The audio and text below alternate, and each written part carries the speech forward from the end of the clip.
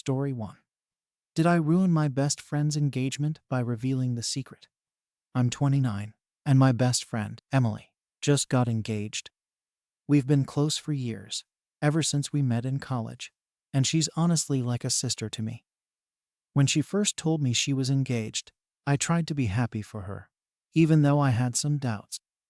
Emily's always been the romantic one, constantly dreaming about getting married, the big wedding, the dress, everything. And finally, it was her turn.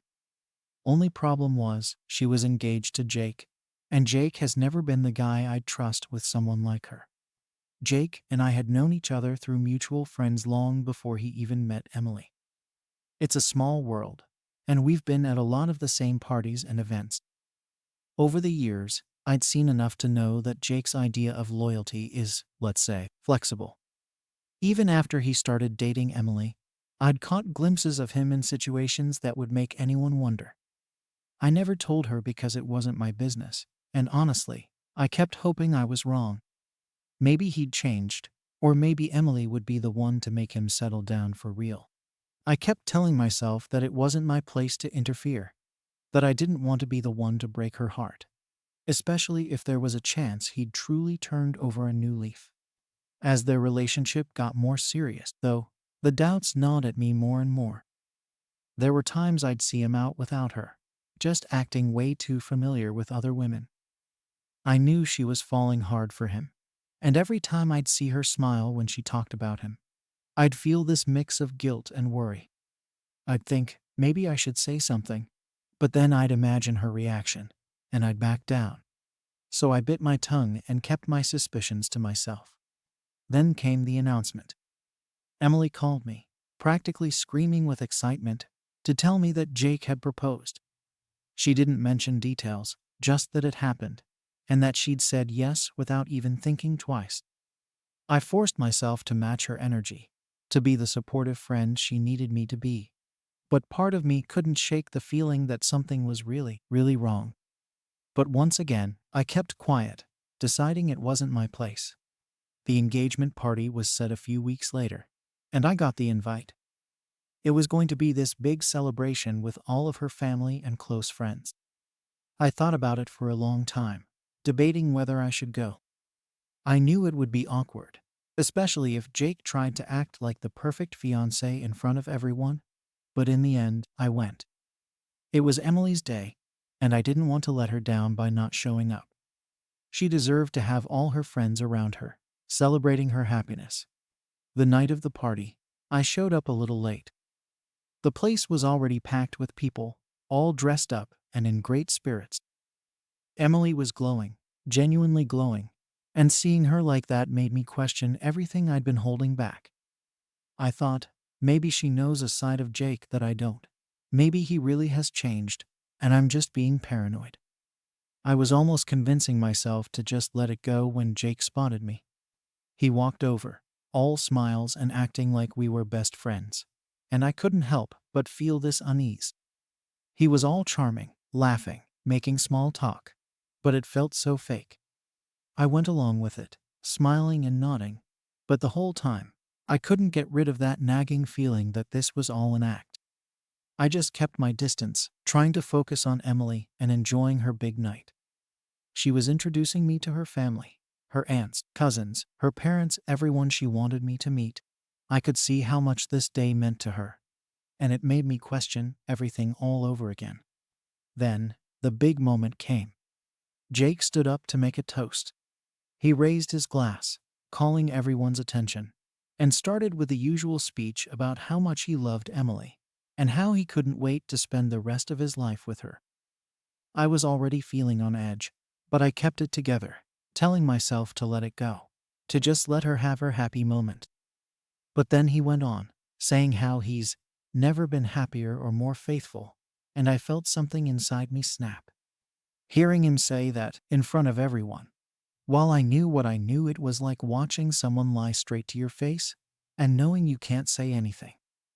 I could feel my heart pounding, and suddenly, before I even realized what I was doing, I blurted out, "Really, Jake? Faithful?" The room went dead silent. People stopped talking, turned to look at me, and it felt like every eye in the place was on me. I could see the shock on Emily's face, and it hit me that I just set off something I couldn't take back. But in that moment, all I could think was that someone had to say it, that someone had to call him out on his lies. The moment I said it, I knew there was no taking it back. The whole room was frozen, and I could feel the weight of everyone's stares. For a second, Jake just looked at me, totally caught off guard, as if he never expected anyone to call him out, especially not in front of all these people. I glanced at Emily, and the shock on her face quickly turned into something I can only describe as betrayal. It hit me that I'd just turned what was supposed to be her happiest night into a total nightmare. The silence stretched, with people starting to whisper. Jake, after a few seconds, tried to laugh it off, acting like it was some kind of joke, saying something like, "Oh, I think someone's had too much to drink." But I wasn't backing down, not after I'd already gone that far. I told him, clear as day, that I wasn't joking, that I'd seen him with other women, and if he was going to stand here and lie to her and everyone else, he needed to know that I wasn't going to let it slide. People around us looked horrified, and suddenly, Emily's family and friends were surrounding her, trying to shield her from the situation, like they were protecting her from me. It felt surreal, like I was the villain here, when all I'd done was tell the truth. Someone, I think it was one of her cousins, pulled me aside and told me to leave, that I'd done enough damage. It was such a blur. All I remember was the feeling of anger and helplessness. I wanted to defend myself, to explain why I did it, but nobody wanted to hear it. As I left, I could hear murmurs of people calling me jealous, accusing me of trying to ruin Emily's happiness. It hurt more than I thought it would, but I still felt I'd done the right thing. If nobody else was going to stand up to him, then who would? Still, as I got in my car and drove away, the reality of what I'd done started to settle in. I kept replaying the moment in my head, wondering if maybe I should have waited, or if there was a better way to handle it.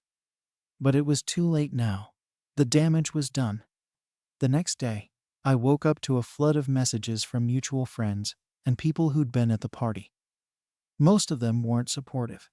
They were angry, telling me I'd crossed a line, that I'd ruined everything.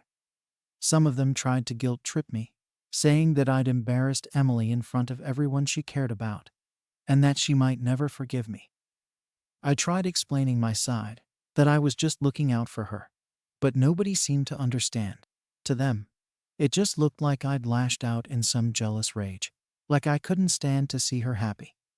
I decided to reach out to Emily directly, hoping that if I could just talk to her, I could make her see why I did it.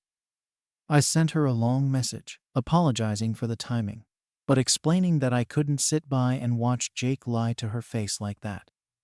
I told her that as her best friend, I felt I had a responsibility to tell her the truth, even if it wasn't what she wanted to hear. Hours passed with no response, and I started to wonder if she'd blocked me. Finally, late that night, she replied. Her message was short, but the hurt was obvious. She told me she felt completely blindsided, that I'd ruined what was supposed to be the happiest night of her life. She said that if I really cared about her, I would have come to her privately instead of humiliating her in front of everyone. I tried to argue that I'd tried holding back for her sake, that I didn't want to hurt her, but couldn't watch Jake lie to her face. But she shut me down, telling me she needed space, and that I wasn't welcome at the wedding. Hearing that hit me harder than I expected. Not only had I lost the chance to be there for one of the biggest days of her life, but I'd also damaged our friendship in a way that I wasn't sure I could fix. All the years we'd spent together, the memories, the trust we'd been through so much, and now it felt like all of it was slipping through my fingers. I spent the next few days trying to process everything, wondering if maybe she was right. Maybe I should have found a different way to handle it. After a few days, I started getting messages from other friends, some of whom had heard about what happened from Emily's family. They were angry, too, saying that I'd overstepped, that I'd acted selfishly, and that Emily had every right to be furious with me. They told me I was out of line, that I should have respected her choices, even if I didn't agree with them. It felt like everyone was against me, like I was the only one who could see the truth about Jake. I started to doubt myself, wondering if maybe I was the one who'd made the wrong call. But even with all the guilt, there was still this part of me that felt I'd done the right thing. If nobody else was willing to be honest with her, then wasn't it my responsibility as her best friend? I kept replaying that moment in my head, wondering if I'd actually saved her from something worse down the line, or if I'd just become the bad guy in her story. As much as I wanted to take back the way it had all played out, I didn't regret telling her the truth. Now, I was just left with the fallout and the uncertainty of where things would go from here. The days following the engagement party were rough. Emily made it clear she needed space, and I respected that. I didn't reach out again, even though part of me wanted to keep trying to explain, to somehow get through to her. Instead, I focused on giving her time, hoping that maybe, eventually, she'd see my side of things. But that didn't happen. Over the next few weeks, I heard bits and pieces through mutual friends. It seemed like she was doing her best to move on and put the whole incident behind her.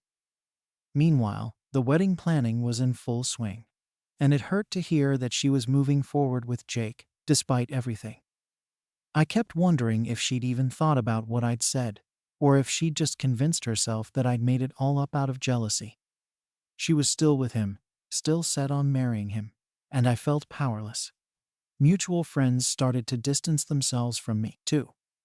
It was like everyone had made up their minds that I was the problem, and nobody wanted to hear my side. I'd get the occasional message from people saying they were disappointed in me or that I'd taken things too far. It was like they were all rallying around Emily and Jake, acting like he was this perfect guy who could do no wrong.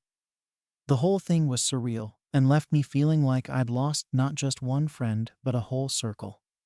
One day, a friend who wasn't at the party reached out to me. She'd heard rumors but wanted to hear my side, so I told her everything. She was the first person who actually seemed to get it, who understood why I felt the need to speak up.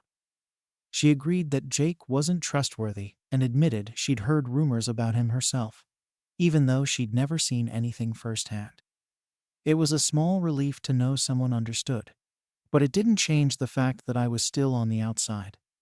Then, a couple of weeks before the wedding, Emily reached out. She texted me, saying she wanted to talk, but that she didn't want to rehash the past. She said she'd forgiven me, but that things couldn't go back to the way they were. It was a strange, bittersweet message. On one hand, I was relieved that she didn't hate me anymore, but on the other, it was like she was drawing a line. She made it clear that while she wasn't holding a grudge, I was no longer a part of her inner circle, no longer the friend she would turn to. I didn't know how to respond. Part of me wanted to tell her I was happy for her, that I was glad she was moving on, but I knew that would just feel fake. Instead, I told her that I was sorry for the pain I'd caused, and that I genuinely hoped she'd be happy. She thanked me and said that she wished me well, and that was it. The conversation was over, and with it, our friendship.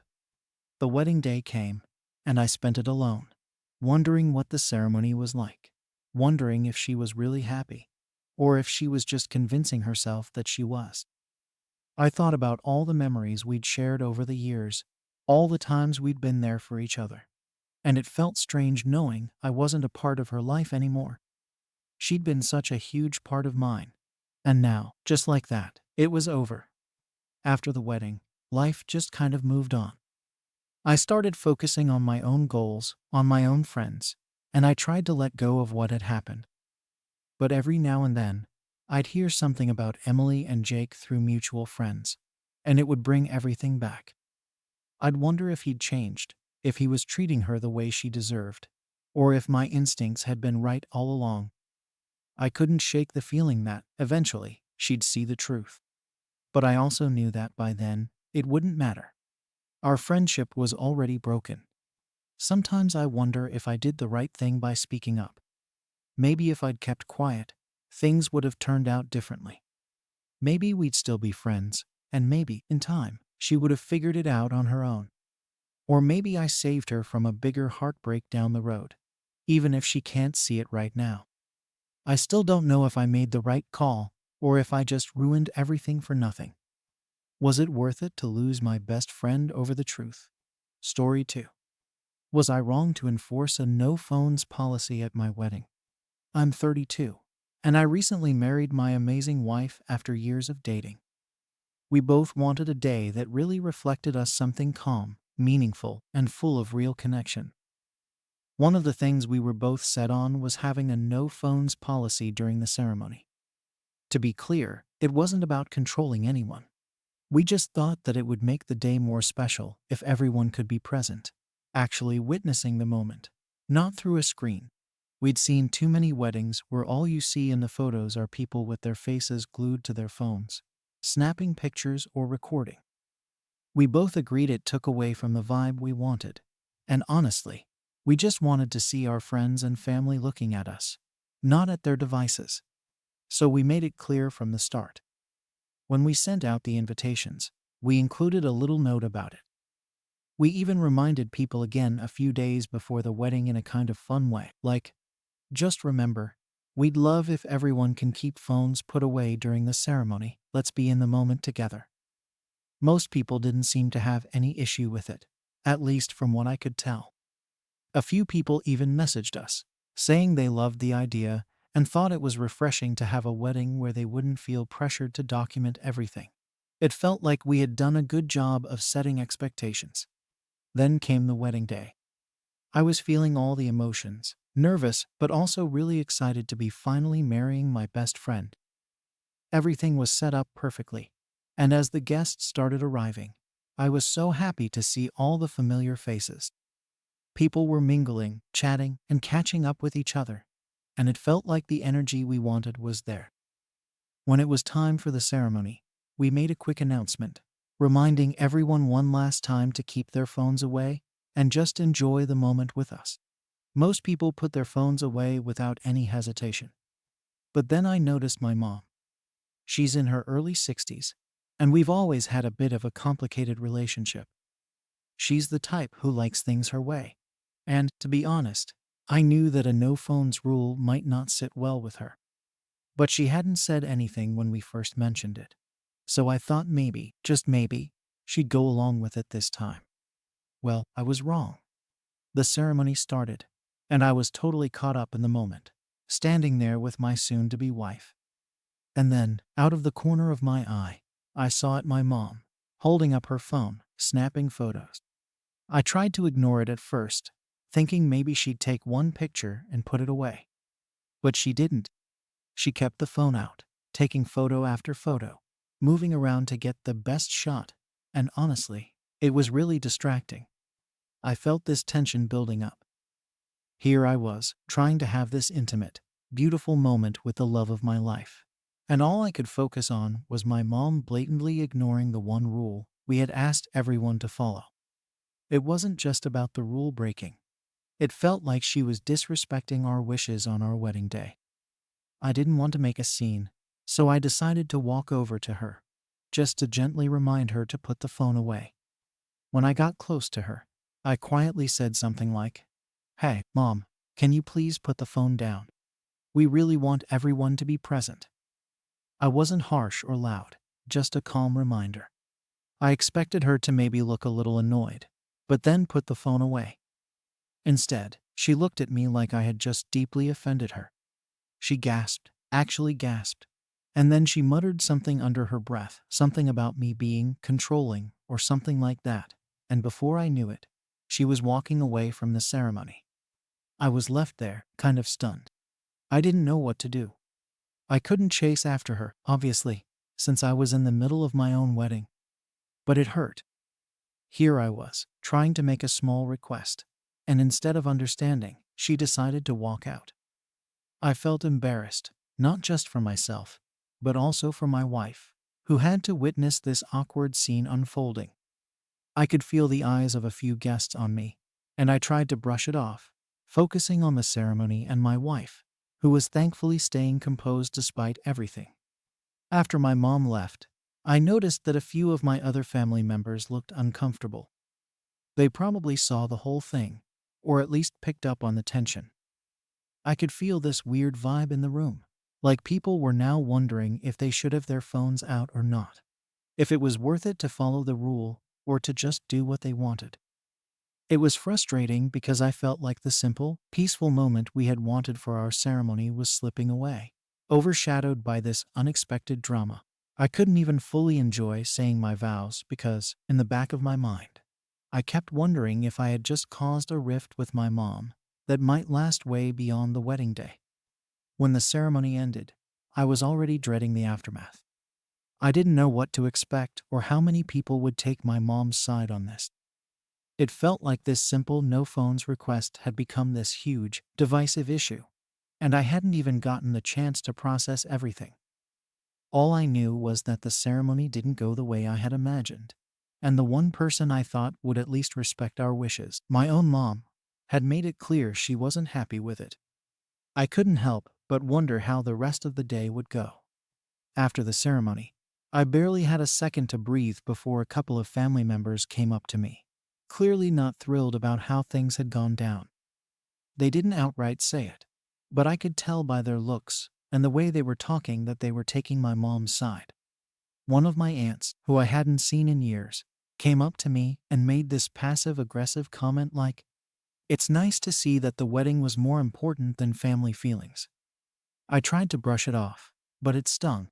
I hadn't set out to hurt anyone or make this about control. It was supposed to be a simple, respectful request for one part of the day.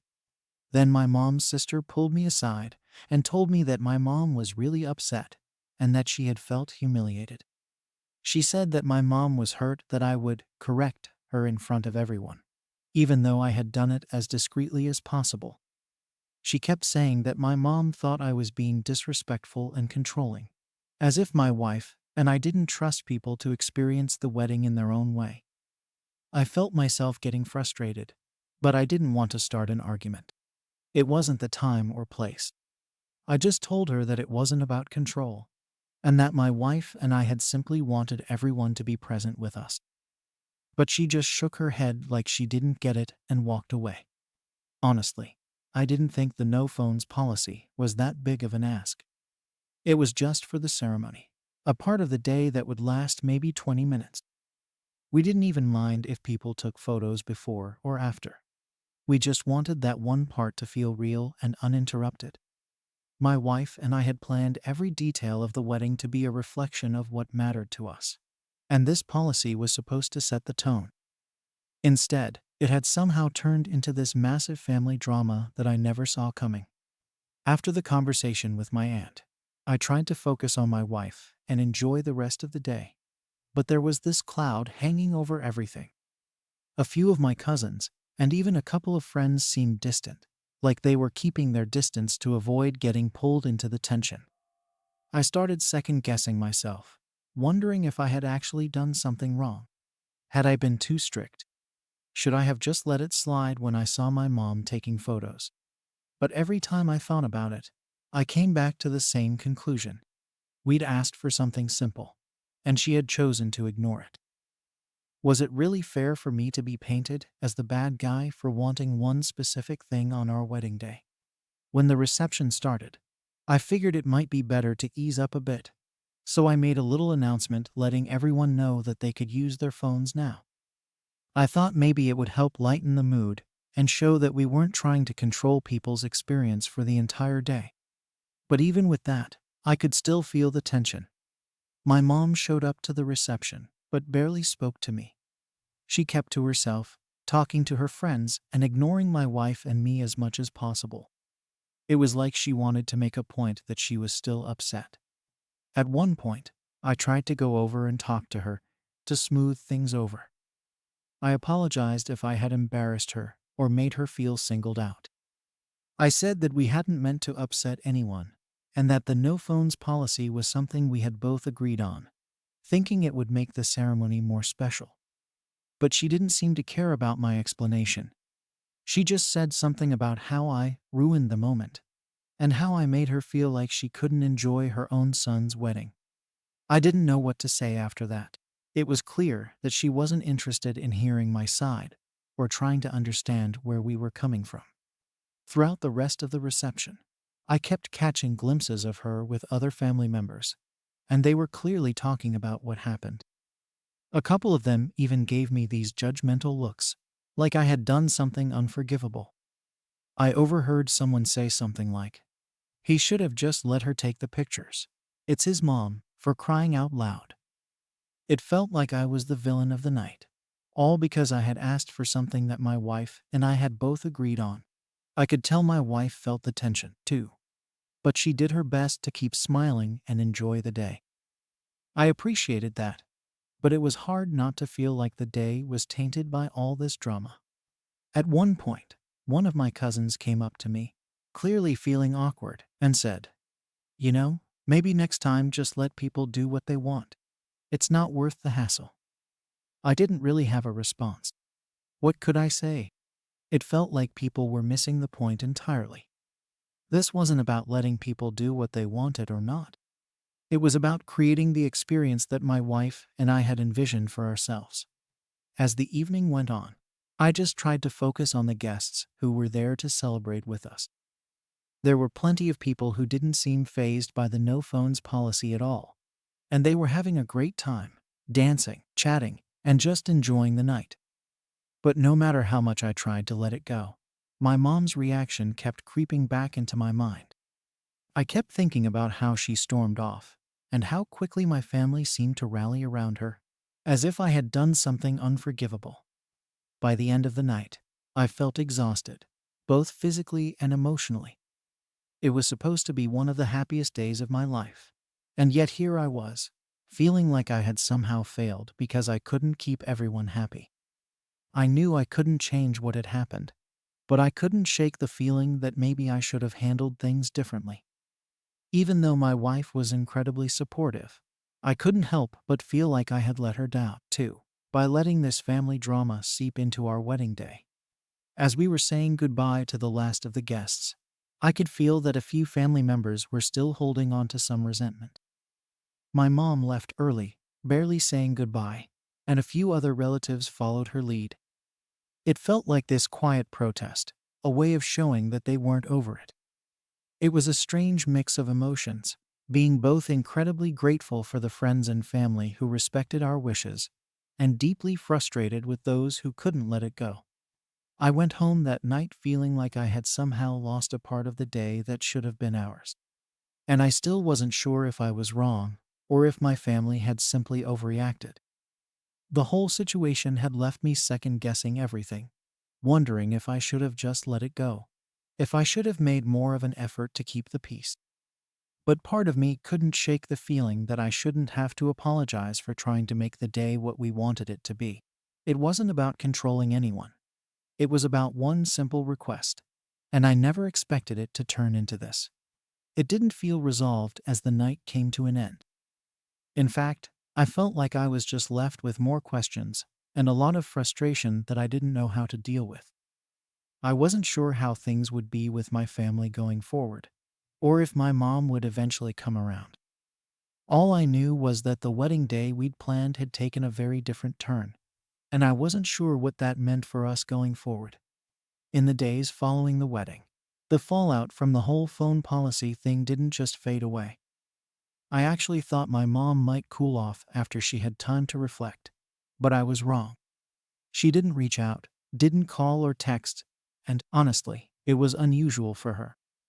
Normally, she would be the first to check in or offer some post-event feedback, whether I wanted it or not. This silence felt different. It felt intentional, like she wanted to make it clear she was still upset and not ready to move on. I tried calling her a few days later, thinking maybe we could talk things out, but it went straight to voicemail.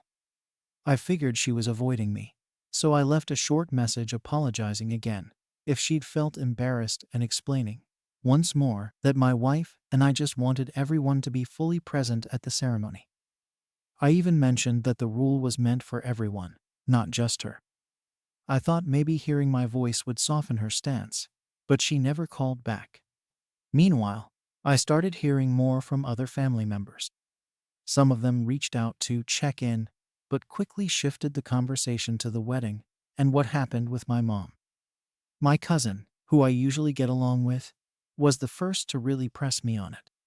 She said something like, family traditions are important, and you only get married once. Maybe letting people capture that moment wasn't such a big deal.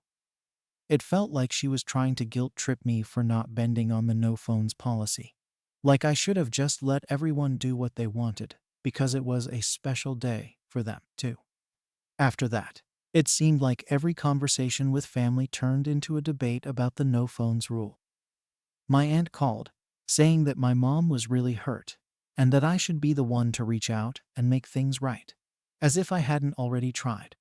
She kept saying things like, "Your mom was so excited for this day, and you shut her down in front of everyone." I reminded her that I'd asked politely and privately, but that didn't seem to matter. According to them, the fact that I'd even brought it up at all was the issue. It was like the actual context didn't matter. They just saw me as the person who told my mom no on my wedding day. At that point, I was feeling pretty frustrated. My wife was supportive through all of this, reminding me that it was our day, and that we had the right to make it what we wanted.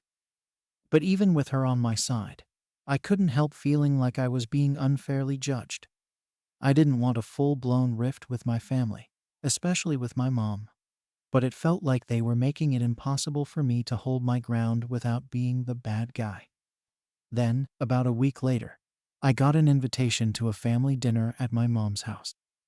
My first thought was that maybe this would be a chance to talk things out in person, maybe clear the air. My wife encouraged me to go, even though I had my doubts. When I showed up, though, it became clear pretty fast that this wasn't going to be a casual dinner. The mood was tense, and I could tell by the way people looked at me that they were expecting some kind of apology or explanation. My mom didn't waste any time bringing up the wedding, saying she felt betrayed and humiliated by how I'd treated her. I tried to explain again, but every word I said seemed to make her more upset. The conversation quickly turned into a one-sided discussion where she and a few other family members kept bringing up how unfair the rule was. They talked about how it was supposed to be a family celebration, how everyone wanted to remember the day in their own way, and how I had ruined that by enforcing this policy. I could see there was no real interest in understanding where my wife and I were coming from. They wanted me to admit that I was wrong, plain and simple. At some point, I just stopped trying to defend myself. I figured anything I said would only make things worse, so I apologized for making her feel hurt and left it at that. But even as I said it, I knew it wasn't going to be enough. My mom barely acknowledged the apology, and the rest of the family just looked at me like they were waiting for more. I stayed for a little while longer, but eventually, I just excused myself and left. I could tell by the looks on their faces that they weren't satisfied. And honestly, I didn't know what else they wanted from me. Back home, I told my wife what happened, and she was just as baffled as I was. She couldn't understand why my family couldn't let it go, and neither could I.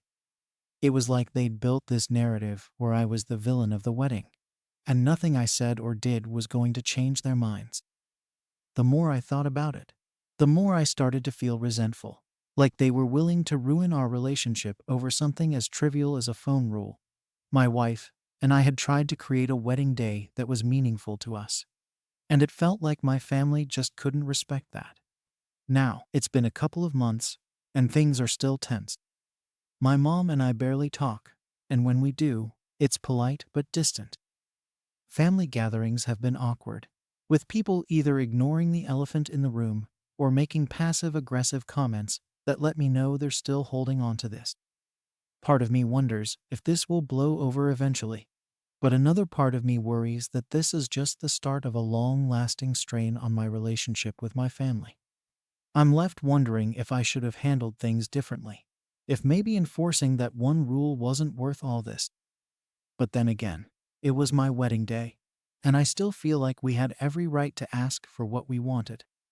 I keep going back and forth, questioning whether I should have just let it go for the sake of peace. But then I think, where does it end? If I can't ask for something simple on one of the biggest days of my life, Does that mean I'll always have to compromise my boundaries for the sake of family harmony? So, was I wrong to enforce this policy at the risk of upsetting family? Story 3. Did I go too far in calling out my sister's perfect family? I'm 34, single, and yeah, I've been dealing with my sister Sarah's perfect life for as long as I can remember. Sarah's 38 and has what looks like the total package: husband, 2 kids, a big house, all the trimmings. And every time the family gets together, she makes sure to remind everyone just how great her life is, especially compared to mine. There's always some new accomplishment her kids have achieved, some big work thing her husband just nailed, or some family activity she gushes about. And then, every single time, she finds a way to loop it back to me and my supposedly empty life. It's subtle but constant. It's like she needs everyone to know how great her choices have turned out. Meanwhile, I'm apparently just focusing on my career or keeping busy or whatever term she uses to make it sound like I have no real purpose. And sure, I don't have a partner or kids, but I've done well for myself. I have a career that I'm proud of, a nice place, and friends who are like family. But to Sarah, that's just background noise, just filler compared to her family unit. Anyway, this family dinner started off like any other, with Sarah taking over as soon as she walked in. The second she sat down, she launched into updates about her kids. It was like clockwork. Her oldest, apparently, was doing amazingly in school and had just started some special program, and her youngest was now taking piano lessons. She went on, giving everyone the full update on their after-school activities, weekend plans, and all the things they're excelling at. Everyone seemed to be eating it up, and I just sat there, picking at my food, trying to let it slide off me like usual. But then, she had to go further. She started talking about motherhood in this way that was almost pointed at me. You know, saying things like, motherhood just makes everything in life complete, or, you never really know love until you have kids. And each time she said something like that, she'd glance my way. It's not like she came out and said anything directly to me, but I could feel the implication. She always manages to make me feel like less just by being there, like there's something missing in my life because I'm not following her path. I knew I should have just tuned her out, let it roll off my back like I've done 100 times before. But it kept building, each word digging in a little deeper, and I started feeling angrier than usual. I don't know if it was just the accumulation of years of these digs, or if it was the fact that this time, she was saying it in front of everyone. But something in me snapped. I couldn't just sit there and pretend it didn't bother me anymore. I wanted her to stop acting like her life was the only right one. And I wanted her to see that her family wasn't as flawless as she was making it out to be.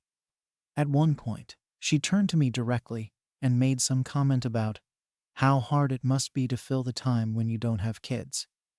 I could feel everyone's eyes on me, waiting to see how I'd respond. And that's when I decided I'd had enough. I looked at her and, without even thinking, blurted out, "Well, maybe if you spent less time bragging, you'd have noticed that your perfect kids just got suspended from school." The silence that followed was instant. Sarah looked stunned, her mouth opening and closing like she couldn't believe what I'd just said. Everyone else was just staring, too, either too shocked to say anything or too uncomfortable to jump in. And to be honest, the minute the words left my mouth, I felt this mixture of satisfaction and regret. On one hand, I finally said what I'd been holding back for years. On the other hand, I just called out her kids in front of the whole family, and it felt like I might have crossed a line. Everyone just sat there in silence after I said it. I could see the shock on their faces: my mom, my dad, cousins, and even my aunt, who's usually too busy with her phone to care about anything. No one knew what to say. I dropped this bomb, and the room was frozen, all eyes flicking between me and Sarah. Part of me wanted to backtrack immediately, to laugh it off like it was a joke, but it was too late for that. The words were out there, and there was no pulling them back. Sarah's face turned red, and for a second, she looked like she was about to cry. But instead, she got angry. Her whole demeanor changed, and she shot me this look, like I was the worst person in the world for saying what I did. She started defending herself, trying to explain why her kid's suspension was no big deal, and that it was just a misunderstanding. But it was obvious she felt humiliated, especially since she'd been so intent on keeping that little detail from the rest of the family. Now everyone knew that her perfect little family wasn't as perfect as she always made it out to be. After that, the dinner took a complete nosedive. My mom tried to change the subject, asking my dad about his golf game or something equally neutral. But the tension was still there, hanging over the table like a cloud. I could feel the judgment coming from all sides, some of it directed at Sarah for constantly flaunting her life, but most of it directed at me. I knew that I'd gone too far by bringing her kids into it. Family stuff is one thing, but bringing up other people's kids is like the unspoken line you don't cross. And I'd stomped right over it. A few relatives chimed in, trying to lighten the mood or redirect the conversation, but it was clear the damage was done. Sarah didn't even want to look at me, and I could tell she was furious. My mom kept giving me these disappointed looks, like she couldn't believe I'd say something so hurtful. Eventually, Sarah got up from the table, muttering something about needing to check on the kids, and left the room. I stayed where I was, trying to act unbothered, but inside, I felt this weird mix of satisfaction and shame. I'd finally stood up for myself, but I couldn't shake the feeling that I'd completely crossed the line. After dinner, people started leaving pretty quickly. The usual family lingering was non-existent. No one seemed eager to stick around after the blow-up. My dad pulled me aside before he left and told me that maybe I should apologize to Sarah, that I'd gone a bit too far. I nodded, but in my head, I was still trying to convince myself that she deserved it. She spent years making these snide comments, making me feel less than because I don't have a family of my own. But deep down, I knew he was right. I'd taken it too far. Over the next couple of days, I kept thinking about it, going over every detail of the dinner, trying to figure out why I couldn't just let it go. I felt justified in standing up for myself, but I didn't feel good about how I'd done it. So I decided to call Sarah to try to apologize and at least make an attempt to smooth things over. I didn't expect her to be happy about it, but I thought maybe she'd hear me out, let me explain why I'd finally snapped. When she picked up, I barely got a chance to say anything before she launched into a tirade. She accused me of being jealous, of always resenting her for having a family and a real life. She said that I'd crossed a line, that I'd embarrassed her and hurt her kids, and that I'd done it because I couldn't stand to see her happy. The more she talked, the more I felt my defenses going up. She was twisting everything, making it sound like I'd been stewing in jealousy for years and had finally lashed out because of some deep-seated resentment. And maybe there was a little truth to that. I'd be lying if I said I hadn't felt envy every now and then. But that wasn't the whole story. I tried to tell her that it wasn't about jealousy, that I just wanted her to stop putting me down all the time. But she didn't want to hear it. She told me that I'd shown my true colors, and that she'd never be able to trust me around her family again. It was like she'd built this entire narrative in her head, where I was the villain, where I was this bitter, lonely person who hated her for having the life I didn't. And the more she talked, the more I realized that she wasn't going to let this go. In her mind, I'd committed some unforgivable betrayal. By the end of the call, I felt drained. I'd started off wanting to apologize, but now I just felt defensive and angry all over again. I wanted to scream at her, to tell her that her perfect family was just a facade, that I wasn't the only one who saw through it. But I didn't. I just told her I was sorry, even though I knew she didn't believe me, and hung up. After that phone call, things got even worse between Sarah and me. I thought we could maybe move past it, even if it took a little time. I mean, families fight. People say things in the heat of the moment, and then they find a way to make up. But with Sarah, it was like I'd torn open some deep wound she didn't want to heal. She stopped responding to my texts, even the casual ones I sent trying to check in or ask how her kids were doing. I'd get short, clipped replies, or worse, nothing at all. My mom called me a couple of days later, clearly upset. She said Sarah had told her everything, her version of it anyway, and that she felt completely humiliated. Mom kept saying things like, "You know she's been through a lot, and she just wants you to be happy." It was frustrating because it felt like no one was willing to acknowledge why I'd snapped. They just saw it as me attacking her and her family out of nowhere, like I'd done it out of spite rather than years of feeling belittled. I tried to explain my side to my mom, to make her understand why I'd finally stood up for myself. But she kept going back to how Sarah felt, how hurt she was, how she hadn't expected me to say something so personal. It was like talking to a wall. I felt like I was defending myself against something I didn't even mean to do. And the more I tried to explain, the worse it seemed to get. Mom started talking about how family should support each other, and that I should be more understanding of the pressures Sarah was under. But where was that same understanding for me? For years, I'd been listening to Sarah's endless bragging, her subtle digs, her constant comparisons. It felt like no one even cared how that made me feel. Over the next few weeks, things got awkward in the family. Usually, I'd see everyone at least once or twice a month for dinners or birthdays or whatever. But now, I was hearing about family gatherings after the fact events I wasn't invited to. I'd see photos online or hear through other relatives. And every time, I felt that pang of being left out, of being the outsider in my own family. My cousins stopped reaching out as much. And when I did see them, they were careful with what they said, like they were trying not to mention anything that might set me off. Eventually, I realized that I'd been effectively cut off. Sarah hadn't outright said anything to anyone, but she didn't need to. Just by sharing her version of what happened, she'd created this narrative where I was the bitter sister who couldn't be trusted, and no one was willing to question it. It was like they all just accepted her side and decided it was easier to freeze me out than to try to understand my perspective. I tried to focus on my own life, to let it go, but the hurt of it all lingered. I'd spent years trying to be there for my family, to be the supportive aunt, the reliable sister, the dutiful daughter. And now, because of one argument, all of that seemed to mean nothing. My family believed I was this jealous, vindictive person, and they didn't even want to hear my side. I felt like I'd lost everyone overnight. In the months that followed, I kept trying to make amends in my own way. I sent birthday cards, little gifts for the kids, and messages to my parents, hoping they'd see that I was trying to make things right. But the distance didn't close.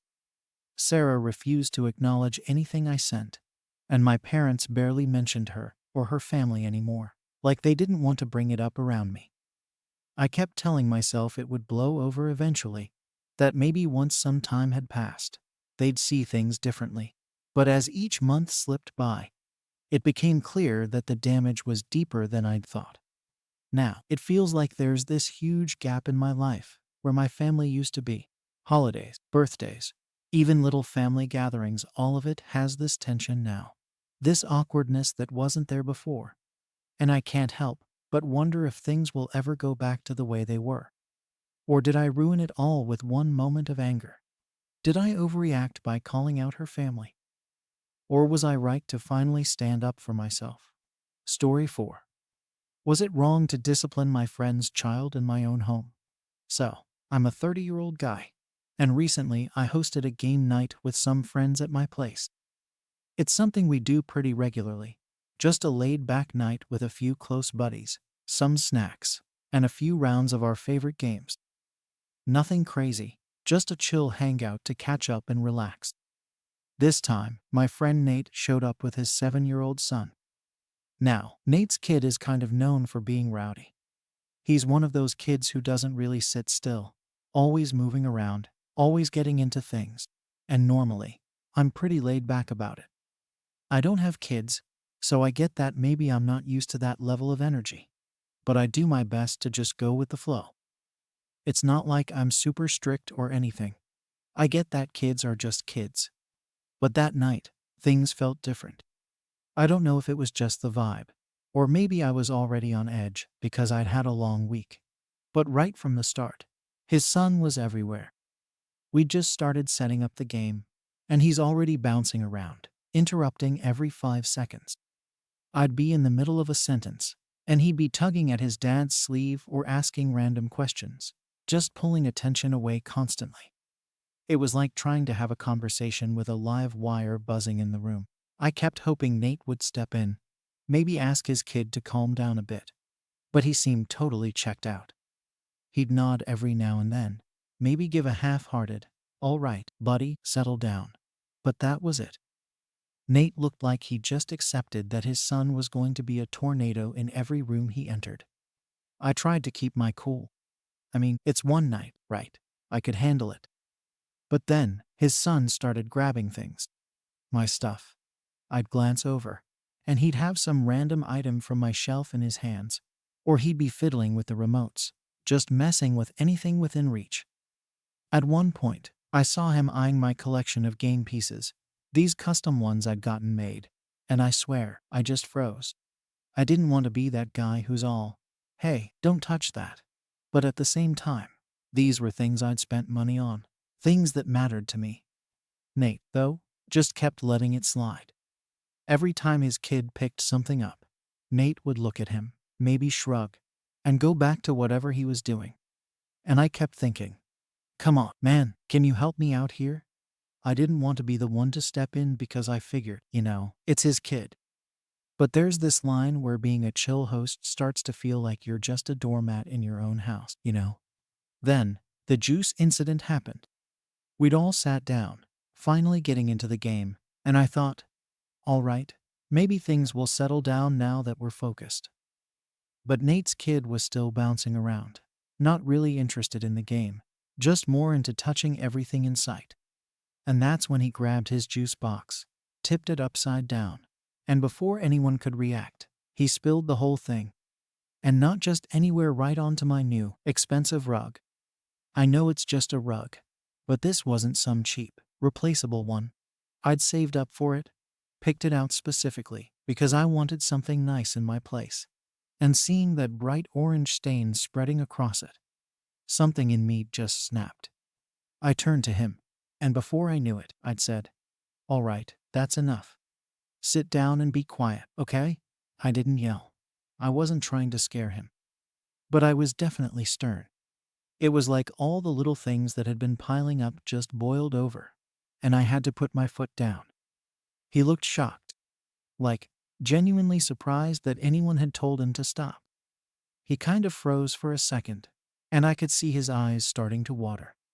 And that's when I noticed Nate staring at me with this look on his face, like I just committed some unforgivable crime. The whole vibe in the room changed instantly. 1 second, we're all hanging out, trying to enjoy the game, and the next, there's this tension so thick you could cut it with a knife. Nate didn't say anything right then. He just kept giving me this look like he couldn't believe I'd spoken to his kid that way. And I get it, no parent wants to feel like someone else is stepping in to discipline their child, especially not in front of other people. But at the same time, it's my home, and I felt like I had to do something to keep things from getting even more out of hand. We tried to go back to the game after that, but honestly, it was just awkward. Nate's kid sat there pouting, and every time he looked at me, it was like I'd turned into the big, bad guy in his story. Nate wouldn't look at me either. He was just focused on the game, but I could tell he was fuming. We wrapped up the game as quickly as we could, but the fun was pretty much gone. Everyone knew there was this tension hanging in the air, and I think we were all just trying to get through it without making things worse. Once the game was over, Nate pulled me aside. He told me he felt like I'd overstepped. He said I had no right to speak to his son that way, that I'd crossed a line, and that his son was traumatized by the way I'd talked to him. I was honestly taken aback.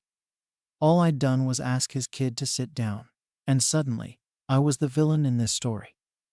Nate went on, talking about how kids have different temperaments, how his son is spirited, and how I just didn't get it because I don't have kids myself. It felt like he was putting all of this on me, like I was the problem here, not his son's behavior or the fact that he hadn't stepped in sooner. I tried to explain my side. I told him I wasn't trying to be harsh. I just wanted to keep things under control in my own house. I mentioned how it felt like he wasn't stepping in, how I was just trying to stop things from escalating, especially after the juice incident. But he wasn't hearing it. To him, I'd crossed a major line, and he couldn't let it go. It was like he couldn't see my perspective at all, and I started wondering if maybe I had been too strict. I don't know. It's not like I'm around kids all the time, so maybe I don't know what's considered normal for handling these situations. We ended the conversation on a really sour note. He basically told me he wouldn't be bringing his son over anymore and left in a huff. As I watched him walk out, I couldn't shake this feeling that something had shifted between us, like maybe this was going to be a bigger deal than just one awkward game night. I went back inside, looked at the stain on my rug, and just felt drained. The next few days were awkward, to say the least. Nate and I have been friends for years, so usually, we'd text each other about random stuff, even after just hanging out. But this time, there was nothing. I felt this strange, uncomfortable silence. I thought about reaching out, maybe trying to smooth things over, but every time I picked up my phone, I put it down again. Part of me felt like he should be the one to apologize. His son was the one causing the issues, and he hadn't done anything to manage it. But the other part of me just wanted to get past it. It was one night, right? Surely, we could get over it. Eventually, Nate texted me, but it wasn't exactly friendly. He just sent a short message asking if I could talk. I agreed, even though I could sense this conversation wasn't going to go well. When we finally connected, he didn't waste any time. Right off the bat, he started saying that what I'd done wasn't okay, that his son was still upset over the way I'd spoken to him. I was stunned. I didn't think I'd done anything that traumatic. I told him, again, that I hadn't raised my voice, just asked his kid to sit down because he was getting out of control. But Nate wasn't having it. He went on about how his son is sensitive, that he's just a spirited kid, and I should have been more understanding. I tried to explain my side, that it wasn't about his kid personally. I just wanted to keep some order in my own home, especially with things getting damaged. I reminded him about the juice stain, the grabbing of my things, how it all just added up to me finally needing to say something.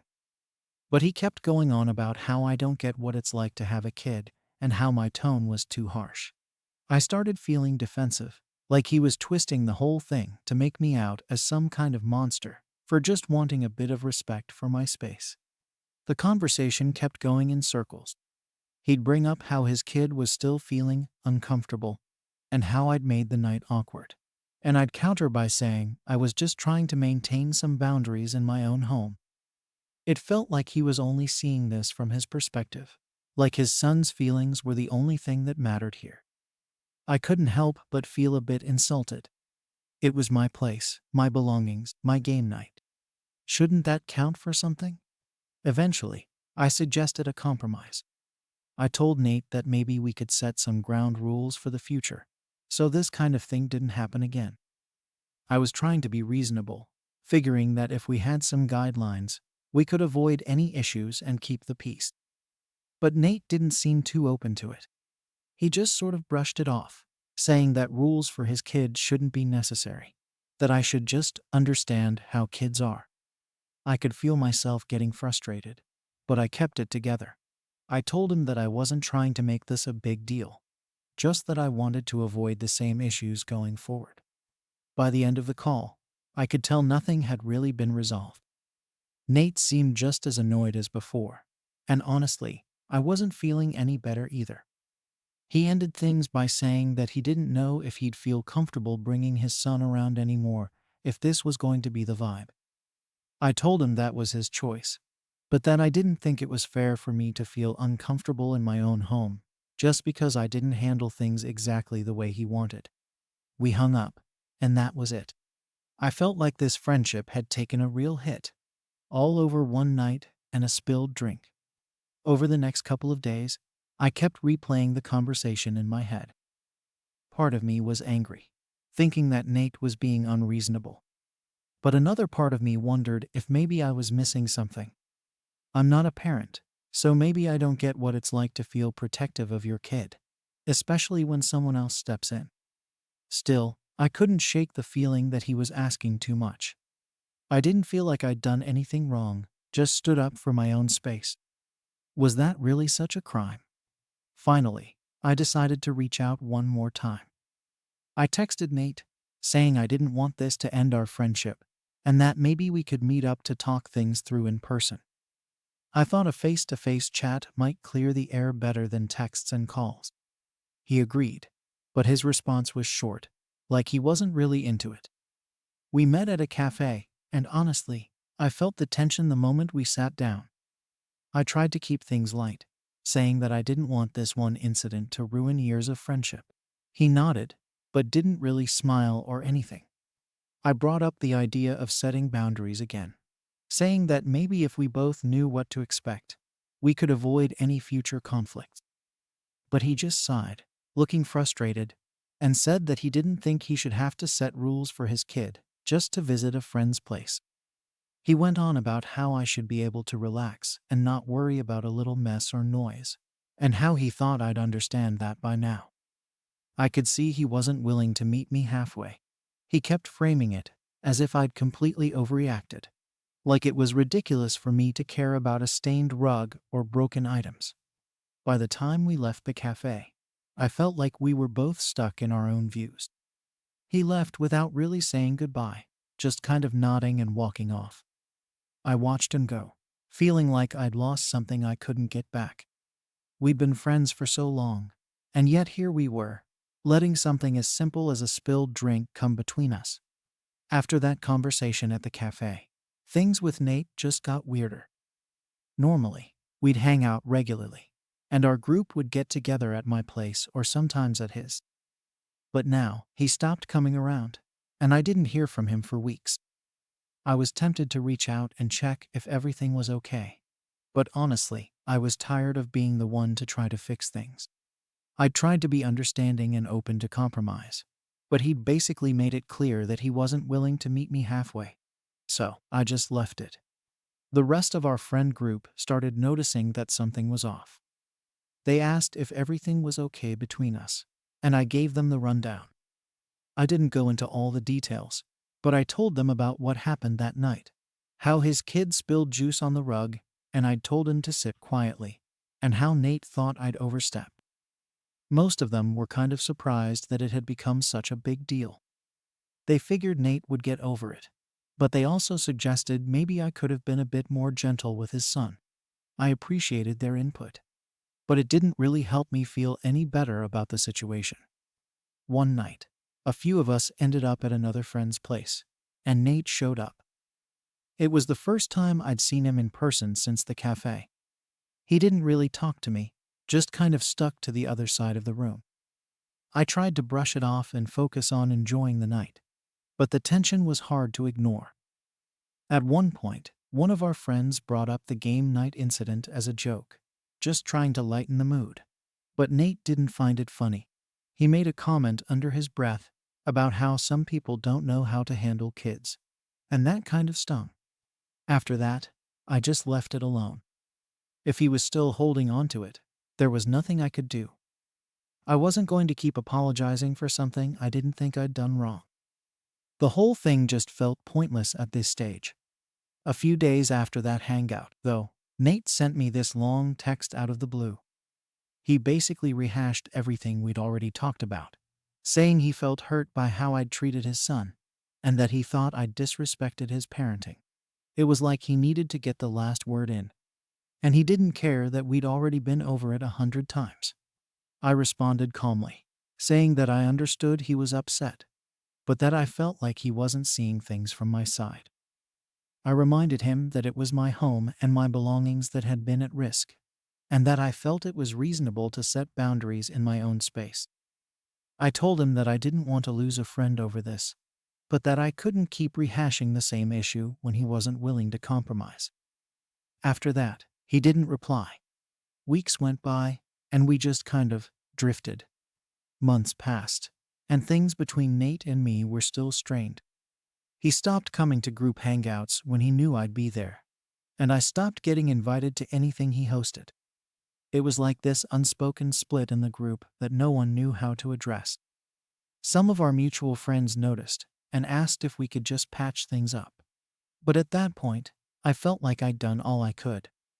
I wasn't about to keep reaching out when it felt like he didn't care about seeing my side.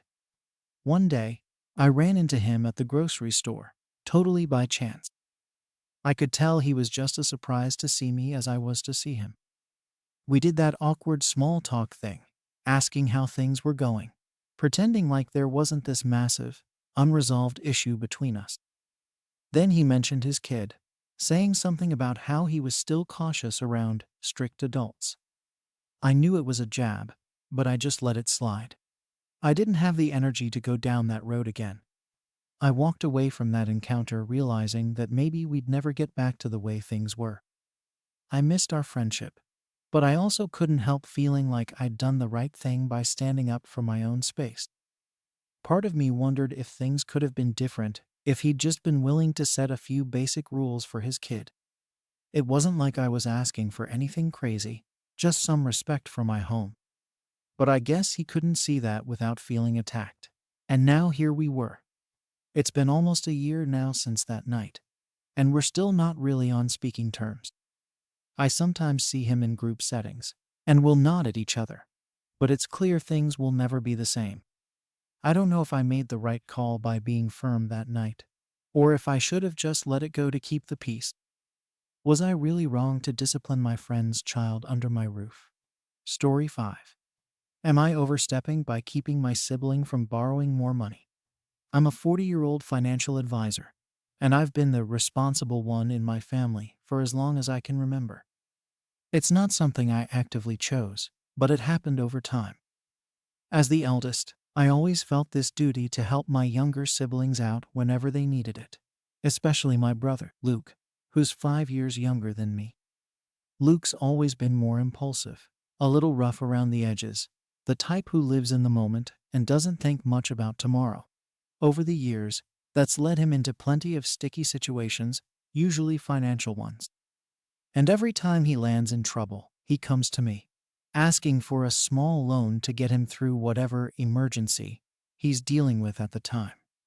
For a long time, I'd just hand over the money because it was easier than saying no. I'd tell myself he'd pay me back eventually, even though deep down, I knew he never would. Each time, he'd promise it was the last time he'd need my help, and each time, I wanted to believe him. But those promises always turned out to be hollow.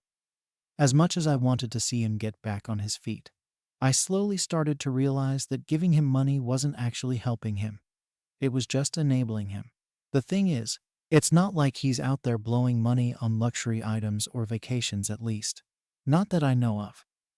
But he's got this pattern of bad financial decisions that seems to follow him around like a shadow. It's always some unexpected expense or bad luck, and every time he comes up short, it's me he turns to. The latest emergency came up a few weeks ago. Luke reached out, saying he needed another loan. This time, he said it was to pay off some debt collectors who were apparently threatening him. I don't know the exact details, he didn't really go into them, and I didn't push for specifics, but I could tell by the tone in his voice that he was genuinely scared. Maybe he thought that if he emphasized the urgency, I'd cave like I usually did. But I'd finally reached a point where I couldn't ignore the pattern anymore. I knew that if I kept giving in, it was just going to keep happening. So, for the first time in years, I told him no. I could tell he was shocked. He went quiet for a moment, and I braced myself because I knew this wasn't going to go over well. He asked me if I was serious, and when I said yes, he got defensive. He started listing off all the times he'd helped me out in small ways, trying to guilt me into changing my mind. I told him that I appreciated everything he'd done for me, but this was different. This wasn't about keeping a scorecard. This was about him needing to take responsibility for his own finances. I wasn't trying to be cruel, but I had to draw the line somewhere. If I didn't, this cycle was never going to end. I thought that would be the end of it, but I couldn't have been more wrong. It didn't take long for word to spread through the family. Luke must have gone straight to our mom because the next day, she called me, completely outraged. She told me that Luke was going through a rough time and that it was cruel of me to abandon him when he needed help. She made it sound like I'd turned my back on him for good, like I'd just walked away. I tried to explain to her that it wasn't about abandoning him, it was about setting boundaries. I told her that I'd already lent him more than enough money over the years, and that I was tired of being his fallback whenever things went south. But she didn't want to hear it. To her, family helps family, no matter what.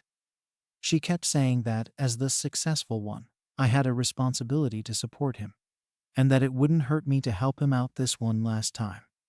That phrase, this one last time, really got to me. I'd heard it so many times before, and it was never actually the last time.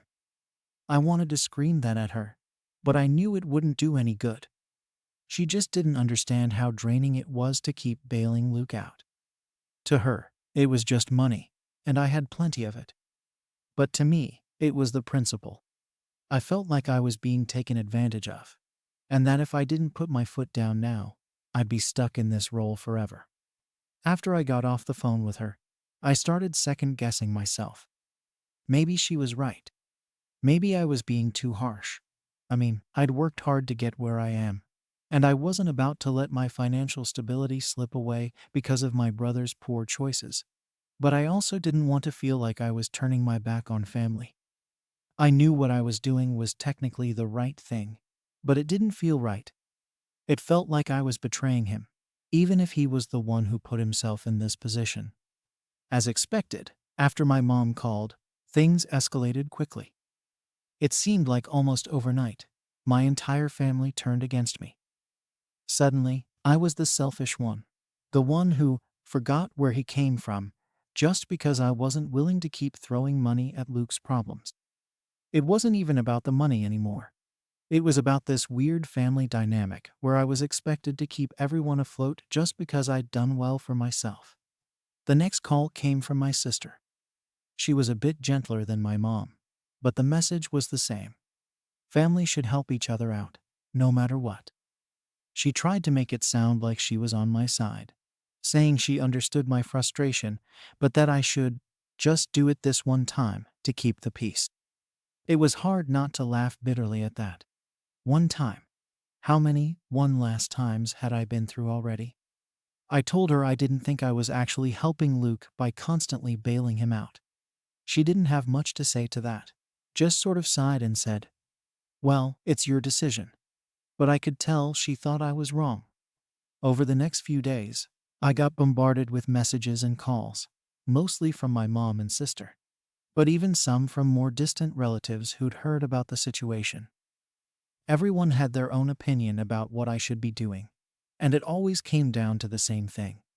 Help Luke out, keep the family together. Don't be the one who lets everyone down. I started feeling like the villain in my own life, like I was somehow being unreasonable for wanting my brother to stand on his own 2 feet. At one point, I even suggested to my mom and sister that maybe Luke needed more than just money, that maybe he'd benefit from seeing a financial counselor. I was ready to pay for it, even line up appointments if it meant he'd learn how to manage his finances better. But the reaction to that was even worse. My mom actually gasped, like I'd suggested something terrible. She told me I was being elitist, that I was looking down on him.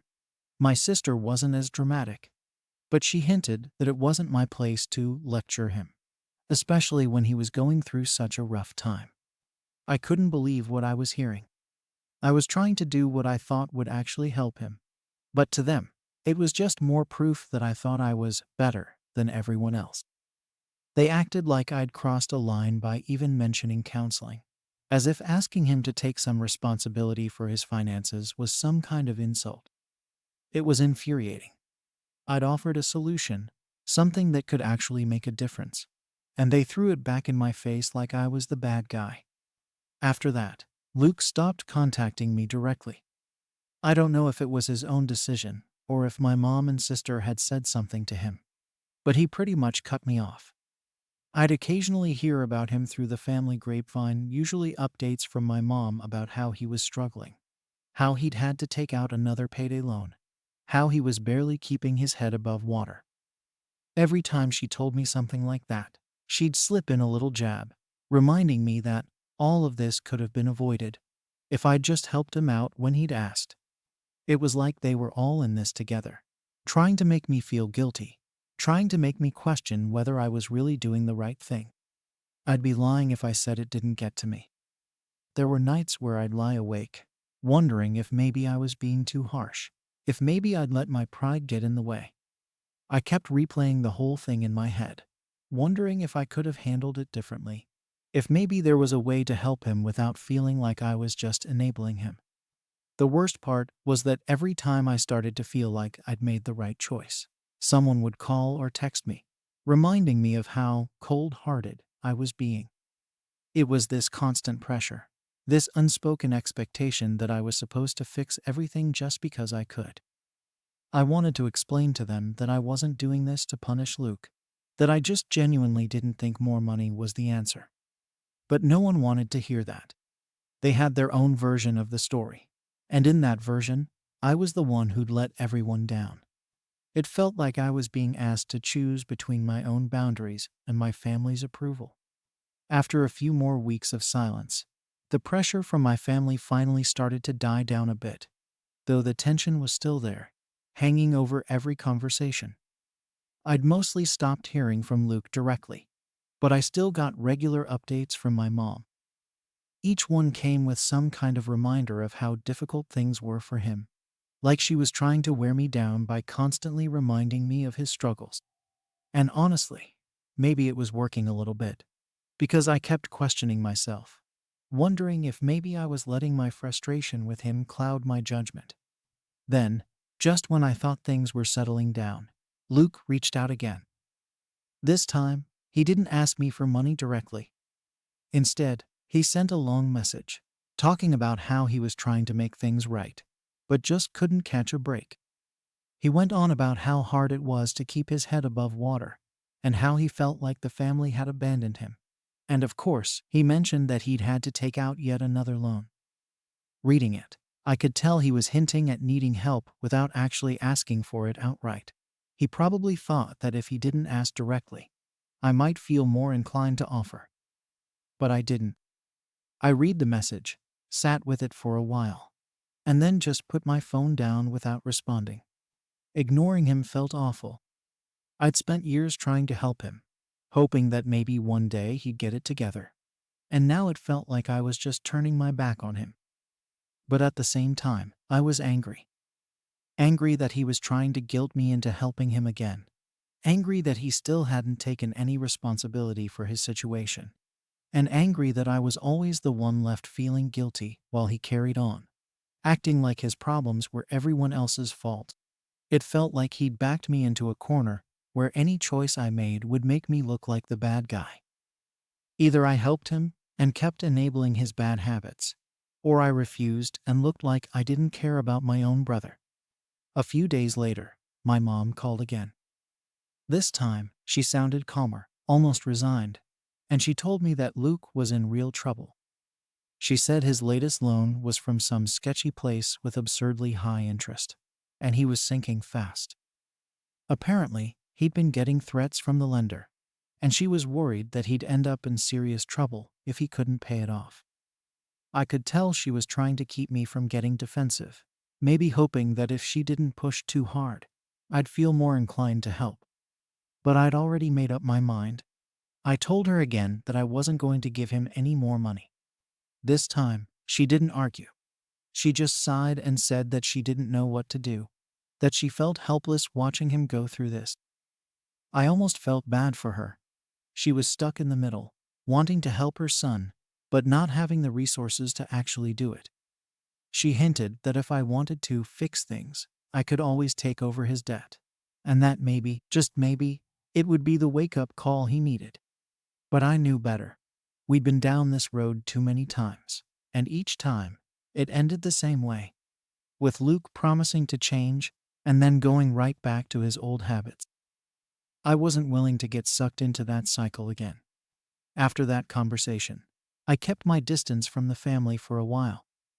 I needed some space to sort through everything without everyone else's opinions clouding my thoughts.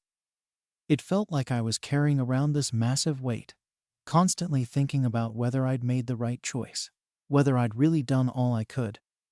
Part of me felt like I'd failed him, like maybe if I'd approached things differently over the years, he wouldn't be in this mess. But I knew that wasn't really fair to myself. I'd tried everything I could think of, from giving him money to offering advice, and none of it had made any difference.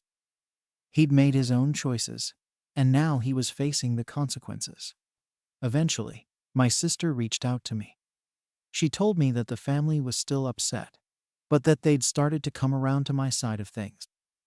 Apparently, some relatives had gotten involved, and after hearing about everything that had happened, they agreed that maybe I was right to cut him off. They didn't want to admit it outright, but I could tell they were slowly realizing that constantly bailing Luke out wasn't going to solve anything. My sister even apologized for how she'd handled things, saying she hadn't realized just how much pressure I'd been under all these years. It felt like a small victory, but it didn't make the situation any easier. Luke, on the other hand, was still furious. Word got back to me that he'd been telling people I'd abandoned him, that I thought I was too good for my own family. He made it sound like I'd turned my back on him out of pure spite, like I'd wanted him to fail. I knew it was just his way of dealing with the situation, trying to shift the blame onto me so he wouldn't have to face his own mistakes. But it hurt to hear that he was talking about me like that, especially after everything I'd done for him. I tried to remind myself that he was just angry, that he'd say anything to make himself feel better. But it was hard not to take it personally. As things stand now, I'm still holding firm. I haven't given him any money, and I don't plan to. But I can't shake the feeling that I've somehow let everyone down, that I've crossed a line that can't be uncrossed. My family is starting to accept my decision, but I know that if Luke ever really hits rock bottom, they'll be looking to me to fix things again. And I don't know if I'll be strong enough to keep saying no. Was I wrong for refusing to lend my brother money? Story 6. Was I unfair to exclude my coworker from our holiday gift exchange? I'm a 27-year-old office worker, and my team is pretty close-knit. We have this tradition of doing a Secret Santa every year, and it's one of the few holiday traditions that makes the office feel like a fun place to be. I don't know how other people's offices work, but in mine, these little things make a big difference, especially with everyone always buried in work. It's like the one time of year everyone lightens up a little. This year, I volunteered to organize it. I thought it'd be fun, and I like planning stuff anyway. It's simple enough. Set up a list, send out the invite, set a budget, and give everyone a heads up on deadlines. Most people are really into it, and they go all out with their gifts, sometimes adding little personal touches that show how much they know about the person they're gifting. But there's one person on the team who's notorious for doing the bare minimum, if that. Her name's Sarah, and honestly, she has a history with these things that's hard to ignore. For the past 2 years, Sarah's been in the Secret Santa, but her participation has been, let's just say, disappointing. One year, she didn't bring a gift at all, and she brushed it off with some vague excuse about forgetting. Another year, she gave someone an obviously re-gifted item, a mug that still had a tag from some random event she'd probably gotten it from. The guy who got it tried to laugh it off, but everyone could tell he was hurt by it. This gift exchange is supposed to be a little more thoughtful, you know? It's not about the money. It's about putting in a bit of effort to make someone feel noticed and appreciated. But Sarah just doesn't seem to care. Every time, she acts like it's some hassle she's being forced into, and it ends up taking away from the whole thing. So, when I started planning this year's Secret Santa, I had a dilemma. I didn't want to exclude anyone, but I also didn't want her lack of effort to mess up the experience for others. The whole point of Secret Santa is to make people feel appreciated, even if it's just with a little $20 gift. Most of us are friends outside of work. So when you get a bad gift from someone in the group, it's not just awkward, it's disappointing. I thought about it for a while, but eventually I made a decision. I didn't include her on the invite list. At the time, I honestly thought it was for the best. I figured she'd either not notice or wouldn't care too much. We've all heard her complain about the exchange in the past, saying things like, "Why do we have to do this every year?" Or, "It's just more pressure to buy something for people I barely know." So, I thought she might even be relieved. I was wrong. A few days after I sent out the invites, and everyone started talking about the exchange, Sarah found out she wasn't included. I wasn't there when she first heard about it. But from what I gathered later, she found out because someone casually mentioned the Secret Santa while we were all getting coffee. She asked, "Wait, we're doing that again this year?" And when she realized she wasn't part of it, her face apparently fell. One of my other coworkers told me she looked pretty upset. Later that day, she came up to me and asked why she wasn't invited. I'll admit, I panicked a bit. I hadn't planned what I'd say if she asked. I stammered through some explanation, saying something like, "Oh, I thought you weren't really interested," which didn't go over well. She looked at me like I'd just told her she wasn't welcome on the team. She didn't get angry or raise her voice, but she said something like, "I thought we were a team. Why would I be left out?" And then she walked away. That's when I started to second guess my decision. I didn't mean to make her feel bad. I just wanted the Secret Santa to go smoothly. I thought I was doing the right thing by protecting the vibe. But seeing how hurt she looked, I couldn't help but feel guilty. After that, things got a bit tense in the office. Sarah didn't bring it up again, but I could feel the shift. She was quieter than usual, kind of avoiding eye contact with me and sticking to herself. I figured she just needed time to cool off, but that was wishful thinking on my part. By the next day, people had started to talk. A few coworkers pulled me aside to tell me they understood why I hadn't included her. They said they were tired of her half-hearted participation too, and thought I'd done what was best for everyone. But it wasn't like everyone agreed. I overheard someone saying it was pretty harsh to leave her out like that, and that got me wondering if I'd messed up. Then, Sarah started talking to some people too. I didn't hear exactly what she said, but by the end of the day, I knew she was accusing me of playing favorites and being unfair. I guess from her perspective, it looked like I was being cliquish, excluding her because she wasn't as close to me as some of the others. That stung because, to me, it wasn't about favorites. It was about wanting everyone to enjoy the exchange without feeling let down. But clearly, she didn't see it that way. I thought maybe I should try to make things right. So the next day, I offered to let her join. I told her it wasn't too late, and that if she wanted to be part of it, I could still add her name to the list. She didn't say much, just shrugged and said, "Fine." But it didn't feel like everything was okay.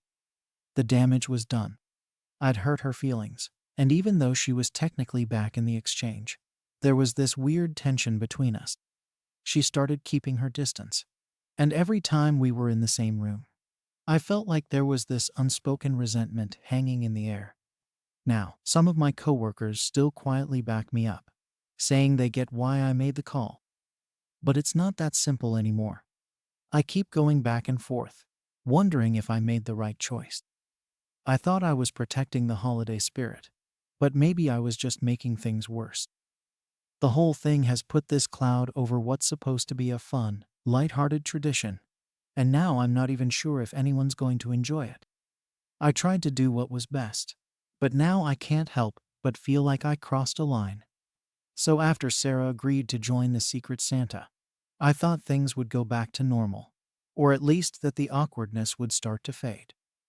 I could tell she was still upset, but I figured maybe by the time the actual exchange came around, she'd be over it. That's what I hoped, anyway. But it didn't exactly turn out that way. The tension didn't disappear. If anything, it just lingered, like this invisible wall between us. She'd show up to the usual team huddles and meetings, But she was different. Instead of chiming in like usual, she kept her answers short, and she'd barely make eye contact. It was clear that things weren't the same. A couple of days after I let her back in, I noticed that people on the team started picking up on it too. Sarah was more reserved around everyone, and it seemed like she was still hurt, but trying not to make a big scene about it. At one point, another coworker even asked me if Sarah was okay, since she wasn't acting like herself. I didn't really know what to say, so I just brushed it off, saying she was probably busy or dealing with something outside of work. I mean, it was partly true she'd been distant, and I could only assume it was because she was still mad at me. One day, while we were all getting lunch, a couple of people brought up the whole Sarah situation again.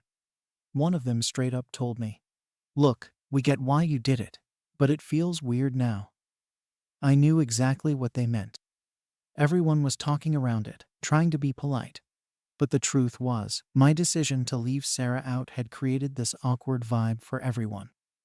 I could sense that some people were starting to wonder if I'd gone too far, even though they'd initially backed me up. It was like everyone was tiptoeing around the issue, and no one wanted to address the elephant in the room. Then, to make matters worse, I heard from a couple of people that Sarah was telling others I'd purposely left her out just because we weren't close. She was making it sound like I was only inviting my favorites into the Secret Santa, which wasn't true at all. I started feeling defensive, like maybe I needed to explain myself to the whole team. But at the same time, I didn't want to make a bigger deal out of it than it already was. The last thing I wanted was to get everyone involved in some petty office drama. Eventually, I decided to just focus on moving forward. I was trying to stay optimistic, hoping the holiday spirit would lift everyone's mood, and maybe by the time the exchange happened, things would feel better. But every time Sarah and I crossed paths, it was clear she hadn't forgiven me. She was polite enough, but there was this distance that hadn't been there before. I started wondering if I should apologize again, but I wasn't sure what I'd even say. I'd already tried to make it right by inviting her back in, and I felt like any more attempts would just make things worse. As the exchange date got closer, the situation didn't improve. In fact, it seemed like Sarah's resentment was actually building up. She'd talk to other people on the team, but she'd avoid me, and whenever I walked into a room, she'd just quietly stop whatever conversation was going on. I couldn't tell if I was being paranoid, but it honestly felt like she was trying to make a point of excluding me from things. I'd catch bits of her conversations with other coworkers, but the moment I got close, she'd clam up or steer the conversation in another direction. It was like she wanted me to feel how it felt to be left out. The worst part was seeing the effect it was having on the rest of the team. The atmosphere in the office was tense, and everyone was walking on eggshells. The excitement that usually came with Secret Santa was pretty much gone. People still talked about their gift ideas, but it felt forced, like they were just going through the motions. I could see that they were all uncomfortable with the situation, but didn't want to choose sides. It's like they didn't know whether to support me or sympathize with Sarah, so instead, they were just quiet. At one point, I overheard a couple of my coworkers talking about the gift exchange in hushed voices, saying things like, "I hope this doesn't get even more awkward during the actual exchange." Hearing that really hit me, because it confirmed that everyone was feeling the strain. This wasn't what I wanted at all. I'd organized this to bring everyone together, to have some fun, but it was having the exact opposite effect. I felt guilty, but also frustrated because I'd tried to do what I thought was best, and now it seemed like I was the one ruining things. I thought about going to my manager to get some advice, but I wasn't sure if I wanted to make this official. I didn't want it to turn into something formal that HR would get involved in. I just wanted it to blow over. Plus, involving our manager felt like admitting that I'd lost control of the situation, which wasn't something I wanted to do. I kept telling myself that it would pass, that by the time we actually exchanged gifts, everything would feel normal again. But deep down, I wasn't so sure. As the days went by, I could feel myself getting more and more stressed about it. I started dreading going into work, which wasn't like me at all. I loved my team and my job, but this whole thing had become this dark cloud that was hanging over every day. And it wasn't just me. I could see it weighing on everyone else, too. They'd look at me, then look at Sarah, and then awkwardly look away, like they didn't want to be caught in the middle. It was exhausting for everyone. By the time the day of the exchange finally arrived, I was almost relieved that it would be over soon. I thought maybe, once everyone had their gifts and the whole thing was behind us, we could all move on. But as we gathered around, I could tell the awkwardness hadn't gone away. Everyone was doing their best to act cheerful, but it was obvious that things weren't the same. When it was Sarah's turn to open her gift, she barely reacted. She thanked the person who gave it to her, but there was this emptiness to it, like she was just going through the motions. And then, when it was my turn to open my gift, I felt like everyone's eyes were on me, waiting to see if there'd be any kind of drama. I tried to put on a brave face, but inside, I was just relieved that it was almost over. After the gift exchange, I thought things would settle down, but the awkwardness was still there. It was like we'd all just gone through the motions that day without really addressing the tension. Sarah had thanked her secret Santa and smiled politely, but I could tell it was forced. I'd watched her open her gift, hoping for some sign that maybe things were okay, but there was nothing. I didn't even know if she liked her gift, or if it was just one more thing to add to her list of grudges against me. After that day, it seemed like everyone was trying to avoid talking about the exchange altogether. It was like this silent agreement not to mention it, even though the whole point had been to bring everyone together. I wanted to ask my coworkers what they really thought, but I felt like I'd already put them in an uncomfortable position. People who used to stop by my desk to chat started keeping things short, like they didn't want to get pulled into anything. I knew it was my fault, and I hated the thought that I'd dragged the whole team into this mess, just because of one decision. I thought maybe things would eventually get back to normal on their own, that maybe with the new year coming, everyone would just move on and forget about it. But that didn't happen. Sarah kept her distance, and the rest of the team followed suit, trying not to pick sides, but making it obvious they were uncomfortable. I wanted to fix things, but had no idea how. Every time I tried to approach Sarah to chat casually, she'd find an excuse to leave, or she'd keep the conversation so brief that it felt like she was just putting up a wall. A couple of weeks later, our manager announced that we'd be doing a team-building event to kick off the new year. I thought this might be a chance to start fresh, to put all the holiday tension behind us. But when we got to the event, it was clear that things hadn't blown over. Sarah barely interacted with me the whole time, and whenever we were grouped together, she kept things as distant and professional as possible. I felt like I was trying to reach out, but she wasn't having any of it. I couldn't help but feel frustrated, but I also understood why she felt hurt. From her perspective, I'd excluded her, and no amount of awkward small talk was going to change that. Even the rest of the team seemed to sense that the rift wasn't closing. They'd joke around and have fun with each other, but there was this strange, cautious energy whenever I was part of the conversation. It's like they didn't want to accidentally set something off. I started wondering if maybe I'd permanently damaged the team dynamic over one holiday gift exchange. It's crazy how something that was supposed to be fun and lighthearted had turned into this huge deal that none of us could seem to shake off. A few times, I considered pulling Sarah aside to apologize one last time, to just lay everything out and tell her I was sorry for how everything went down. But every time I tried, I'd stop myself. I didn't want to force her to listen to me if she didn't want to. And I also didn't know if it would even make a difference at this point. She seemed pretty set on how she felt, and I wasn't sure if apologizing again would come off as sincere or just desperate. Now, it's been a few months since the whole Secret Santa fiasco, and things are okay, I guess. Sarah and I still don't really talk unless it's work-related, and the rest of the team has kind of gone back to normal, but there's still a weird undercurrent. I can tell that some people are still thinking about it, even if they don't say anything. Occasionally, someone will make a comment about the infamous Secret Santa, and we'll all laugh. But it's one of those awkward laughs where everyone knows there's still some tension hanging in the air. Looking back, I don't know if excluding her was the right call or not.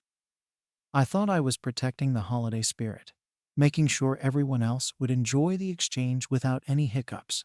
But maybe I overstepped. I keep thinking about what could have happened if I just included her from the start. If maybe we would have avoided all this awkwardness. But then I think about how she treated the past exchanges and how little effort she put in, and I wonder if it would have even made a difference. Was it wrong to exclude her to maintain the holiday spirit? Or did I end up making things worse for everyone? Story 7. Did I betray my friend by dating his ex? I, 29, have always valued the friendships in my life. Our group is small, close-knit, and we've been through a lot together over the years. One of my closest friends, Tom, who's 28, has been there for me during some of the most challenging times, and I've been there for him too. Tom isn't just a friend. He's practically family. We've been through thick and thin, and there's been this unspoken rule that we always have each other's backs. Tom dated Sarah, 27, for about 3 years. They met through our friend group, so she became a part of our circle. During those years, I never really thought about her beyond being Tom's girlfriend. She was cool, easygoing, and we got along just fine. But we didn't have any kind of close relationship. When they broke up about a year ago, Tom was pretty wrecked. I remember him going through a tough time trying to get over her, and he leaned on all of us a lot. It felt like it took forever for him to feel like himself again. I thought, eventually, he'd moved on, especially since he started seeing other people. I guess I assumed things were okay. Then, a couple of months ago, I ran into Sarah at a mutual friend's party. At first, it was just casual, like catching up with anyone else I hadn't seen in a while. We started talking, and before I knew it, we'd spent most of the night just chatting. I can't pinpoint what it was, but something clicked between us that night. I realized she wasn't just Tom's ex, but someone with her own stories, thoughts, and experiences. There was a depth to her that I hadn't noticed before, and we connected on a level I hadn't expected. After that night, we started texting every now and then, just casual stuff at first. We'd share random things, like a funny meme or something interesting we'd read, nothing serious. But gradually, those conversations became more personal. We talked about things going on in our lives, things that mattered to us, things that maybe I hadn't even shared with people I was closer to. It was strange how easy it was to talk to her. And at some point, it dawned on me that I was actually looking forward to our conversations.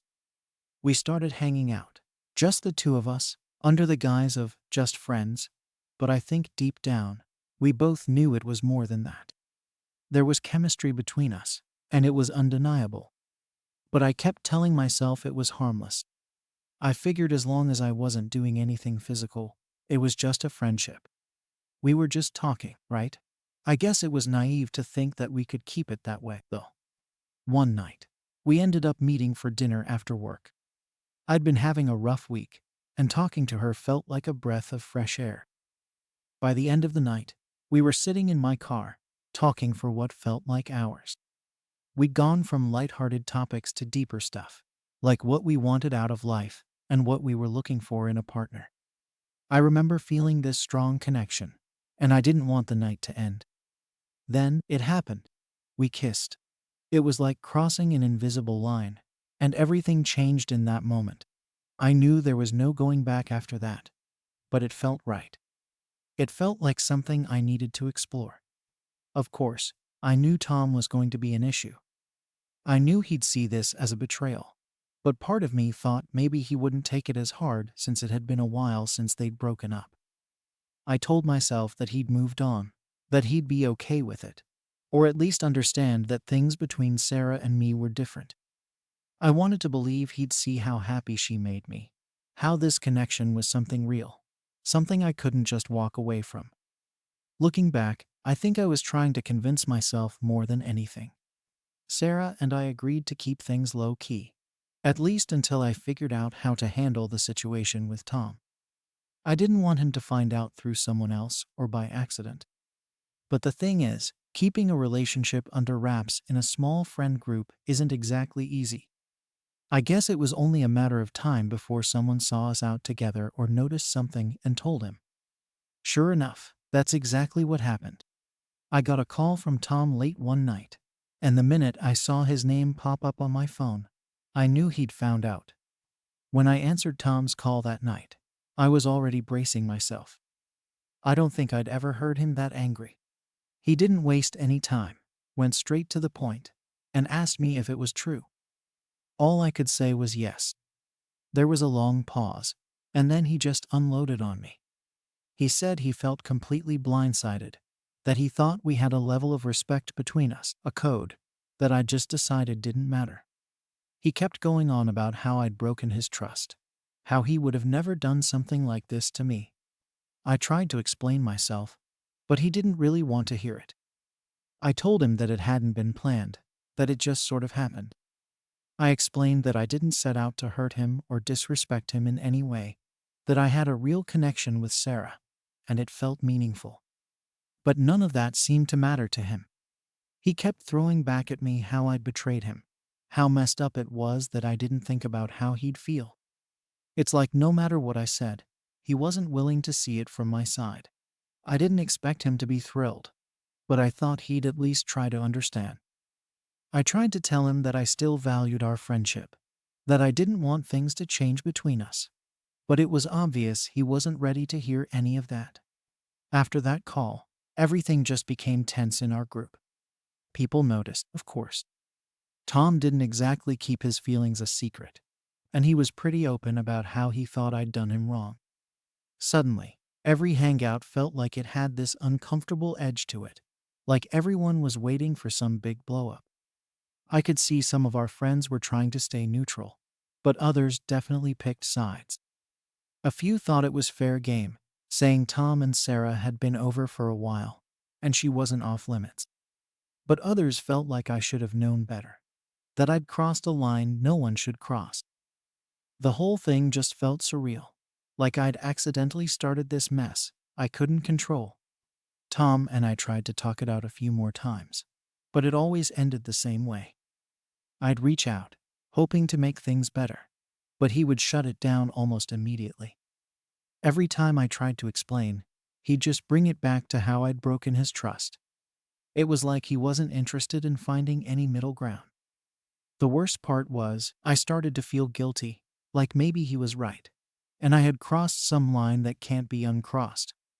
But then, when I was with Sarah, it all felt worth it. The connection we had was real, and being with her made me feel something I hadn't felt in years. It was confusing, feeling pulled in two different directions, wanting to be with her, but also wishing things could go back to how they were with Tom.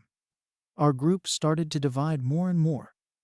Hanging out became a constant balancing act, trying not to mention Sarah around Tom, pretending like I didn't see the tension building up.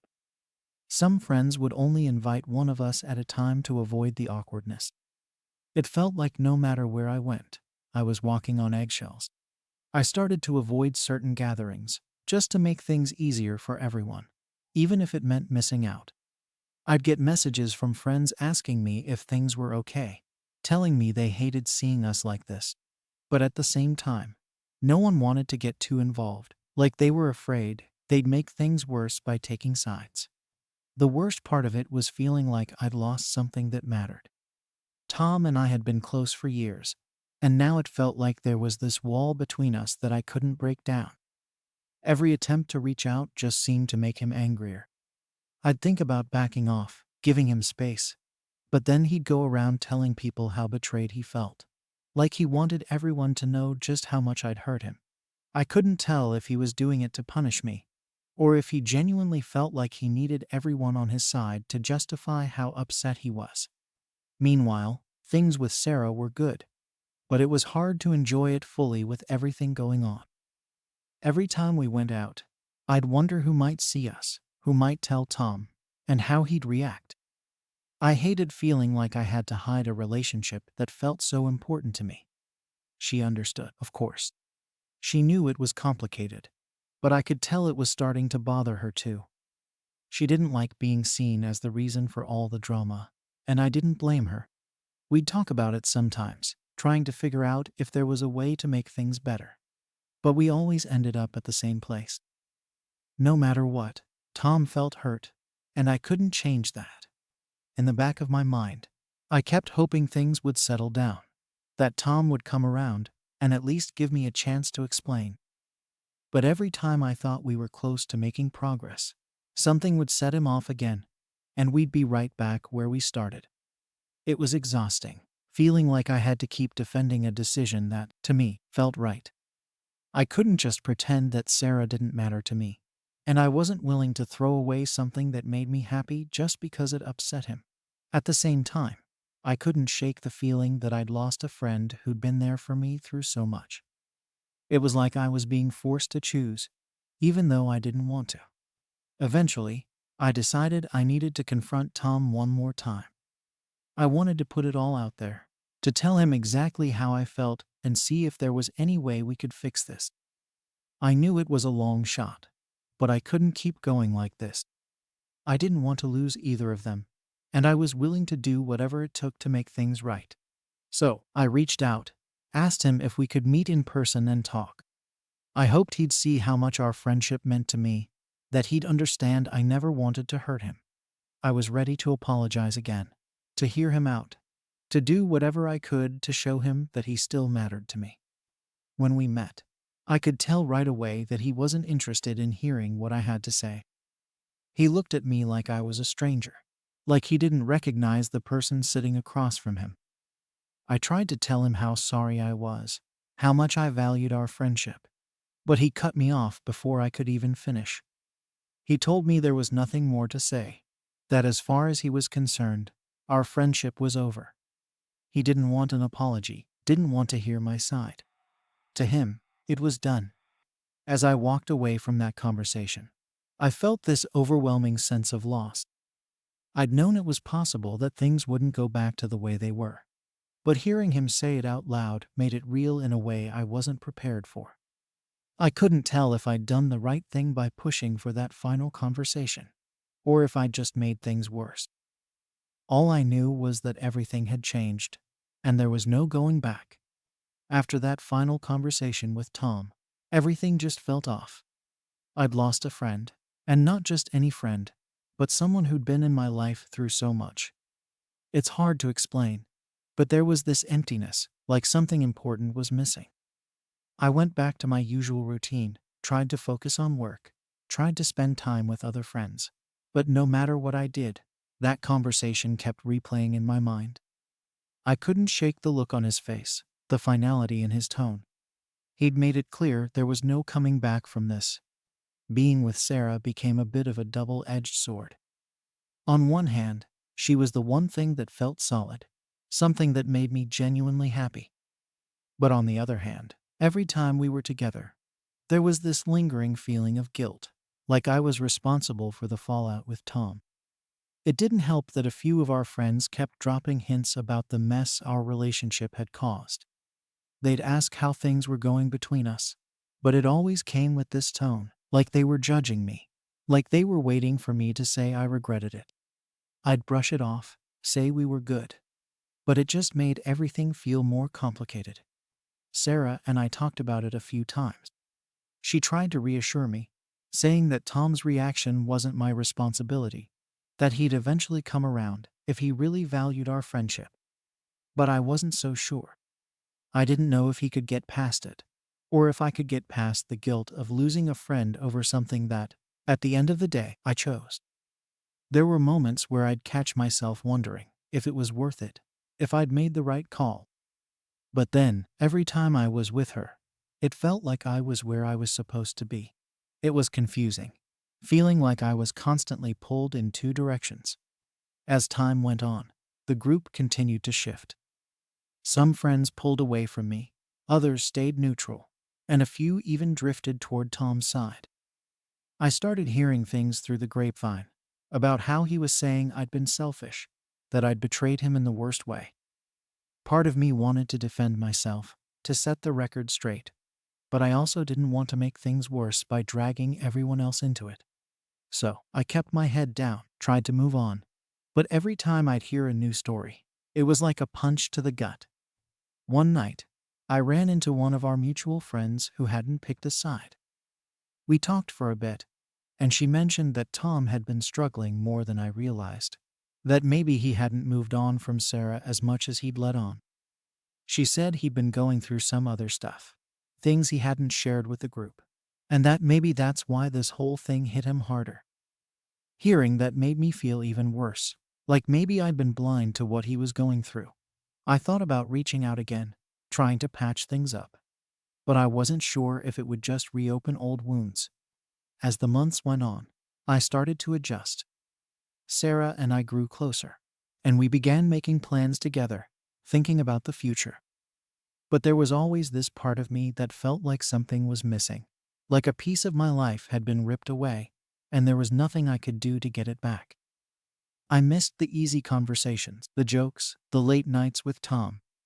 I'd catch myself thinking about texting him, asking him to grab a drink, like old times. But I'd stop myself, knowing it wasn't that simple anymore. The group itself changed, too. People started drifting away, and the dynamic just wasn't the same. I couldn't help but feel responsible, like I'd been the one to break something that had once been solid. It was strange, feeling both happy in one part of my life, but completely hollow in another. It wasn't that I regretted being with Sarah, but I regretted the fallout, the way things had crumbled around us. I wanted to believe that time would heal it, that maybe one day Tom and I would be able to talk things through. But as more time passed, that hope started to fade. I think the hardest part is the uncertainty. There are days where I feel like I made the right choice, that my happiness with Sarah is worth the cost. But there are other days where I wonder if I should have let it go, if I should have chosen friendship over this relationship. It's a weird kind of regret, one that doesn't have a clear solution. I keep thinking about what Tom said, about how he couldn't forgive me, and I wonder if he's right to feel that way. Maybe I was selfish. Maybe I didn't consider his feelings enough. Or maybe I just got caught up in something that felt too good to walk away from. In the end, I still don't know if I made the right decision. Part of me wants to believe that things will work out, that Tom will eventually come around, and we can put this all behind us. But another part of me wonders if I've lost him for good. If this choice was the one thing that broke us beyond repair. Was it wrong to pursue this relationship, knowing it would cost me one of my closest friendships? Story 8. Was I too harsh in firing my sister from our family business? I'm 38, and I've been managing my family's bakery for the past several years. This isn't just some hobby or side project for me. It's our family's livelihood, a small place my parents started decades ago, and I've worked hard to keep it running. My parents are getting older and wanted to step back, so I took over the reins. They trust me with it, and I feel the weight of that trust every day. I've sacrificed a lot to make sure the business stays afloat and keeps serving the community. Recently, my younger sister, who's 30, started working here. She's always been a bit more laid back, not exactly the type to worry about being on time or sticking to a strict schedule. I was honestly a bit hesitant about bringing her on, but my parents suggested it, and I thought maybe it would be good for her to have something steady. Plus, it's family. You want to help out, right? But from day one, it felt like I was managing a whole new level of stress. She just couldn't seem to show up on time. We have this routine in the mornings where everyone pitches in to get the place ready for the day, setting up the displays, prepping the kitchen, getting the register ready. If even one person is late, it throws the whole schedule off. And guess who was always running late? My sister. Every single time. I'd be scrambling to cover for her, rushing to get things done before the first customers walked in. And she'd stroll in with a half-hearted apology, like it wasn't a big deal. It wasn't just about being late. It was the lack of urgency, The way she didn't seem to care that her lateness affected everyone else. After a few weeks of this, I decided to sit her down and talk.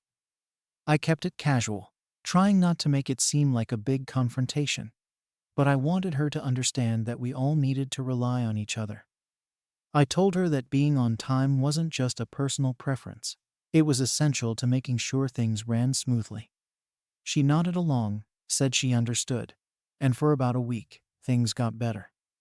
She'd show up more or less on time, help out in the mornings, and it felt like maybe she was taking things more seriously. But it didn't last. After that short period, she was right back to her old habits. Not only was she showing up late again, but she started leaving early, too. Some days, she'd come up with these flimsy excuses for ducking out an hour before her shift was over. She'd say she had a doctor's appointment or something urgent to handle, and I'd just sigh and let it go, not wanting to get into an argument with her. But it kept happening, and soon it wasn't just affecting the morning routine. It was hitting us during the busiest parts of the day. We'd be dealing with the lunch rush or a weekend crowd, and suddenly she'd vanish, leaving the rest of us scrambling to cover her duties. I started feeling like I was constantly picking up her slack, not only as her boss, but as her sister. Then came the day that pushed me over the edge. It was a Saturday, one of our busiest days, with orders piling up and customers lining out the door. We were short-staffed already because one of our other employees had called in sick. I had asked my sister in advance if she could cover the extra hours, and she agreed. I figured she'd understand how much we needed her that day. But, of course, she didn't stick around. Right when we were in the thick of it, she told me she had to leave early, just like that. I couldn't believe what I was hearing. I was knee-deep in orders, trying to keep the customers happy and the line moving, and she was just walking out. She gave me some half-hearted excuse about needing to meet a friend for something important. But by that point, I didn't even want to hear it. I just stared at her, feeling the frustration boiling over, and told her if she left, she shouldn't bother coming back. I don't know if she thought I was bluffing, but she just shrugged, said, "Fine," and walked out the door. After she left, I was fuming. I couldn't believe she'd put me in that position, on such a busy day, with no regard for how her actions affected the rest of us. The rest of the team was working double time to pick up the slack, and I felt responsible for their stress too. It was a brutal shift, but we got through it, and afterward, I knew I couldn't keep things the way they were. I was done bending over backward to accommodate her, and it wasn't fair to everyone else. That night, I called her up and told her she was fired. I tried to keep it professional, even though it felt weird saying that to my own sister. I told her that if she couldn't commit to the job, then this wasn't the right place for her, and I couldn't keep covering for her like this. She didn't take it well. She accused me of being cold, of choosing work over family, and made it clear she thought I was overreacting. She went off about how I didn't understand her situation, that I was making her feel like an outsider in her own family's business. It was hard hearing her say those things, but at the same time, I didn't know what else to do. This wasn't some big corporate job where you could clock in and clock out without anyone noticing. Every person counts in a small business, and when one person isn't pulling their weight, it affects everyone. I'd already given her so many chances, tried to explain the importance of showing up and staying through her shift, but she kept pushing those boundaries. At some point, I had to draw a line. The next few days were tense. My parents found out what had happened, and let's just say they weren't exactly thrilled with me. They've always had a soft spot for my sister, the baby of the family, and they felt I'd gone too far by firing her. They kept telling me to reconsider, to give her another chance, and that family should come first. I tried explaining my side, that I wasn't doing this to hurt her, but because I had to think about what was best for the business and everyone involved. But they didn't get it. To them, it seemed like I was putting money and work above family bonds, and I could feel the tension growing every time we talked. I didn't want to be in this position, caught between my responsibility to the business and my loyalty to my family. It's not like I hadn't tried to make it work. I'd given her so many opportunities to improve, and each time, she'd taken advantage of that leniency. It felt like she assumed, just because we were family, that I wouldn't actually hold her accountable. But when it came down to it, I couldn't keep letting her behavior slide, not without it impacting everyone else who relied on the bakery for their own income. Now I'm stuck here, wondering if I made the right call.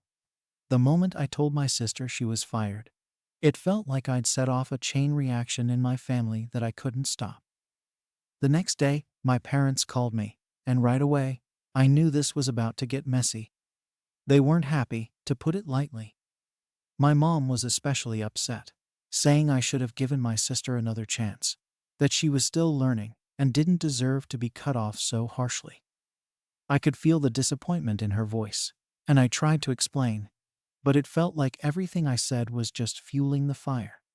My dad, usually the quieter one, spoke up too. He told me that, as family, we're supposed to support each other no matter what. That hurt, especially because I felt like I'd been more than fair with my sister. I'd given her chances, tried to help her adjust, even covered for her mistakes. But my parents didn't see it that way. To them, it looked like I was throwing her under the bus.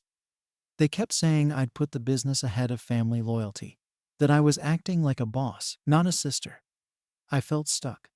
I knew what I'd done was necessary for the business, but hearing my parents say those things made me question myself.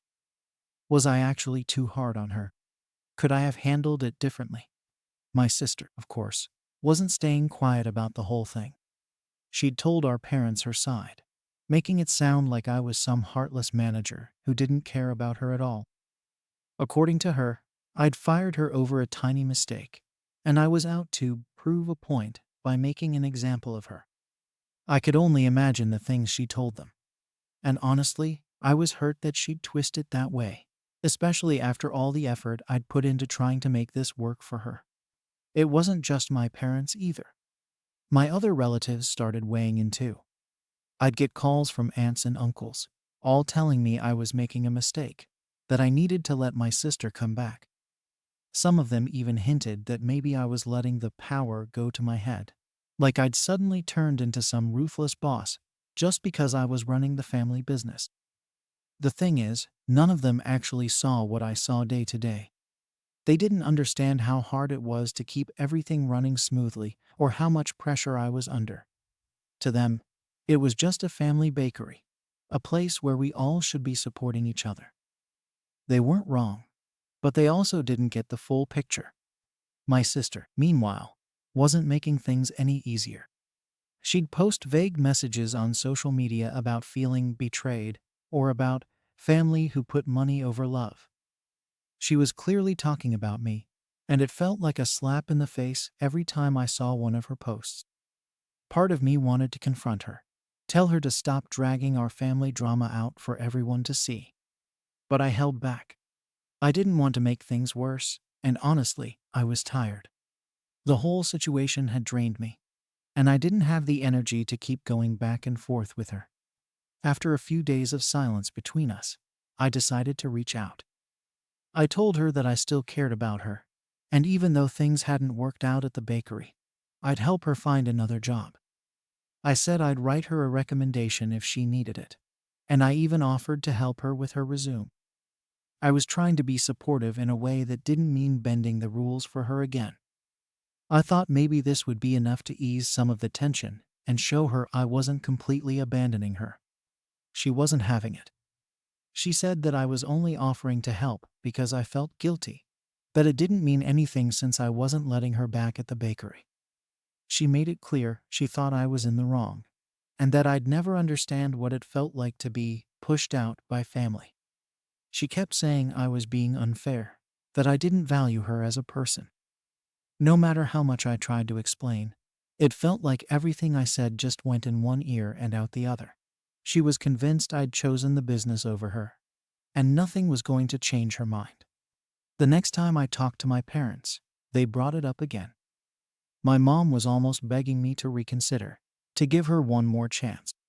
She said things like, "She's your sister. You'll regret this someday if you don't fix it now. I know she meant well, but it felt like she didn't understand what I was going through either. My dad added that, maybe as the older sister, it was my responsibility to guide her, to help her grow up a little. He reminded me that she was still figuring things out, that I should be more understanding. But how much more understanding was I supposed to be? I'd already gone above and beyond to help her adjust. Every time she was late, I let it slide. When she left early without a real reason, I covered her shifts without making a scene. I'd given her warnings, asked her nicely to take the job more seriously, and tried to be patient. And every time, she'd taken advantage of that. It felt like everyone was asking me to keep making excuses for her, to pretend like her actions didn't have consequences. So here I was, feeling completely torn. On one hand, I had the responsibility to keep the business running smoothly, to make sure our staff wasn't constantly picking up the slack for someone who didn't care. On the other hand, I had my family telling me that I was the one in the wrong, that I was pushing my sister away and damaging our relationship. Every time I tried to stand my ground, it felt like I was losing a part of my family. I don't know if there's a right answer to any of this. After all the arguments, the guilt trips, and the pressure from everyone around me, I thought maybe I was finally getting to a place of acceptance about the whole situation. My sister was still mad at me, and my parents hadn't fully come around. But I was starting to think that maybe, with time, things would settle down. I knew that they probably wouldn't understand my perspective right away, but I'd made peace with my decision. I thought, as long as I stayed consistent and gave them time, they'd eventually see why I had to fire her. But, of course, it wasn't that simple. My parents weren't giving up on trying to convince me, and they kept trying to find ways to get me to let her back. Every time I went over for dinner, it felt like the conversation would somehow circle back to my sister. My mom would bring up little things she'd been doing, like helping out at home or trying to find part-time work, as if to show that she was turning over a new leaf. My dad would nod along, hinting that maybe this was a wake-up call for her, that she'd learned her lesson and wouldn't take the job for granted if I just gave her another chance. I could tell they thought they were being subtle, but it was obvious what they were trying to do. Meanwhile, my sister was still doing her best to make sure everyone knew she thought I'd treated her unfairly. She'd tell our friends and family her side of the story, always emphasizing how she was blindsided and didn't understand why I was being so strict. It got to the point where I'd get texts from friends asking if I was okay, telling me they'd heard about the family drama and wanted to know what happened. I hated that our private issues had turned into something everyone was talking about. But I wasn't about to start defending myself to everyone who asked. It felt exhausting, like I was fighting this battle on all fronts with no end in sight. At one point, my mom called me, sounding more serious than usual. She said she wanted to have a family meeting and asked if I could come over that weekend. I had a feeling I knew what it was about, but I agreed, hoping that maybe we could finally talk things through without it turning into another argument. When I got there, it was exactly what I expected. My parents and my sister were sitting in the living room, all ready to talk. My mom started by saying that they all loved me, that they understood I was under a lot of pressure with the business, but that family was family. She said she believed my sister deserved a second chance, and that maybe I could find a way to work with her, set clearer boundaries, or even reduce her hours if that would help. My dad chimed in, saying that my sister was young and would learn with time, that I shouldn't let a temporary issue create a lasting rift between us. Then my sister spoke up, and I could tell she'd rehearsed what she wanted to say. She looked me in the eye and said that she felt hurt, that she'd thought working together would be a chance for us to bond, and that she didn't understand why I'd been so quick to push her away. She said she was sorry for the times she'd been late or left early, but she didn't think it was worth losing her job over. It was clear she was hoping this would get to me, that her apology, even if it didn't address everything, would be enough to make me reconsider. I listened to all of it, taking in everything they said. But the more I thought about it, the more I realized that nothing had really changed. Yes, my sister was saying sorry, but it felt more like she was saying what she thought I wanted to hear.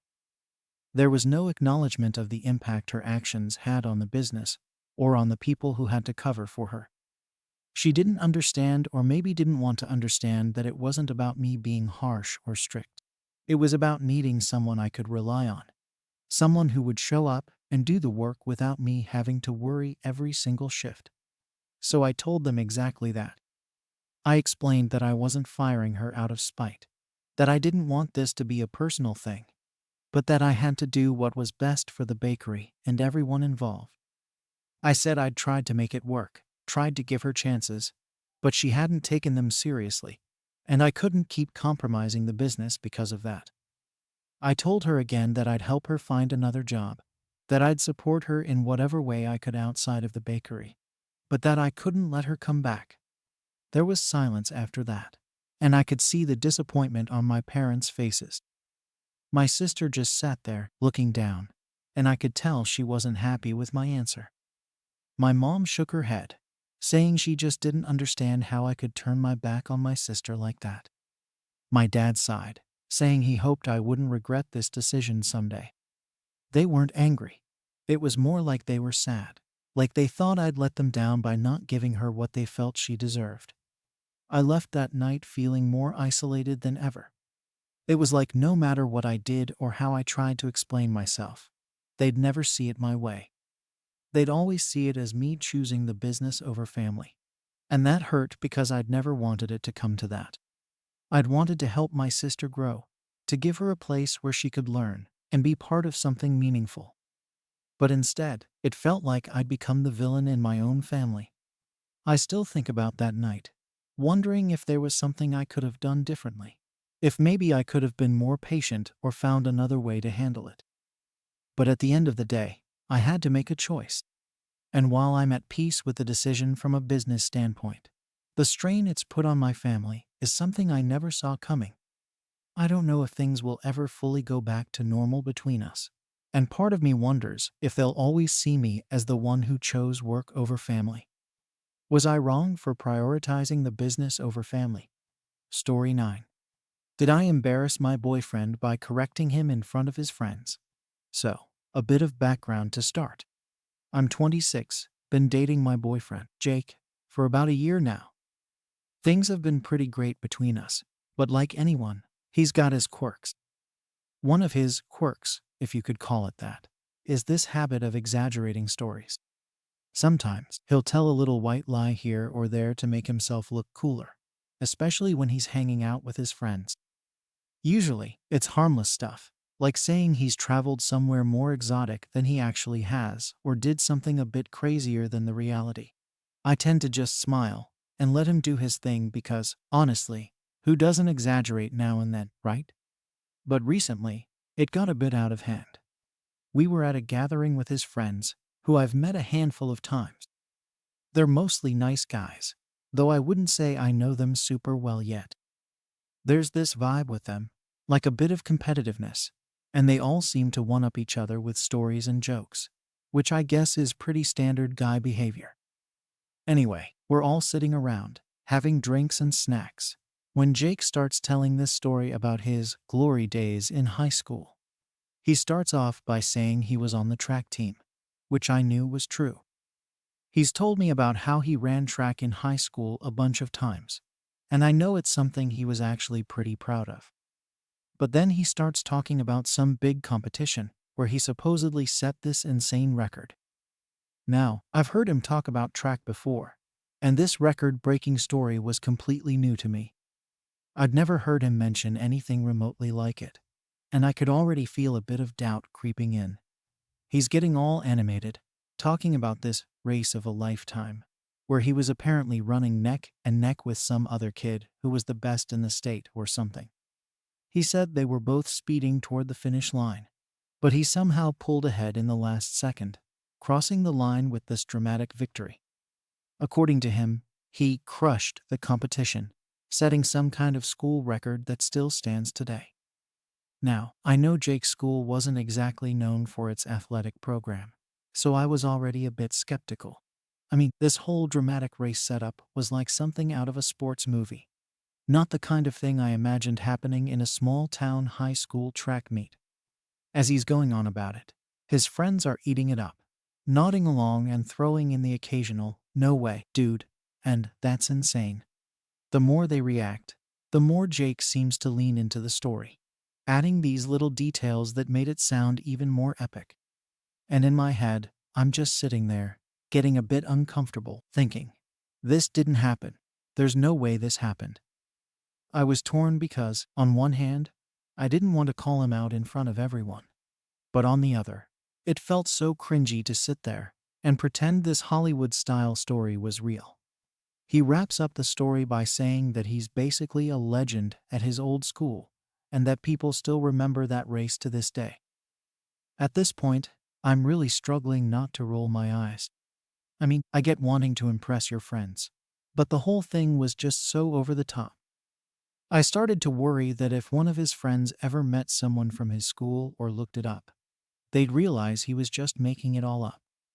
I didn't want that awkwardness for him later on, so I figured maybe I should just gently set the record straight now.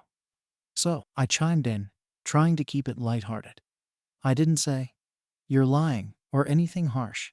I just said something like, "Oh, I've never heard you talk about that race before. Are you sure it happened exactly like that?" I threw in a smile, hoping he'd laugh it off and maybe walk back the story a bit. Maybe just say he was joking or exaggerating for fun. But the moment I said it, I could feel the whole energy in the room change. Jake's face just fell. He looked completely taken aback, almost like I'd slapped him or something. His friends got quiet too, with a couple of them just glancing at each other. There was this long, awkward silence, and I could feel this uncomfortable tension settling over the group. I knew I'd made it weird, but at the same time, I didn't feel like I'd said anything that bad. I'd only made a small comment, not a full-on accusation or anything. The conversation quickly shifted after that, but Jake was noticeably quiet. He didn't jump back into the conversation like he usually would, and every now and then, I caught him looking at me with this hurt expression. I started to feel guilty, wondering if maybe I'd gone too far, even though that hadn't been my intention at all. I didn't want to make him feel bad, just wanted to avoid an awkward situation later. But I could tell I'd struck a nerve, and his friends weren't exactly helping either. One of them muttered something about how I really called him out, or something like that, which just made me feel worse. The rest of the night was pretty awkward. Jake barely talked, and when he did, it was mostly just short, one-word answers. His friends kept the conversation going, but the vibe was off, and I could tell they were all kind of looking at me differently, like I was the one who'd ruined the fun. I felt like I was in a bit of a no-win situation at that point. If I hadn't said anything, I would have been uncomfortable with the lie. But by speaking up, I'd apparently made things worse. Eventually, Jake said he was ready to head out, and we said our goodbyes. The whole ride home, he was quiet, and I knew I'd probably have to address it, but I wasn't sure where to start. On the drive home, the silence between us felt heavy. Jake stared out the window, barely acknowledging me, and I could tell he was stewing. I wanted to say something, maybe apologize for how it all went down, but every time I opened my mouth, I stopped myself. Part of me felt like I hadn't done anything wrong. I hadn't insulted him or outright called him a liar. I'd just made a light comment, one that I thought would clear the air without making a scene. But from his reaction, it was clear he didn't see it that way. Once we got home, he finally broke the silence. He went straight to the point, saying I had humiliated him in front of everyone. He said he felt like I didn't have his back, and that I was constantly trying to make him look foolish. I was honestly shocked. I'd never intended to embarrass him, and I tried to explain that. I told him I just didn't want things to get more awkward later if one of his friends asked more about it, thinking it was a real story. But he wasn't having it. He kept saying I should have just let it go, and that it wasn't my place to fact-check him in front of everyone. I started to get defensive, explaining that it wasn't about me trying to be right or making him look bad. But he cut me off, saying that was exactly how it came across. He said that I always seem to feel the need to step in and correct him, even when it's unnecessary. I didn't think that was true, but he listed off a few times where I'd supposedly done similar things. Hearing him lay it all out like that made me feel guilty. I didn't realize he'd been keeping track, and maybe he had a point if he'd noticed it that much. Still, I felt like he was blowing it out of proportion, but I could see I wasn't going to convince him otherwise. After that, he got up and went to bed without another word. I stayed up, replaying everything in my head, trying to see it from his perspective. I guess I could see how he'd feel embarrassed, especially with his friends there. Maybe I'd underestimated how much his stories meant to him, even if they were a little exaggerated. The next day, I tried to approach him again, hoping we could have a calmer conversation. I apologized and said I didn't mean to make him feel embarrassed, that I just thought it would be better to clear things up lightly before it became a bigger deal. I told him I'd be more mindful in the future and wouldn't step in unless he wanted me to. But he barely reacted. He just shrugged and said, "Forget it," which wasn't exactly reassuring. I could tell he was still upset, but it was like he'd shut down and didn't want to deal with it anymore. Over the next few days, things felt off between us. He was distant, not as talkative as usual, and he'd spend more time out with his friends or just keep to himself at home. It was like he'd built this wall, and I had no idea how to break it down. I felt stuck. I'd apologized and tried to explain my side, but he wasn't responding. I wanted things to go back to normal, but he wasn't giving me any way to fix it. I started wondering if this was just how things were going to be from now on. His friends seemed distant too, like they'd taken his side in this silent argument. A couple of them had made comments the last time I saw them, saying things like, "You don't hold back, do you?" in this half-joking tone that didn't feel like a joke. It was clear they thought I was the one in the wrong, and I could sense a shift in how they looked at me. They were Jake's friends first, after all, so I couldn't blame them. But it still hurt. I started second-guessing myself, wondering if I really was in the wrong. Maybe I should have just let the story slide, even if it did feel ridiculous. I kept thinking about whether I'd been too blunt, or if I should have read the room better. I thought about talking to someone, maybe a friend, to get an outside perspective. But I didn't want to make Jake look bad by venting about our fight. So I kept it to myself, hoping it would all just blow over. But things didn't improve. Jake stayed distant, and it felt like we were just coexisting without actually connecting. I hated it. I missed how things used to be, and I wanted us to go back to that. I thought maybe I could make it up to him somehow, show him that I wasn't trying to undermine him. But every attempt I made just seemed to fall flat. He'd respond with short answers or just change the subject, like he wasn't interested in mending things. It reached a point where I didn't know what else to do. I'd apologized, explained myself, and tried to move past it, but he wasn't meeting me halfway. Part of me wondered if he was using this as an excuse to pull away, like maybe there were other issues simmering beneath the surface that I wasn't aware of. Or maybe he was just really hurt and needed more time to process it. Either way, I was starting to feel pretty helpless, stuck in this weird limbo where nothing I did seemed to make a difference. I found myself going over every interaction, every little comment I'd made in the past, trying to figure out if I'd been too harsh or too critical without realizing it. I didn't think I had, but hearing Jake bring up all those examples made me question if maybe I'd been more blunt than I thought. It was exhausting, constantly analyzing my words and actions, but I didn't know what else to do. I just wanted things to go back to normal, but that seemed less likely with each passing day. This whole thing made me wonder if we were just too different in how we approached things. Jake clearly valued his stories and the image he projected, while I tended to prioritize honesty and straightforwardness, maybe too much so. I'd always thought we balanced each other out in a good way, but now it felt like that difference was driving a wedge between us. I wasn't sure if this was something we could get past, or if it was going to be a lingering issue in our relationship. After a week of this awkward, tense silence between us, I couldn't take it anymore. It felt like I was living with a stranger. We were barely speaking, and when we did, it was just surface level stuff like, "Did you pick up milk?" Or, "What time are you heading out?" I wanted to bring it up again, to have a real conversation about what was going on. But every time I tried, he'd shut it down or say he didn't want to talk about it. I felt trapped, like I was walking on eggshells, afraid to say anything that might set him off even more.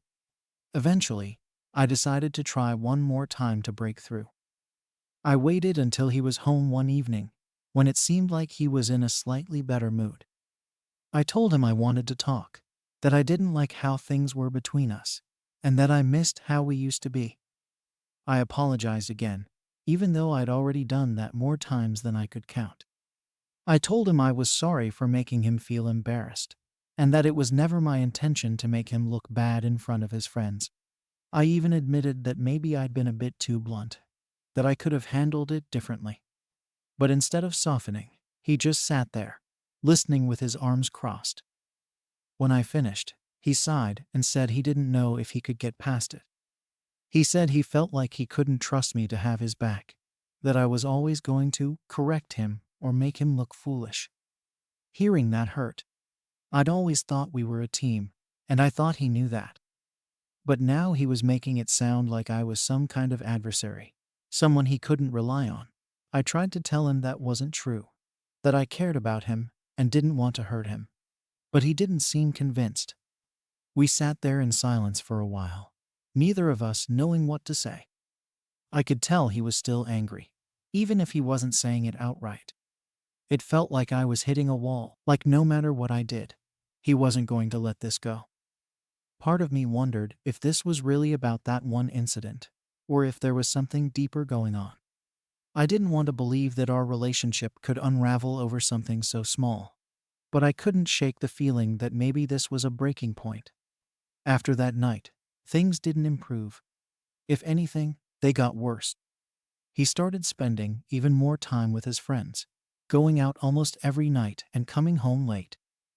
When I'd ask him about it, he'd just say he needed some space, or that he wanted to clear his head. I tried giving him the space he asked for, but it felt like he was pulling away more and more each day. I felt like I was losing him, and there was nothing I could do to stop it. At one point, I even reached out to one of his friends, hoping they could give me some insight into what he was thinking. I didn't want to make things more awkward, but I was desperate. I asked if he'd said anything to them about our fight, hoping they might have some advice on how to fix things. But all his friend said was that Jake had been quiet about it, that he hadn't really opened up about what was bothering him. He did say, though, that Jake seemed different lately, like he was on edge or not himself. That only made me feel worse, like maybe this was something bigger than just our argument. I started to wonder if there was something about our relationship that he was unhappy with, something I hadn't seen before. I kept thinking back to all the times I'd called him out or teased him in front of his friends, wondering if maybe I'd been doing it more often than I realized. Maybe I hadn't been as supportive as I thought I was, or maybe he needed something from me that I hadn't been giving. It felt like I was unraveling, constantly doubting myself and questioning every little thing I'd done. After a few more weeks of this, I realized I couldn't keep going like this. I felt like I was walking around in a fog, never knowing where we stood or if things would ever go back to normal. I tried talking to him again, telling him how much this whole thing was hurting me and how much I wanted to make things right. But once again, he brushed it off, saying he didn't want to rehash it and that he was tired of talking about it. I felt crushed. It was like he'd already made up his mind and was just waiting for me to give up. So now here I am, stuck in this weird limbo where I don't know what's going to happen next. I still love him, and I want us to be okay, but I'm starting to wonder if that's even possible. Part of me feels like I should just let it go and try to move on, but another part of me feels like we're just one honest conversation away from fixing everything. I don't know if he's willing to have that conversation, though, and I don't know if I can keep waiting for him to come around. Was I really wrong for not letting his story slide? Or is this about something bigger that I just can't see? Story 10. Am I wrong to refuse sharing my inheritance with my estranged sibling? I'm a 31-year-old guy, and right now, I'm dealing with a situation I never expected to find myself in. My dad passed away a few months ago, and it's been hard to process. He wasn't perfect, far from it, but he was my dad. And now, I've got to handle everything he left behind, which I thought would be straightforward, at least legally. Emotionally, that's another story. My dad left everything to me. No split, no shared inheritance, just me. And for some context, I have an older brother, Mark, who's 37. He's been estranged from the family for years, especially from Dad. They had a really bad falling out about a decade ago, and things never healed between them.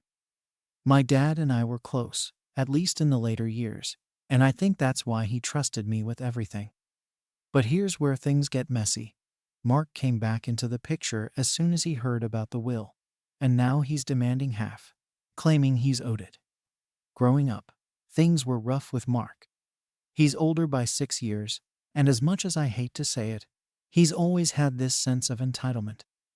He was Dad's firstborn, the golden child, but that only lasted so long. When Mark was younger, he was the center of attention, but by the time I was born, that had faded. I guess he didn't handle that too well. Our dad was a tough guy, pretty strict, and he expected a lot from both of us. But for some reason, he and Mark clashed constantly, especially once Mark hit his teenage years. They fought about everything: school, friends, how Mark spent his time. If there was something to argue about, they found it. Eventually, things got so bad that Mark left home right after high school, and honestly, we barely heard from him after that. He'd show up once in a while, usually for the holidays, but even those were tense. They'd get into it every single time. It got to the point where I dreaded seeing Mark, because I knew some sort of argument would break out. Dad would try to hold back, but Mark had this way of pushing his buttons that was honestly impressive. After a few years of this on again, off again contact, they stopped talking altogether. No calls, no visits, nothing. By then, I'd become the default good son, and Dad and I grew closer because of it. I didn't mind, and I think, deep down, my dad appreciated having at least one kid he could rely on. When my dad passed, I was the one who took care of everything: arranging the funeral, handling his things, all of it. I thought I'd have at least a little support from Mark, even if it was just a phone call, but no, he didn't show up. Not for the service, not for anything. He didn't even reach out to see if I was okay. I should have seen it coming, but I guess part of me thought he'd at least put aside his grudges, just for a day. Turns out, I was wrong. He didn't care until he realized there was something to be gained. A few weeks after the funeral, we got to the reading of Dad's will.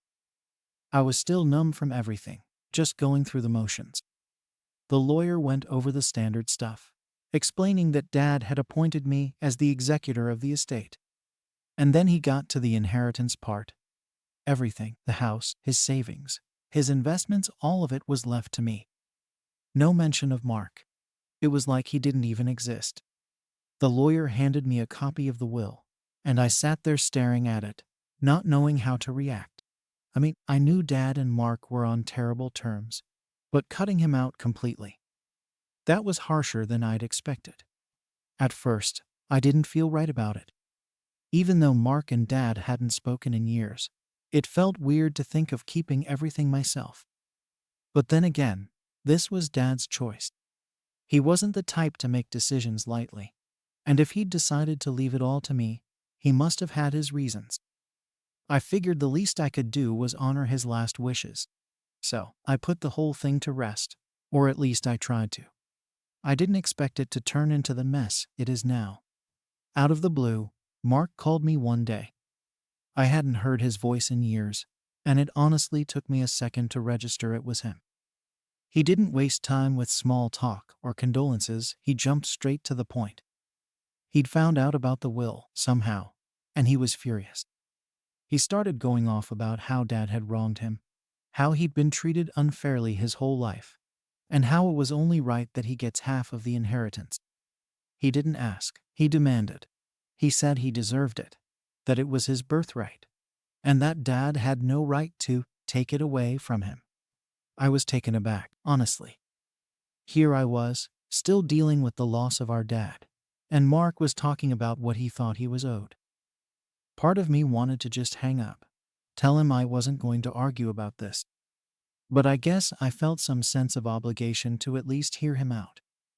He went on and on, talking about all the ways Dad had failed him, and how I was part of the problem, for always siding with Dad. It was like every grievance he'd ever held against us just came pouring out. Years' worth of bitterness spilling over. I tried to explain that I was just following Dad's wishes, that this was what he'd chosen to do with his estate, but Mark wouldn't hear it. He said Dad's decision didn't matter because it was morally wrong, and I had an obligation to make things right by splitting everything with him. I didn't know how to respond. I mean, maybe he was right, in some twisted way. Maybe I did have a chance to fix things between us, to give him something as a gesture of goodwill. But at the same time, wasn't that disrespecting what Dad wanted? The whole situation started to feel like this massive weight on me, something I couldn't shake. On one hand, I knew Dad had been very clear in his wishes, and I felt like I'd be betraying him by going against that. On the other hand, I couldn't ignore the fact that Mark was my brother, even if we'd never been close. I guess I always thought that maybe one day things would get better between us, that we'd find a way to put all the bad blood behind us. But now, with Dad gone and the inheritance between us, it seemed like that possibility was slipping further and further away. I spent the next few days going back and forth, trying to figure out what to do. I thought about calling Mark back, telling him I'd consider giving him a portion, just to see if we could come to some sort of agreement. But every time I picked up the phone, I felt this gut feeling telling me it was the wrong move. Dad had trusted me with this, trusted me to do the right thing, and I didn't want to let him down. In the end, I decided to offer Mark a small amount, not half, not even close to half, but something. I thought maybe it would show him that I wasn't trying to shut him out completely, that I was willing to make some kind of compromise. So I called him and told him my offer. I thought he'd see it as a peace offering, but instead, he saw it as an insult. He got even angrier, accusing me of trying to buy him off with pocket change. He said it was disrespectful, that he deserved more, and that I was just rubbing salt in the wound by offering him such a small amount. After that call, I felt even more conflicted. After that call with Mark, I was left feeling completely stuck. I'd tried to do what I thought was a fair compromise, to give him a little something, even though he wasn't technically entitled to any of it. But of course, it didn't go over well. To him, it was just another way of showing that I was siding with Dad and keeping him out of the family. The way he saw it, this inheritance was supposed to be his birthright, something he was owed just by being the oldest. He seemed to think that my trying to follow Dad's wishes was just another betrayal. I didn't know how to make him understand that it wasn't about taking sides. I wasn't trying to punish him or shut him out. But the truth was, I didn't think he deserved half, especially given how he'd treated Dad over the years. They had so many issues that never got resolved, mostly because Mark never made an effort to fix things. It was like he held on to every single argument, every insult, every disappointment, and let it all build up over time until it was just too much. And now, here he was, expecting me to ignore all of that and just hand over half of what Dad left behind. I guess part of me felt guilty, though. I don't know why exactly. I wasn't the one who caused their issues, and I'd been there for Dad as much as I could. But still, I couldn't shake the feeling that maybe I was doing something wrong by not giving Mark what he wanted. I started thinking about all those years we'd barely spoken, all those missed opportunities to maybe reach out and try to fix things. But then again, He'd never made any effort either. It felt like the responsibility to bridge the gap was always put on me, even though he was the one who left and cut contact. Over the next few days, Mark started messaging me constantly. I'd wake up to long, angry texts from him, listing out every grievance he'd ever had, not just with Dad, but with me too. He brought up stuff from years ago, things I barely remembered, as if they were fresh wounds. He'd say things like, "You were always Dad's favorite," and "You never understood how hard it was for me." At first, I tried to respond, to reason with him, to explain that I was just trying to honor what Dad wanted, but nothing I said seemed to make any difference. It was like talking to a brick wall. He was so stuck in his anger that there was no room for anything else. Eventually, I just stopped replying. I figured there was no point in going back and forth if he wasn't willing to listen. But even then, he didn't let up. He kept messaging, kept calling, leaving voicemails about how unfair the whole situation was and how he deserved better. I'd delete most of them without listening, but every now and then, I'd hear enough to know that he wasn't going to give up easily. It was like he'd made it his mission to wear me down until I gave in. My friends and a few relatives who knew about the situation told me to stand my ground. They said Dad had his reasons for doing what he did, and that it wasn't my job to try and fix everything by going against his wishes. But even with their support, I couldn't help but feel this constant nagging doubt. I'd lay awake at night, going over everything in my head, wondering if maybe there was a way to make things right without completely caving to Mark's demands. I thought about reaching out to a mediator or someone who could help us come to an agreement, but I knew Mark would probably see that as another insult. He didn't want to negotiate or compromise, he wanted half, plain and simple. And in his mind, anything less than that was just me trying to cheat him out of what he thought was his. I didn't see how any mediator could change his mind on that. One day, I got a particularly nasty message from Mark. He said that if I didn't give him what he was owed, he'd take me to court to challenge the will. He claimed he'd been unfairly excluded, that Dad had been coerced or manipulated into leaving him out. I don't even know where he got that idea. Dad was nothing if not clear-minded and stubborn about what he wanted. But the threat of legal action threw me off. I knew he didn't have much of a case. Dad's will was ironclad, and there was no question that he'd made his choices willingly. But even so, the thought of going through a court battle with my own brother felt like a nightmare. At that point, I started to feel less conflicted and more frustrated. Here I was, trying to deal with the loss of our dad, trying to do the right thing, and all Mark could think about was money. He hadn't shown up to the funeral, hadn't even reached out to see how I was doing. But now he was ready to drag me to court over something that wasn't even his to begin with. The more I thought about it, the angrier I got. Why should I have to deal with his demands, his bitterness, when he'd made no effort to be part of the family for years? But even with all the frustration, there was still this little voice in the back of my mind, asking if maybe I should just give him what he wanted, just to put an end to it. Maybe it would be worth it to avoid the stress, the constant messages, the threats of legal action. I could just split everything down the middle, hand over his half, and wash my hands of the whole mess. Maybe that would finally give me some peace. Then I thought about Dad, about how hard he'd worked for everything he left behind. He'd put so much trust in me to handle things the way he wanted, and I knew that giving in to Mark would be a betrayal of that trust. Dad knew what he was doing when he made that will. He knew what kind of person Mark had become, and he'd made his decision accordingly. In the end, I felt like I owed it to him to honor that, no matter how difficult it was. Still, the stress of it all was starting to get to me. I couldn't go a day without thinking about it, without wondering if I was doing the right thing. It was affecting my work, my relationships, everything. I didn't want to let it take over my life, but it felt like there was no escaping it. Every time my phone buzzed, I'd get this sinking feeling in my stomach, expecting another message from Mark. I thought about going to a lawyer myself, just to see what my options were if he did decide to take me to court. But even that felt like a betrayal, like I was preparing for a war against my own brother. It wasn't something I wanted to do, but at the same time, I couldn't just ignore his threats and hope they'd go away. After thinking about it for days, I finally decided to consult a lawyer. I didn't want to escalate things, but Mark's threats about challenging the will left me feeling like I needed to be prepared. I found a local attorney who specialized in inheritance disputes, and we met to go over the will and discuss what might happen if Mark actually followed through on his threats. The lawyer reassured me right away that my dad's will was pretty much airtight.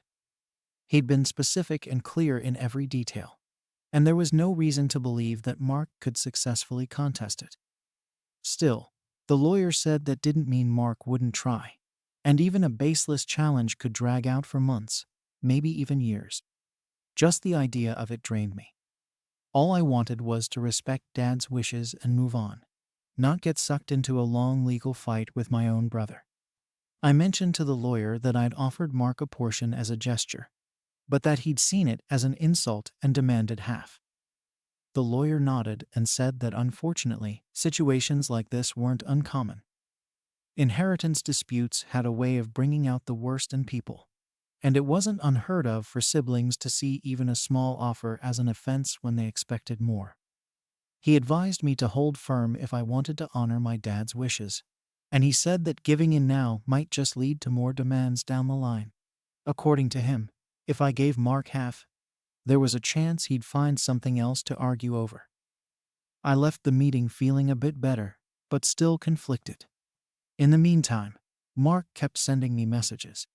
He wasn't letting up, and it was like each one got angrier than the last. He'd talk about family loyalty and how I was disrespecting our relationship by keeping him out. But the thing is, he'd checked out of the family a long time ago. He wasn't there for Dad in those last years, and he wasn't there for me when I had to handle everything alone. Now, suddenly, he cared, but only because there was money involved. A few weeks later, I got another voicemail from him. This time, he sounded different, not angry, exactly, but more desperate. He said he'd been struggling financially, that he had debts, and that the inheritance would save him from a bad situation. I could hear in his voice that he was stressed, that maybe this whole thing was more about money than family or fairness. Part of me felt bad hearing that. I didn't want to be the reason he was struggling, and I didn't want him to be in a bad spot if I could help him. But at the same time, it didn't feel right to give in just because he'd gotten himself into a mess. This was about Dad's decision, not Mark's financial issues. I thought about offering him a bit more, maybe enough to cover some of his debts, but I knew how that would go. He'd probably just see it as another lowball offer, another insult. I was stuck between wanting to help him and wanting to stand by what Dad had clearly intended. The whole thing was taking up so much mental space that I couldn't focus on anything else. I felt like I was constantly carrying this weight around, wondering if there was any way to resolve things without one of us feeling wronged. Eventually, I decided to call Mark again. I wanted to explain where I was coming from, to try one more time to make him see that I wasn't doing this to hurt him. I told him that I understood he was going through a rough patch, but that my hands were tied. This was Dad's choice, and it wasn't my place to change that. I told him I'd done my best to make an offer as a gesture, but that I didn't think it was fair or right to go against what Dad wanted just because he was unhappy with it. He listened, but I could tell he wasn't hearing me. He started bringing up the same arguments he'd been using all along about how he was the oldest, about how he'd always felt left out, about how I didn't understand what it was like for him. It was like talking in circles, and I realized then that nothing I said was going to change his mind. He saw this as his last chance to get what he thought he was owed, and he wasn't going to let it go, no matter what. At the end of the call, he told me that he was still thinking about challenging the will, that he wouldn't let me steal what was rightfully his.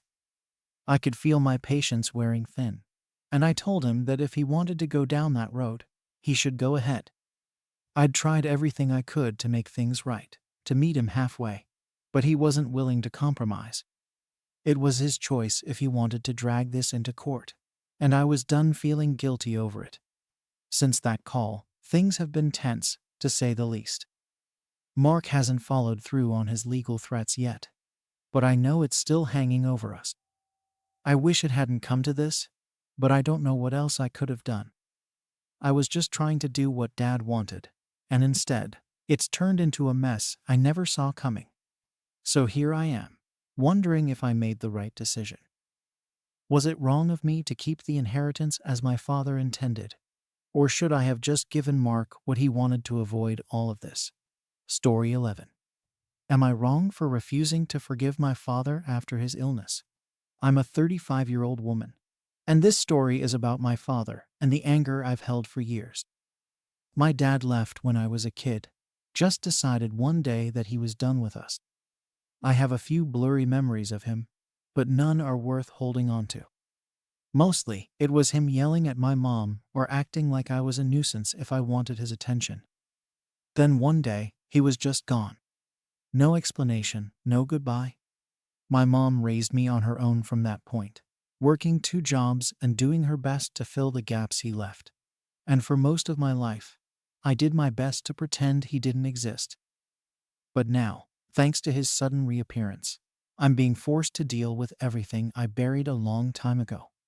This whole mess started when my mom told me that he was in the hospital. She mentioned it casually at first, saying something about him being really sick. I didn't think much of it. But then, she said he had reached out, specifically asking to see me, and that's when everything got complicated. Apparently, he's got some terminal illness, and now he wants to make amends. I can't wrap my head around that. It's like he thinks an illness is some magic eraser for decades of abandonment and pain. And to be honest, I don't want to see him. I don't see why I should be the one to comfort him now that he's the one suffering. Of course, my family has plenty of opinions on this. Some of my aunts and uncles, who barely kept in touch with him over the years, suddenly think it's my duty to forgive him. They say he was young when he left, that he made mistakes. But those mistakes didn't just affect him. They affected my whole life. Growing up without a father isn't just something you shrug off. And I'm the one who had to live with that, not them. They talk about how he's changed, how he's sorry. But none of them have a clue what it was like for me and my mom. They didn't see her struggle to make ends meet, or hear her crying when she thought I was asleep. They didn't see how hard she worked to give me a stable life, even when it seemed like the whole world was stacked against us. The pressure from them is intense, though. Every family gathering or phone call seems to turn into another lecture on why I should be the bigger person, why forgiveness is freeing, and all these other platitudes that sound hollow to me. I tried explaining to them how it feels, how that abandonment changed me, but they just don't get it. They're so focused on his illness, on how sad it is, that they don't seem to care about what I'm going through. In their eyes, his suffering now somehow outweighs the years of pain he caused. It's like they think his illness gives him a free pass, and I'm supposed to just forget everything because he's sick. My mom's caught in the middle. She understands why I'm angry, she lived through it too, but she's still encouraging me to go see him. She says I might regret it if I don't, that he won't be around much longer, and that maybe this is my chance to find closure. But I don't see how confronting him would bring me closure. If anything, it would just stir up all the resentment I've tried to bury. I've built a life for myself without him, and now that he's back, all that anger and hurt is bubbling up again. It feels like he's intruding on my life all over again. And I hate that he has the power to make me feel this way after all these years. Eventually, I agreed to go to the hospital, but only because I wanted to prove to myself that he meant nothing to me.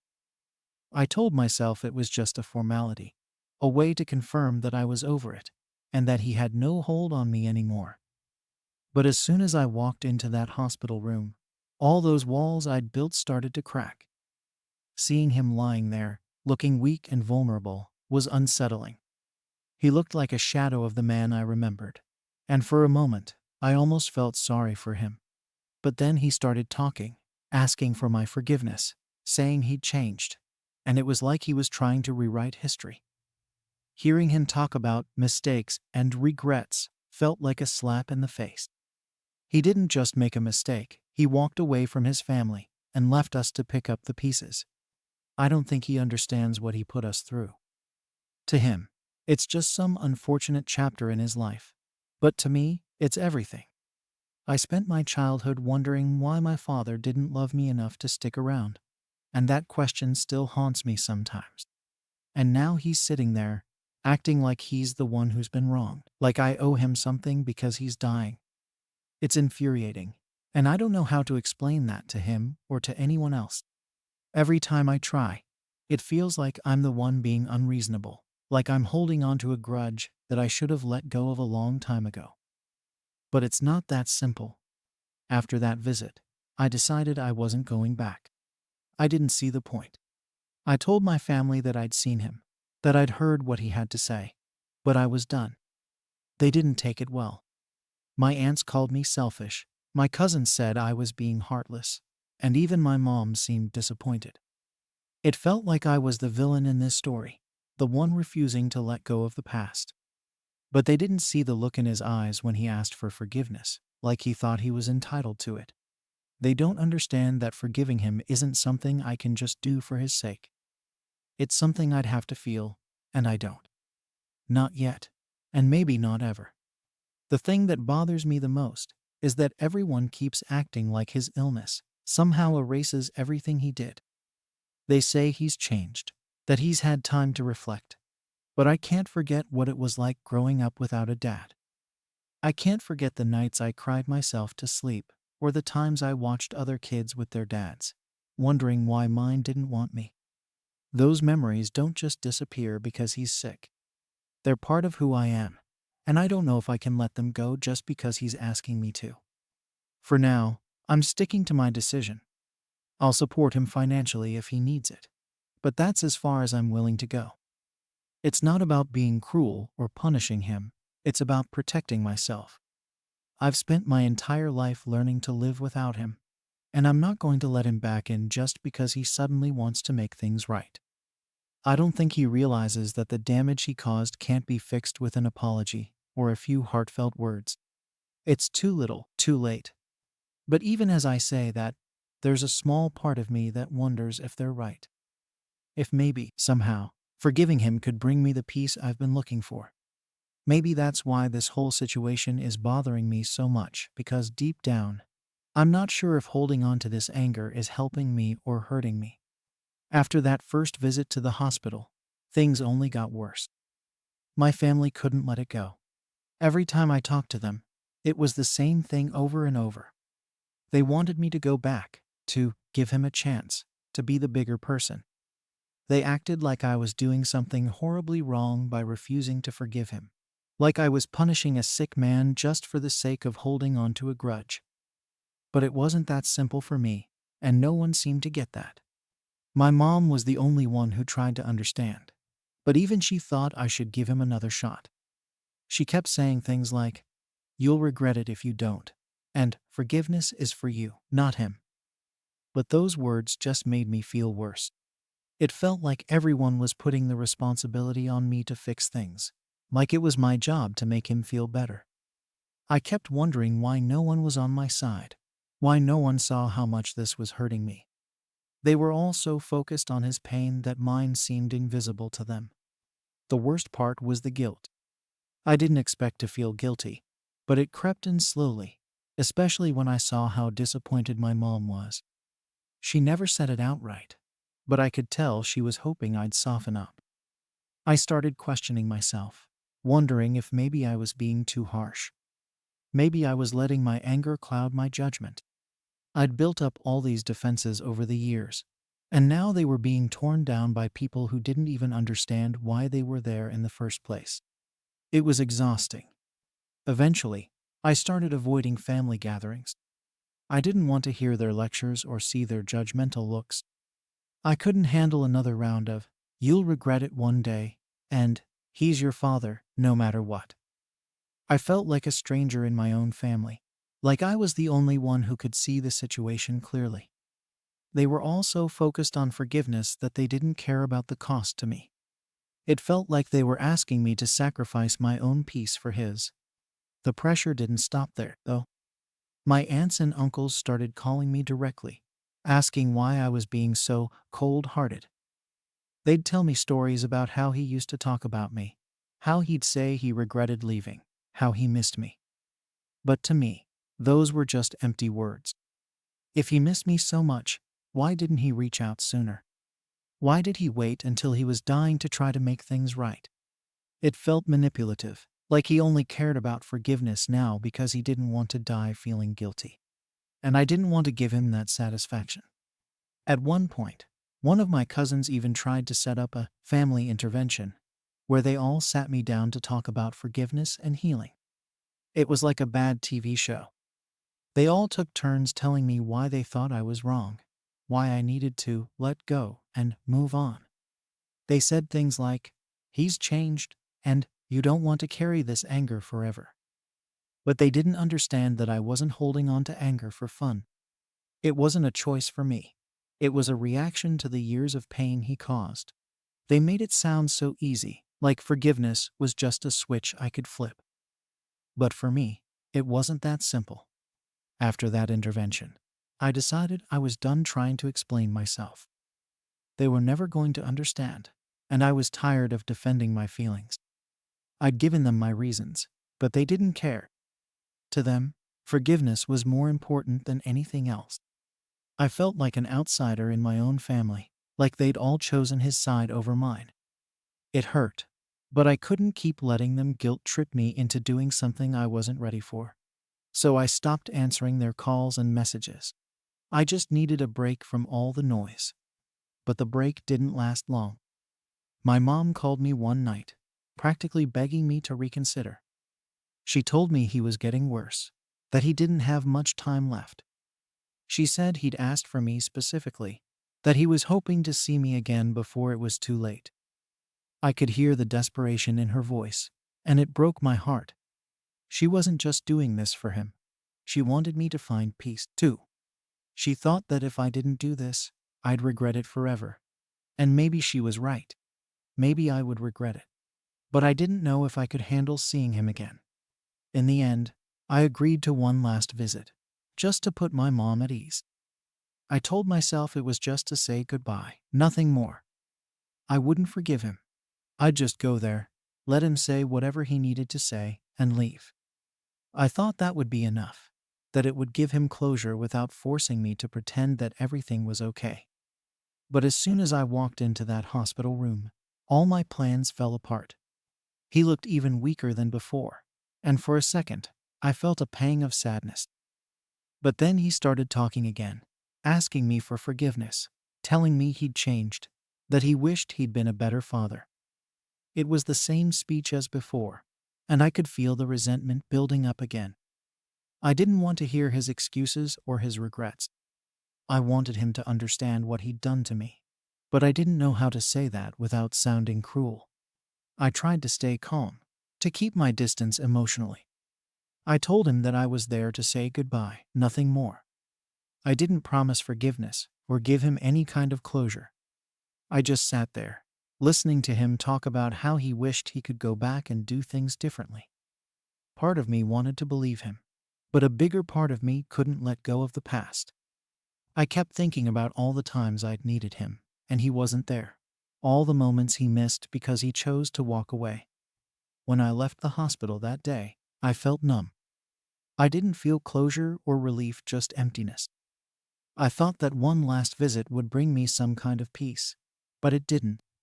If anything, it just reopened old wounds. And once again, my family was disappointed. They wanted me to go back, to give him more chances, but I was done. I'd given him my time, and that was all I was willing to give. But even now, I can't shake the feeling that maybe I did something wrong, that maybe my family is right. After that last visit, I thought I'd finally closed the chapter on my father. I'd gone to see him, I'd let him talk, and I'd said goodbye in my own way. I figured that would be enough, that now I could just move on. But, of course, my family didn't see it that way. They were furious that I hadn't given him the forgiveness he was looking for, and the guilt tripping only intensified. To them, it was like I was abandoning him in his last moments, the same way he had abandoned us.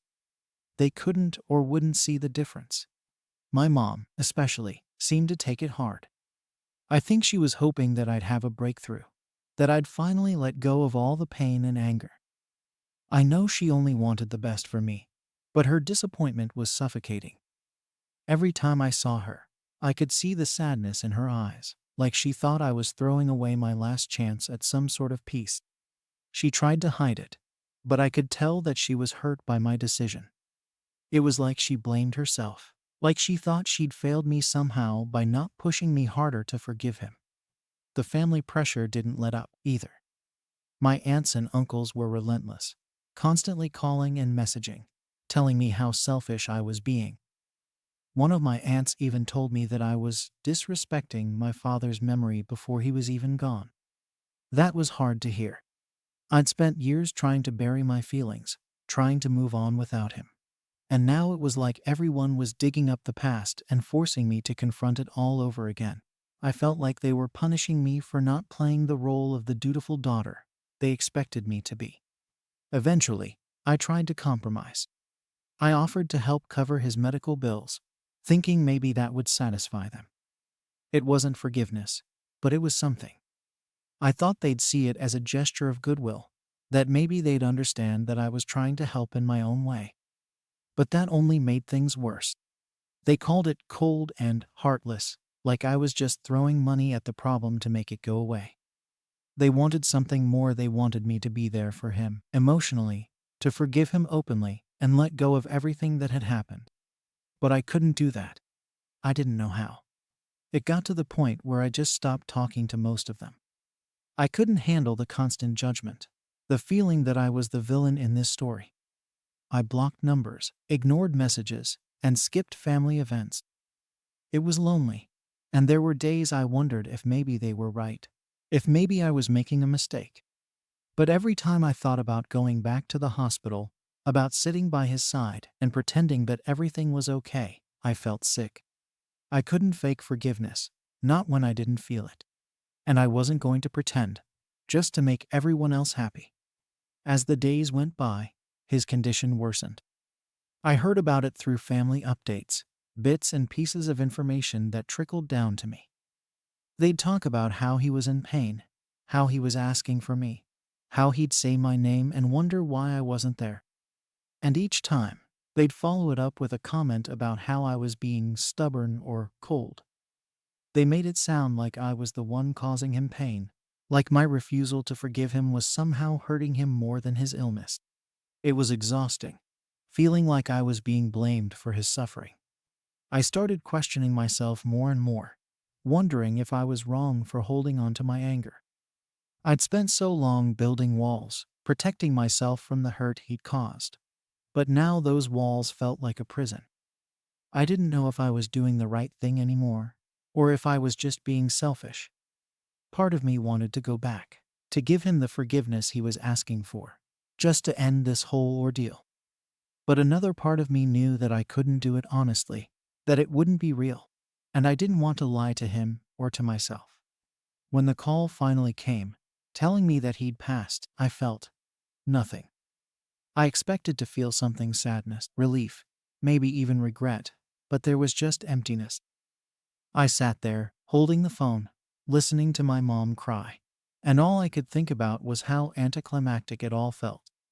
He was gone, and I hadn't forgiven him.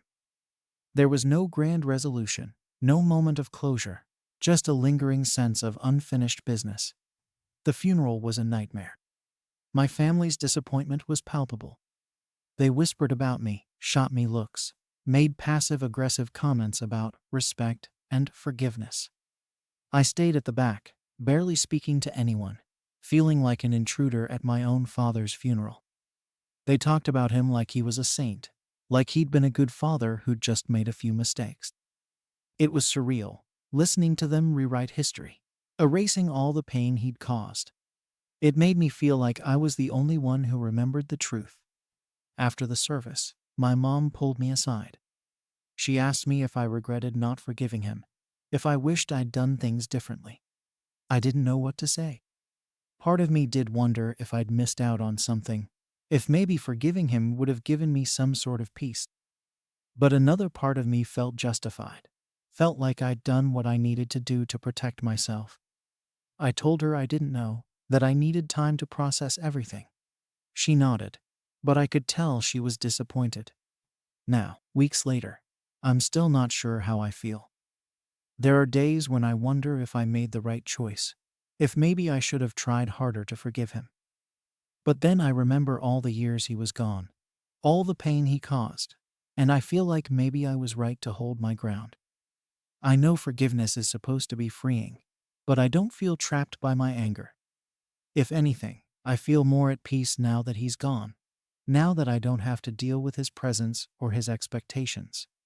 But even with that peace, there's still a part of me that wonders if I did the right thing. Maybe forgiveness would have changed something, made things easier, given me some closure. Or maybe it would have just been another lie, another burden to carry. I don't know. I guess that's the hardest part, not knowing if I made the right choice, not knowing if I'll ever feel okay about it. Am I wrong for not forgiving my father, even though he's gone? Story 12. Was I wrong to throw away my mother-in-law's family recipe? I, 30, just got married a few months ago, and, as part of this whole new chapter, we're temporarily living with my husband's family. It's not something I ever planned to do, but we're in the middle of house hunting, so staying with them for a while just made sense. My husband's family is nice, don't get me wrong, but they're really traditional.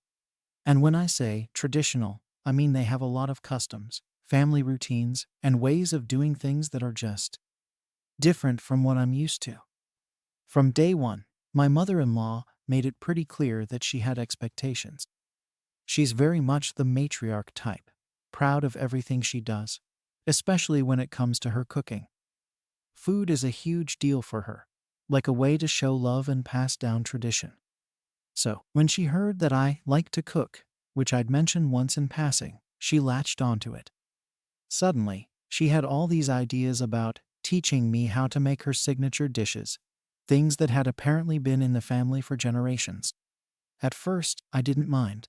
I thought it was sweet that she wanted to include me and teach me, and honestly, I thought it'd be a good bonding experience. But it turned out to be a lot more intense than I expected. It all started with this one recipe, her famous family dish that, according to her, every woman in the family learns to make for her husband. Now, I'll be honest, I'm allergic to a few things, and when she described the dish to me, I knew right away it contained some ingredients that could cause a bad reaction for me. I told her, as politely as I could, that I was allergic to a couple of things in it.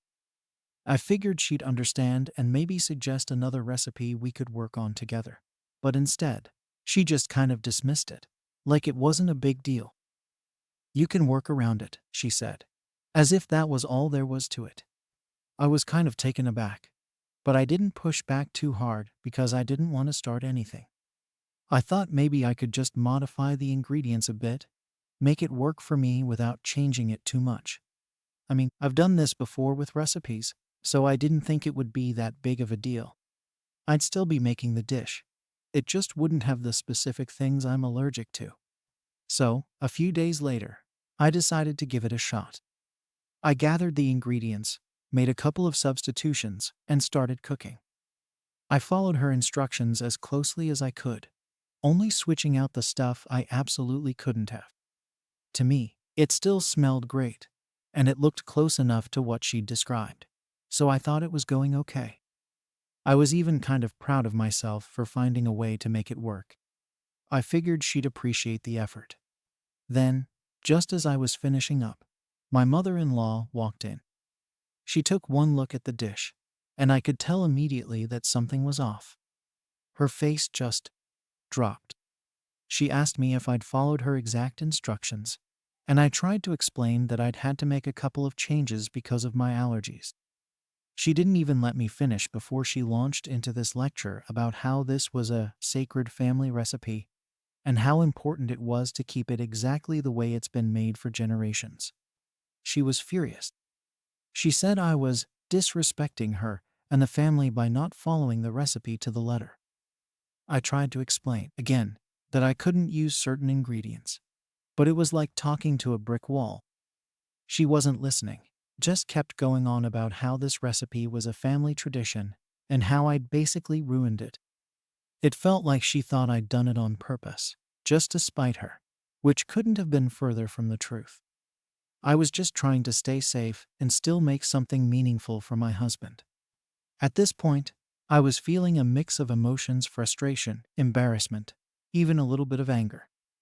I didn't want to disrespect her, and I certainly didn't want to get into an argument, but I also didn't want to put myself in danger just to make a dish.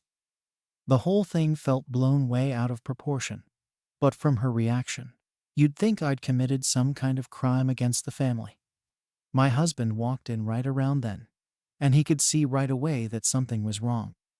He tried to step in, saying that I'd done nothing wrong and that she was overreacting, but that just seemed to make her angrier.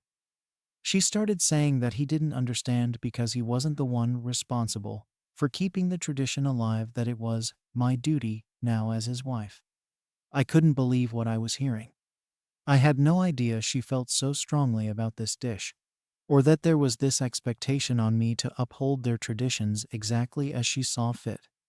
After that, she stormed out of the kitchen, leaving me standing there with the half-finished dish and my husband looking as lost as I felt. He told me not to worry about it, but honestly, how could I not? It was clear that his whole family took this kind of thing really seriously, and I started wondering if I'd made a huge mistake by trying to adapt the recipe in the first place. After my mother-in-law stormed out of the kitchen, I was left feeling completely deflated. My husband tried to comfort me, but I could see the tension on his face. He didn't want to pick sides, and honestly, I didn't want him to. I just wanted some understanding, but it felt like that was slipping away. I spent the rest of the evening trying to brush it off, telling myself it wasn't worth getting upset over. It was just one recipe, right? But as the night went on, it kept gnawing at me. The way she looked at me, the disappointment in her voice, it replayed over and over in my mind. I thought about how much I wanted to fit in with this family, to be accepted, and suddenly it felt like I was failing at that in a big way. The next day, I woke up determined to make things right. I knew my mother-in-law would be cooking dinner that evening, so I decided I'd make something special for everyone. Something that didn't involve the family recipe at all. I figured it might help lighten the mood. I spent the morning browsing through cookbooks and online recipes, trying to find something that would impress them without causing another blow-up. As I looked, I found a dish that seemed perfect. A comforting casserole that included flavors I thought they'd enjoy. It didn't involve any of the ingredients I was allergic to, and I could even involve a few fresh vegetables to add some color. I felt good about this decision and got started on the grocery list. I could already picture the smiles on their faces when they tasted my dish. I headed to the store, trying to stay focused on what I needed. But as I walked through the aisles, I couldn't shake the nagging feeling that my mother-in-law wouldn't approve. The pressure of wanting to please her, while also maintaining my own boundaries, was overwhelming. I remembered how she had reacted to the family recipe and how that tension had escalated.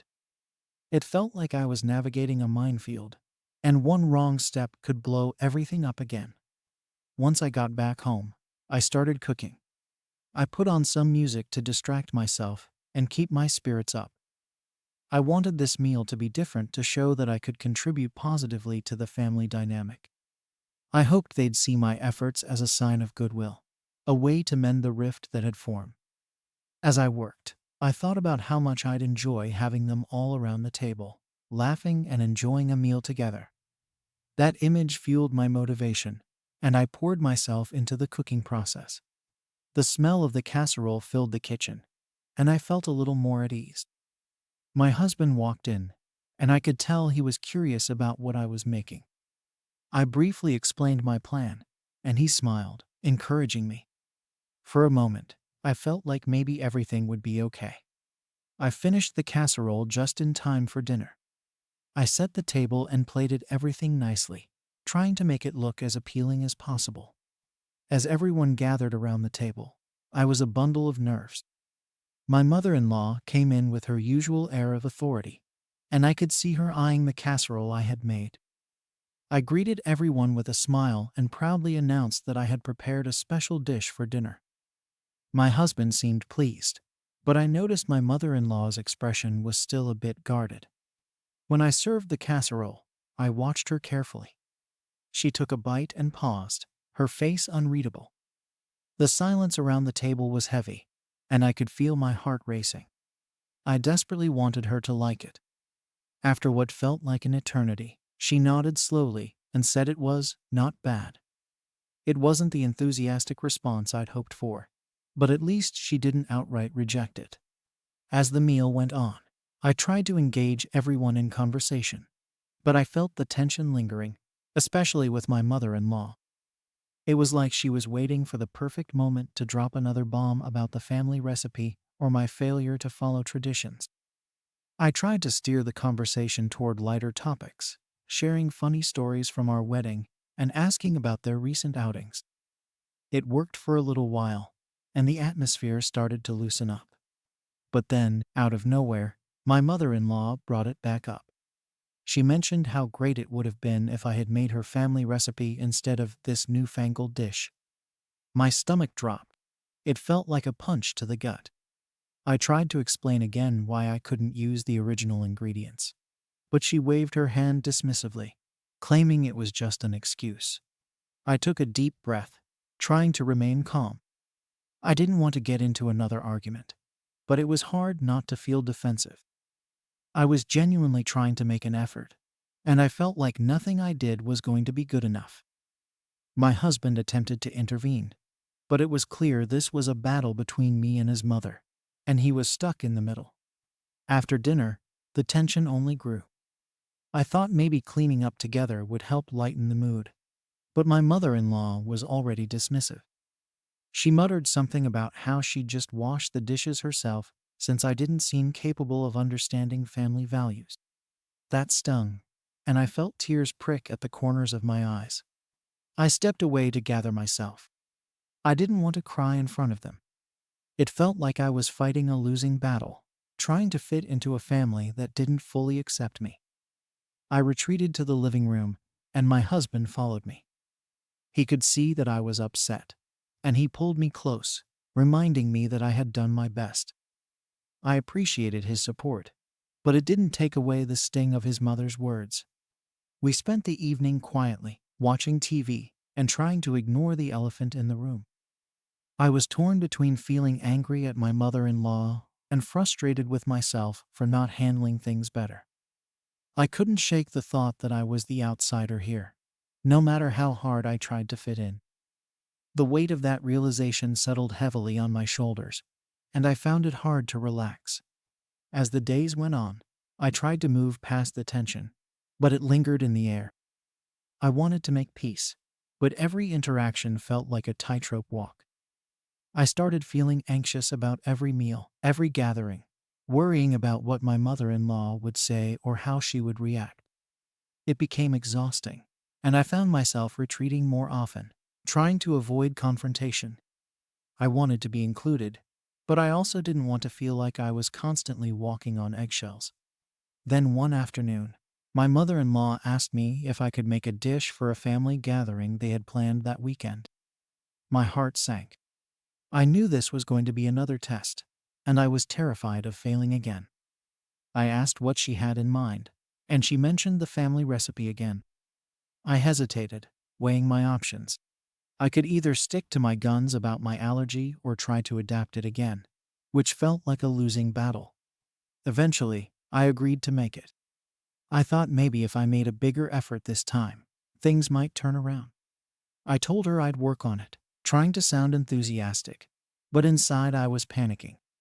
I spent the rest of the week researching ways to make the dish more accommodating for my allergies without completely changing it.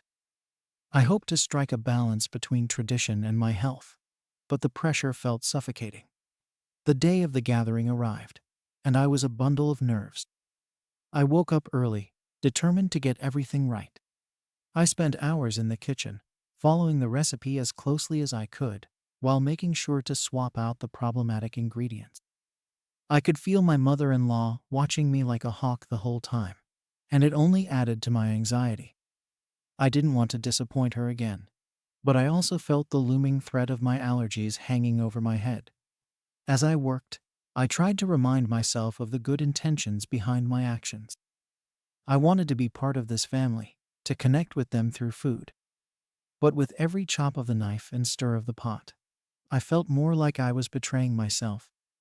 I finished just in time, but when I looked at the dish, it felt like it had lost something that special family touch.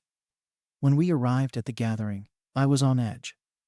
I tried to help set everything up, but my hands were shaking. I watched as family members started arriving, and I could see my mother-in-law proudly showing off the dishes she had prepared.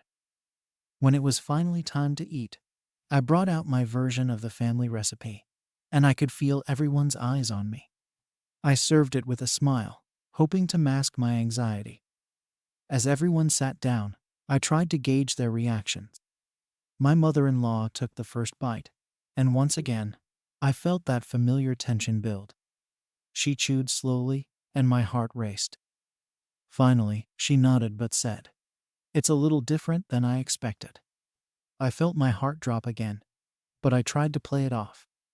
I wanted to explain myself, but I could see the other family members were hesitant, not wanting to get caught in the crossfire. It was like we were stuck in this cycle of tension that I couldn't break. As the evening continued, I watched as my mother-in-law and I exchanged a few more awkward words. It felt like we were both walking on a tightrope, unsure of how to navigate our way back to a better relationship. I wanted to find a way to break the cycle, but it felt increasingly difficult. The idea of cooking for them made me anxious, and I started questioning whether it was worth all the stress. By the time the gathering ended, I was mentally exhausted. I cleaned up the kitchen, but I could feel my mother-in-law's lingering disapproval in every glance. I had tried my best, but it still didn't feel like enough. That night, as I crawled into bed, I could hear the muffled sounds of my husband talking with his family in the other room. I felt isolated, like I was fighting a battle I might never win.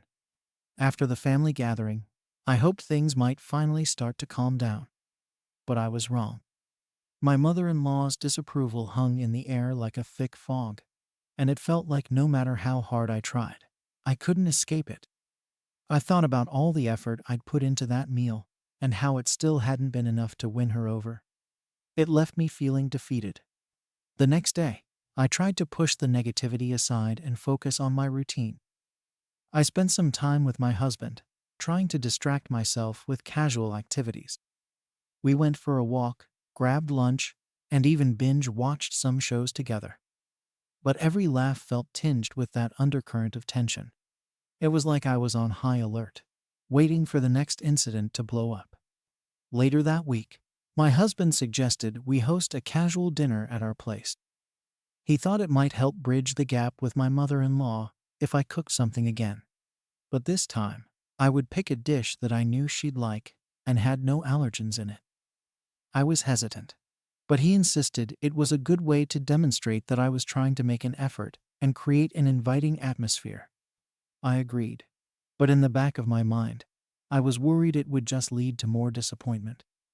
I didn't want to face another potential conflict or have to defend my cooking again.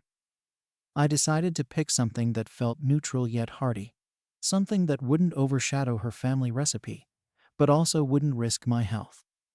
After some thought, I settled on a classic roast chicken with vegetables. As the day approached, I started preparing. I wanted everything to be perfect.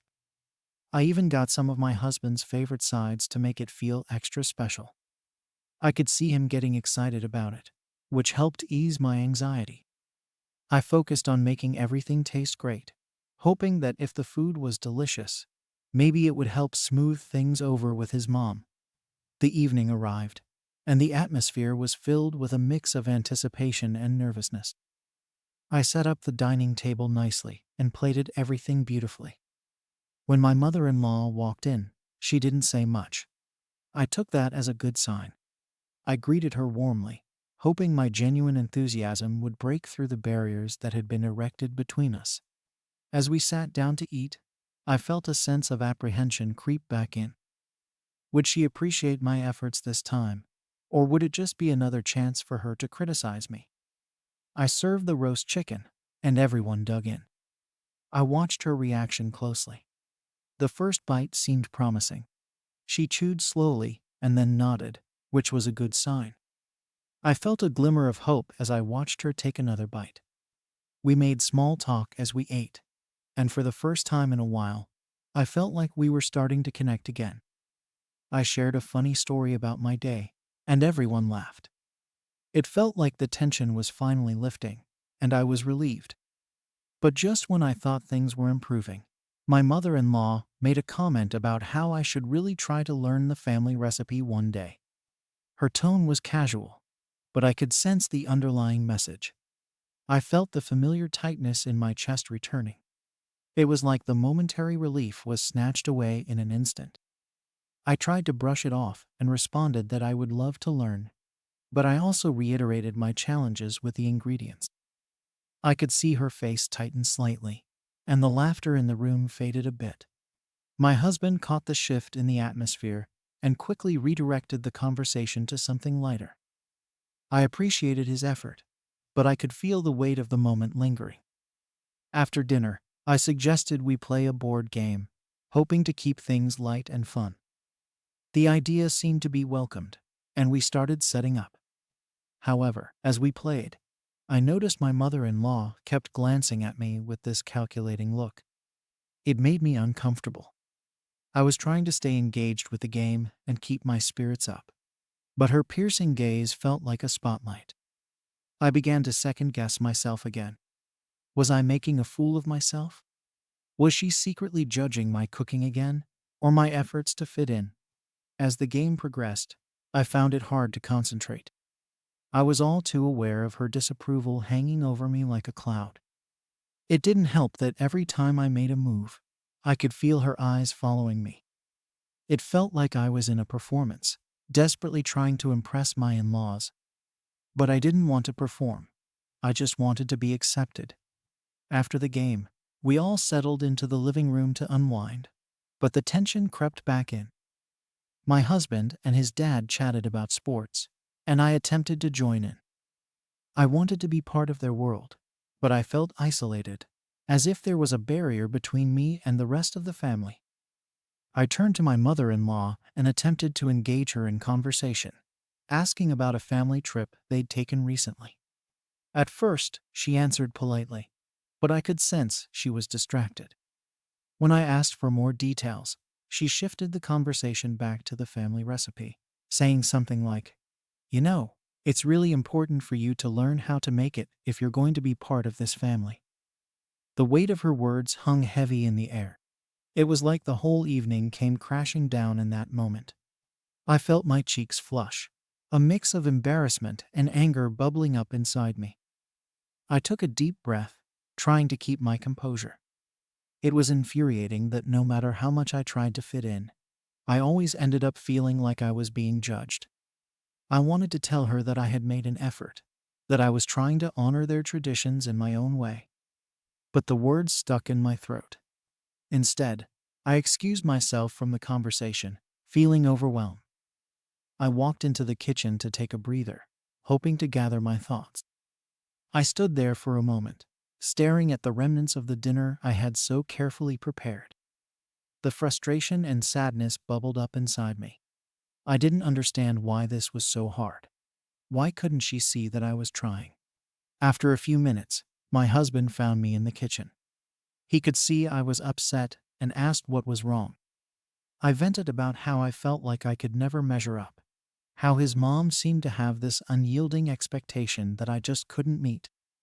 He reassured me that I was doing my best and that he appreciated my efforts. But deep down, I wondered if it would ever be enough for her. I took a moment to gather myself before rejoining the group.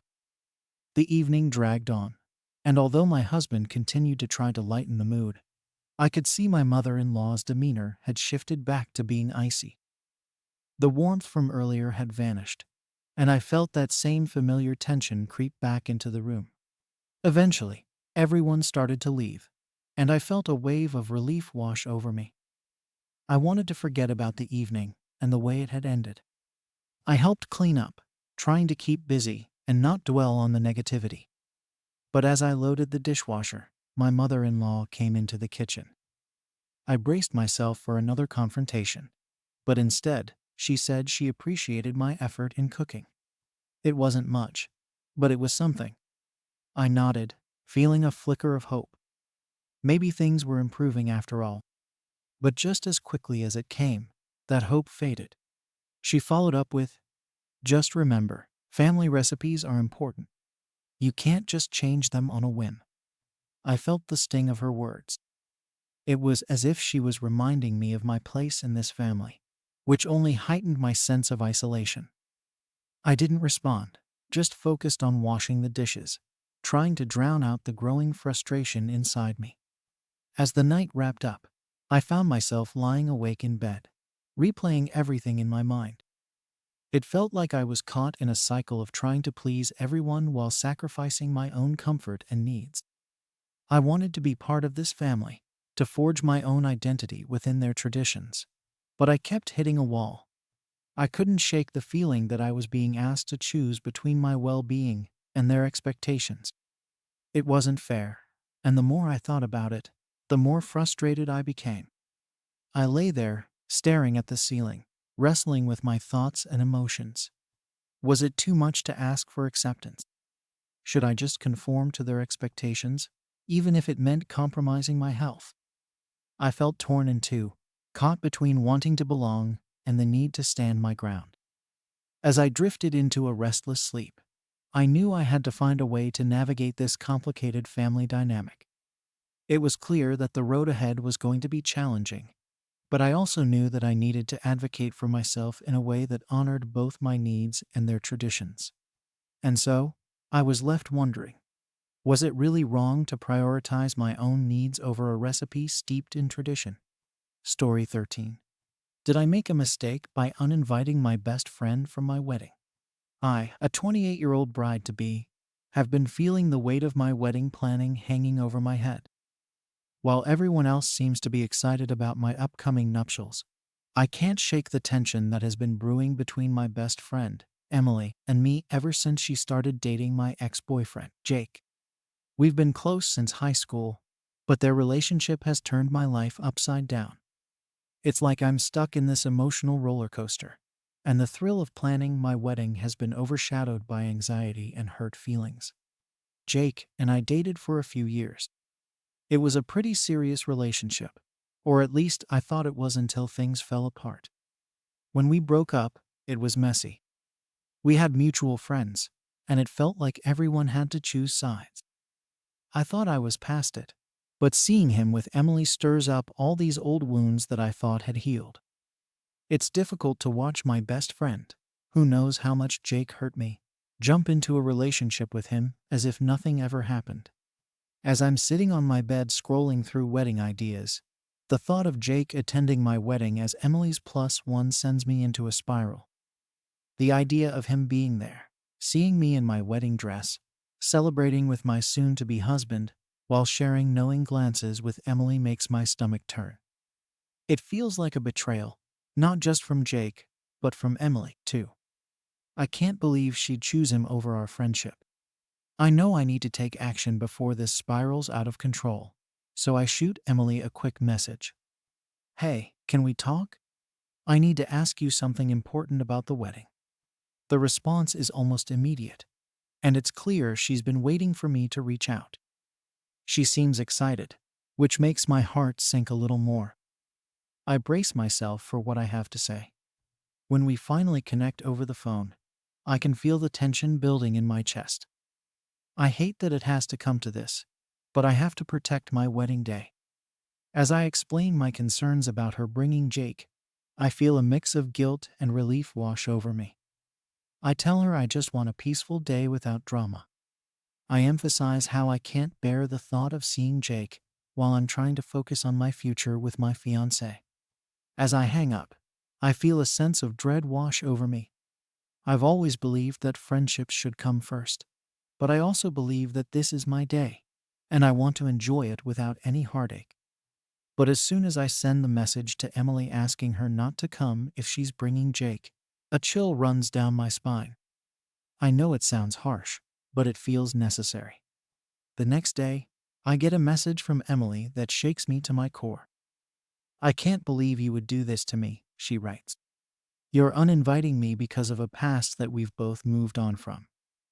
Her words hit me like a brick. I can't believe that I've hurt her this much. But deep down, I still feel justified in my decision. I try to respond calmly, but the frustration seeps through. "It's not about you. It's about the situation," I text back, hoping to salvage our friendship. I want her to understand that this isn't personal. I'm not trying to attack her, but I need to create a space where I can be happy on my big day. However, as I read her replies, it's clear she's not buying it. Emily's hurt is palpable, and I feel like I'm losing her for good. She insists that I'm letting my insecurities ruin our friendship. "You're choosing your grudges over our bond," she says. Her words cut deep, and I start to question everything. Am I really that petty? I always prided myself on being loyal and understanding, but now I feel like a villain in my own story. The days drag on, and the silence between us is deafening. I try to distract myself with wedding planning, pouring my energy into details like flowers, seating arrangements, and cake flavors. But every detail reminds me of the void left by our unresolved conflict. The tension hangs heavy in the air, and I can't escape it. I wish I could rewind time and handle things differently, but it feels too late now. As I'm picking out flowers with my mom, the thought of Emily weighs heavily on my mind. I remember all the laughter we've shared and the memories we've created over the years. How did it come to this? I never wanted to lose her, but I feel trapped between wanting to maintain my integrity and trying to save my friendship. My mom notices my distraction and gently asks what's wrong, but I can't bring myself to share the full story. How do you explain to your mother that you've just uninvited your best friend from your wedding? One evening, after another long day of planning, I sit on my bed and scroll through old photos of Emily and me, laughing and making memories. I want to reach out to her again, to find a way to mend this rift, but the fear of rejection holds me back. What if she's done with me? What if this is it? The thought of her never speaking to me again is too much to bear. The night before my wedding, I'm sitting alone in my room, staring at my phone, torn between sending her a heartfelt apology or standing firm in my decision. I know I need to decide quickly. I can't let this ruin my day. Just then, my phone buzzes. It's a message from Emily. My heart races as I open it, hoping for a glimmer of reconciliation. "I can't believe you'd put me in this position. Maybe you don't want me there at all." Her words cut through me like a knife. I feel the weight of my choices pressing down harder than ever. I'm at a crossroads, and I have to figure out what this means for us before the day that's supposed to be one of the happiest of my life. The uncertainty looms large, and I know I must confront it. The wedding day arrives, and I feel a mix of excitement and dread. It's surreal to think that this day is finally here, but I can't shake the anxiety gnawing at me over Emily's absence. I wake up early, my stomach twisting with anticipation, but the absence of my best friend weighs heavily on my heart. I wish things could have been different, but I know I made my choice, and now I have to live with it. As I get ready, I can't help but replay every moment leading up to this day in my mind. The pain of uninviting Emily feels raw and fresh, and I question if I should have fought harder to keep her in my life. I try to push those thoughts aside, focusing instead on the joy of marrying the man I love. My fiancé, Mark, has been incredibly supportive throughout all of this, and I remind myself that he is my priority today. As the ceremony time approaches, I find myself in the bridal suite surrounded by my family and bridesmaids. Their excitement is palpable, but I can't fully join in. The laughter feels distant, and every smile is a reminder of the laughter I used to share with Emily. I put on my dress, the fabric soft against my skin, and I try to imagine walking down the aisle without the familiar face of my best friend in the crowd. I feel a lump in my throat as the realization hits me. This is supposed to be one of the happiest days of my life, but there's a shadow hanging over it. Moments before the ceremony begins, I catch sight of my reflection in the mirror. I look beautiful, but I can't shake the feeling that something is missing. My mom comes in to check on me, her eyes bright with happiness, but I know she senses my turmoil. She hugs me tightly and whispers, "You're going to be amazing out there. Just remember, this day is about love and happiness." I want to believe her, but the thought of Emily not being there is a constant ache in my chest. The ceremony starts, and as I walk down the aisle, I feel the weight of everyone's eyes on me. The music plays softly, and I focus on Mark, who looks at me with a mix of love and admiration. For a moment, I forget about everything else. But as we exchange vows, I can't help but feel the absence of my best friend. The thought of her sitting somewhere, hurt and confused, gnaws at me. I know she'd want to be here if she could, and that thought makes my heart ache even more. After the ceremony, the reception is a whirlwind of smiles, laughter, and celebration. I try to immerse myself in the joy of the moment, dancing with Mark and chatting with family and friends.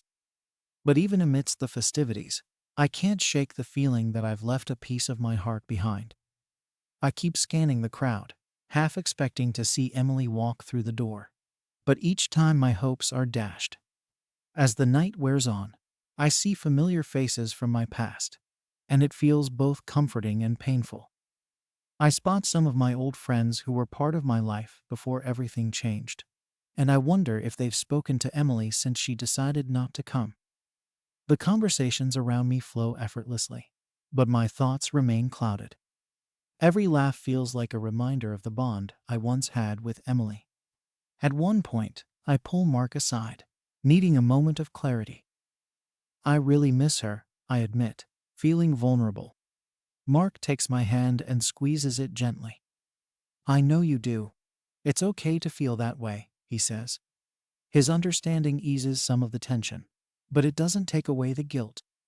I know I hurt Emily, and I can't help but think about how it all could have been avoided if I just accepted the situation. As the evening continues, I get lost in the music and dancing, momentarily forgetting about the conflict.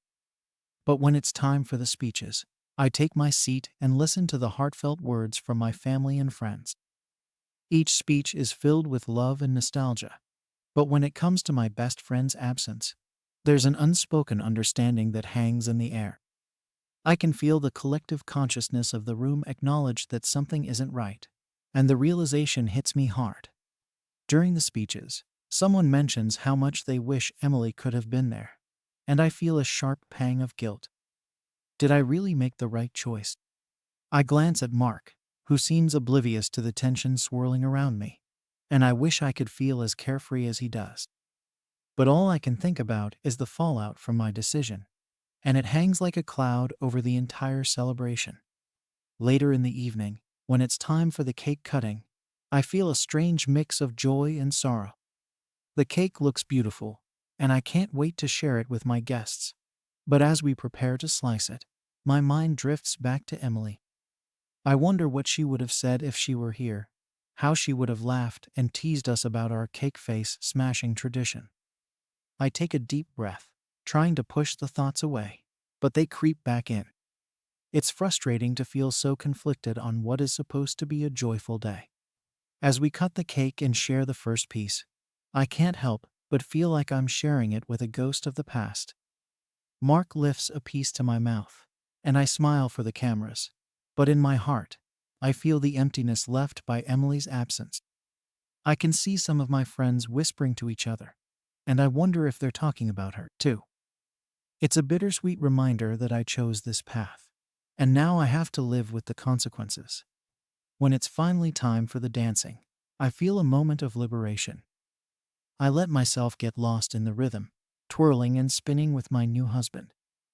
Mark and I share a few sweet moments, and I remind myself that this is what matters most. But as the night continues, I still feel a lingering tension, the ghost of Emily and our friendship shadowing every moment of joy. As the clock ticks closer to midnight, I take a moment to step outside for some fresh air. I need a break from the noise and chaos. The night air is crisp, and I breathe deeply, trying to center myself. But my mind won't let me forget the unresolved issues with Emily.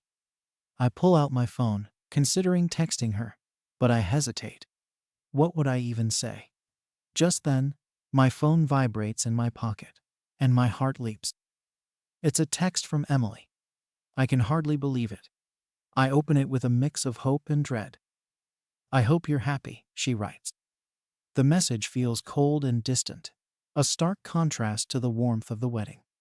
I can feel the tension radiating from her words, and I wish I could reach through the screen to explain everything. I type out a response, pouring my heart into the message. But as I hit send, I wonder if it will even make a difference. What if it's too late? What if I've ruined everything beyond repair? As the reception winds down, I know I have to face the reality of the situation. I can't hide behind the excitement of the wedding forever. I need to figure out how to mend things with Emily. The thought of losing her friendship over this is almost unbearable. I know I have to take responsibility for my actions, but I also fear what might happen if I reach out, and she's not willing to listen. The night comes to a close, and as I hug my family and friends goodbye, I feel a mixture of relief and uncertainty. My wedding day has been filled with love, but there's an undeniable hole where Emily should have been.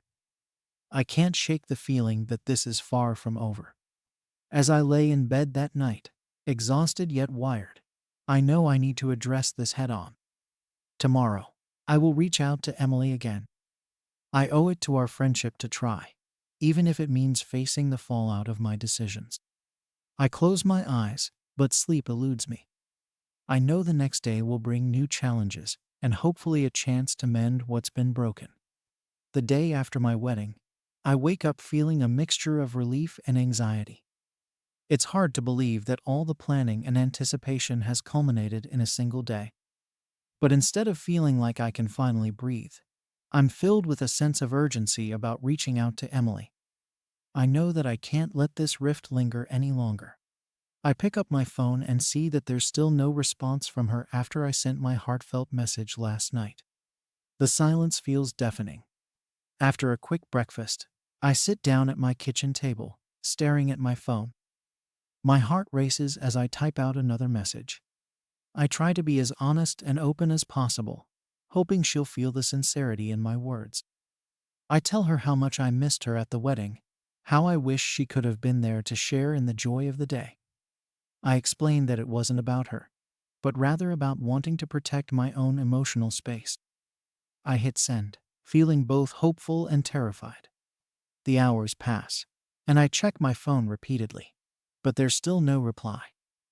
I try to distract myself by unpacking wedding gifts and sorting through the beautiful cards we received. But every time I glance at my phone, my heart sinks. I can't help but think about all the memories we've shared and how I might have just thrown it all away. The weight of that realization is crushing. Later in the afternoon, I decide to take a walk. I need to clear my head and regain some perspective. As I walk through the park, I see families enjoying the sunny day, couples holding hands and children playing. Everything seems so perfect, yet my heart feels heavy. I sit on a bench and let my mind wander back to Emily. I think about the countless times we've supported each other through thick and thin, and how I never wanted to lose that. When I return home, I find myself pacing back and forth, waiting for the inevitable message that will either bring relief or deepen the hurt. Finally, my phone buzzes, and I rush to grab it, heart pounding. It's a message from Emily. My stomach drops as I open it, but I force myself to read. "Thanks for your message. I'm still processing everything. It hurts to know you'd rather have a peaceful wedding than your best friend there to support you." Her words hit me like a ton of bricks. I feel a rush of emotions: guilt, sadness, anger, and frustration all swirl together. I never intended to hurt her, and now it feels like she's turned my decision into a betrayal. I type a response, trying to clarify my feelings, but I can feel the tension rising again. Emily, I'm so sorry. I didn't mean it that way. I just wanted to avoid conflict. I never wanted to push you away. I hit send, hoping to soothe the situation, but I can't shake the feeling that it might be too little too late. After a few moments, I receive another message from her. You have to understand how it felt from my side. I thought we were stronger than this. It seems like you've chosen to distance yourself because of him, and it's painful to witness. Each word stings, and I feel tears prick at the corners of my eyes. I know I messed up, but the guilt is overwhelming. I take a deep breath and try to compose myself. I want to find a way back to the friendship we once had. I can't let this continue to tear us apart. I decide to propose a face-to-face meeting. Can we talk in person? I really want to clear the air and hear you out. I miss you. I send the message, feeling both vulnerable and hopeful. The next day, Emily agrees to meet. We choose a small cafe that we used to frequent, a place filled with memories of our laughter and friendship. As I drive there, my palms are sweaty and my heart races. I'm anxious about what will happen. Will she be open to hearing me out, or has the damage been done? When I arrive, I spot her sitting at a table by the window, her expression unreadable. I wave, and she nods but doesn't smile. The tension is palpable as I take a seat across from her. I can feel the weight of everything we've gone through in this moment, and it's hard to know where to start. We sit in silence for a moment, and I can see the hurt in her eyes. I decide to break the ice. I'm really glad we could meet, I say, trying to sound as sincere as possible. I've missed you so much. She looks down at her coffee, clearly conflicted. I've missed you too, but it's hard to just forget what happened. I feel like you put your wedding over our friendship. I take a deep breath, knowing I need to tread carefully. I know I hurt you. That was never my intention. I was just so scared of the drama. I thought I was protecting myself, but in reality, I ended up pushing you away. Emily nods, her expression softening slightly. I get that. But you have to understand that Jake is part of my life now. I didn't expect you to uninvite me because of him. It felt like you didn't trust me to handle the situation. I can feel my heart racing as I try to explain. I do trust you, Emily. It's just that my feelings for Jake are complicated. I didn't know how to navigate all of this. I thought if you brought him, it would ruin everything, and I didn't want that for you or for me. But now I realize I should have been honest with you about my fears instead of making that decision unilaterally. She looks thoughtful for a moment, and I can see that my words have resonated with her, even if just a little. I wish you'd told me sooner. I would have tried to make it work. I never wanted to be in the middle of this. We talk for hours, sharing our feelings, frustrations, and fears. It feels like we're peeling back layers of misunderstandings, and I can sense the tension slowly dissipating. But there's still a part of me that worries this won't be enough to fully repair the damage. As the conversation wraps up, I feel a glimmer of hope. I want to work on this, I say earnestly. I don't want to lose our friendship. You're too important to me. Emily smiles faintly. I want that too. I just need time to process everything. It's not going to be easy, but I'm willing to try. As we part ways, I feel a mix of relief and uncertainty. We've made progress, but I know it's going to take time to heal the wounds.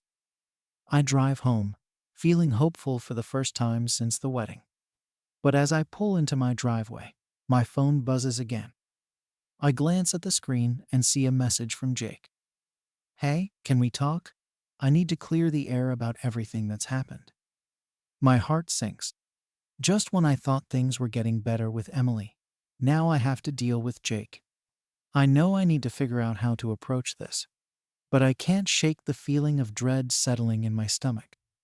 How do I navigate this new challenge? Story 14. Am I wrong for refusing to be my sister's maid of honor? I, a 24-year-old woman, have been navigating a lot of issues with my sister, Claire, who is 26, and my mom. Ever since we were kids, Claire has always been critical and dismissive of me. No matter what I did, it never seemed to be good enough for her. Now, as she plans her wedding, the dynamics of our relationship have become even more strained. It all started one evening when Claire called me. I could hear the excitement in her voice as she asked if I would be her maid of honor. My heart sank immediately. Given our history, I felt that this wasn't a genuine request, but more of an obligation she thought she had to fulfill. I hesitated, replaying all those moments in my mind when she had belittled me. I couldn't shake the feeling that accepting this role would mean ignoring how she'd treated me over the years. After a long pause, I finally said, "I can't do it, Claire." The moment I spoke those words, I felt the air change. Her excitement disappeared. I could hear her take a sharp breath. "Why not?" she snapped, her voice tight with disbelief. I tried to explain that I felt unappreciated and overwhelmed by the idea of standing by her side after all the criticism I had faced. This led to an explosive argument. Claire accused me of being petty and unsupportive, claiming that I should put family first. My heart raced as I realized that I wasn't just refusing a role. I was challenging the expectations of our family. It felt monumental, like I was shaking the very foundation of our relationship. I could sense that I was becoming the villain in her story, and that made me even more resolute. I could feel the tears prickling at my eyes, but I refused to let them fall. I had to stand firm, even as my own family began to weigh in. In the following days, the tension only grew. Our mom stepped in, insisting I should accept for the sake of family harmony. It felt like everyone was ganging up on me, and I was left trying to justify my feelings. I tried to explain my perspective, but it was as if I was speaking a different language. Mom said that I was being unreasonable and that I needed to let go of past grievances. I wanted to scream that my feelings were valid, that I was hurt, but all that came out was silence. The conversations around the dinner table became awkward. It felt like everyone was walking on eggshells around me. I could see their disappointment in my refusal, their concern that I was causing rifts in the family. It was painful to watch Claire embrace the support of everyone else, while I sat in my own corner of isolation. I tried to support Claire from a distance after declining the role. I offered to help with minor details, like researching venues and discussing ideas over the phone. But every time I reached out, I could feel her pulling away. It was evident that my refusal had created a chasm between us that I didn't know how to bridge. At first, I thought I could remain involved without being her maid of honor. I sent her links to wedding dresses and suggested some venues that I thought she might like. Each time, though, her response was lukewarm at best. I was met with curt replies or, worse, silence. It felt like she was shutting me out, and I couldn't figure out if that was her way of punishing me for my refusal, or if it was simply her moving on without me. Family gatherings became increasingly tense. I felt like a ghost at these events, haunting the spaces where Claire shone. I could see her reveling in the attention, surrounded by friends and family, while I felt like a mere spectator in my own life. It was like I was living in two parallel universes, one where I was her sister, and one where I was a stranger. Even our dad, who usually stayed out of family drama, was subtly hinting that I should reconsider my decision. "You don't want to regret not being part of this special moment, do you?" he said one evening, his eyes heavy with concern. The implication was clear. I was in the wrong. Despite my efforts to maintain some semblance of a relationship, I could tell that the rift was growing. Claire began leaning more on her friends for support. They would post pictures of their wedding planning adventures on social media, and each photo felt like a dagger to my heart. I was left scrolling through Instagram, feeling more and more like an outsider looking in on a celebration that I had once thought would include me in a meaningful way. One evening, I found myself sitting alone in my room, staring at my phone.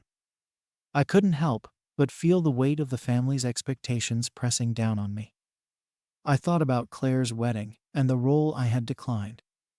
I wondered if I was being unreasonable or if I was just standing up for myself. I knew the answer in my heart, but the world outside my room was louder than my internal voice. As the wedding date drew closer, Claire sent me a text that read, "I wish things were different between us. I really want you to be part of this day." My heart raced at those words.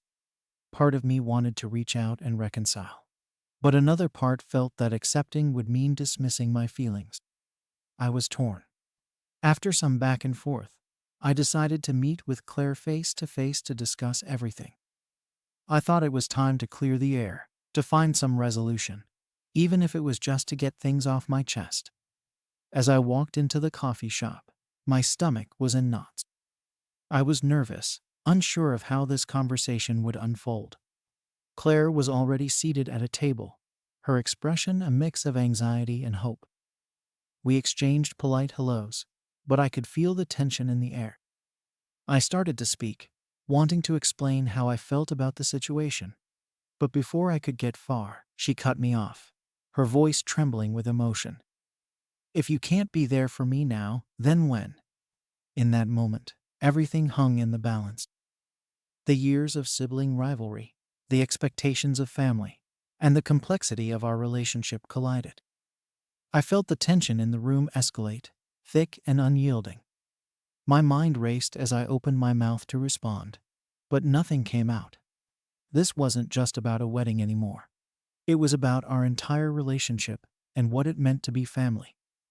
The weight of the past loomed heavily over us, and I knew that no matter what I said next, the outcome would forever change the course of our relationship. In the weeks that followed that awkward coffee shop meeting, I found myself stuck in a loop of trying to support Claire from a distance. The initial shock of our conversation lingered, and I was still grappling with the fallout of my decision not to be her maid of honor.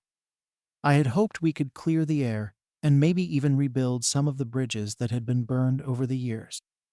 But instead, things only seemed to grow more complicated. Claire's wedding was all anyone could talk about. Social media was flooded with posts about dress fittings, venue walkthroughs, and bridal showers. I felt like I was watching a movie where I didn't have a role, and I couldn't change the script. Whenever Claire would post an update, my heart would sink a little more.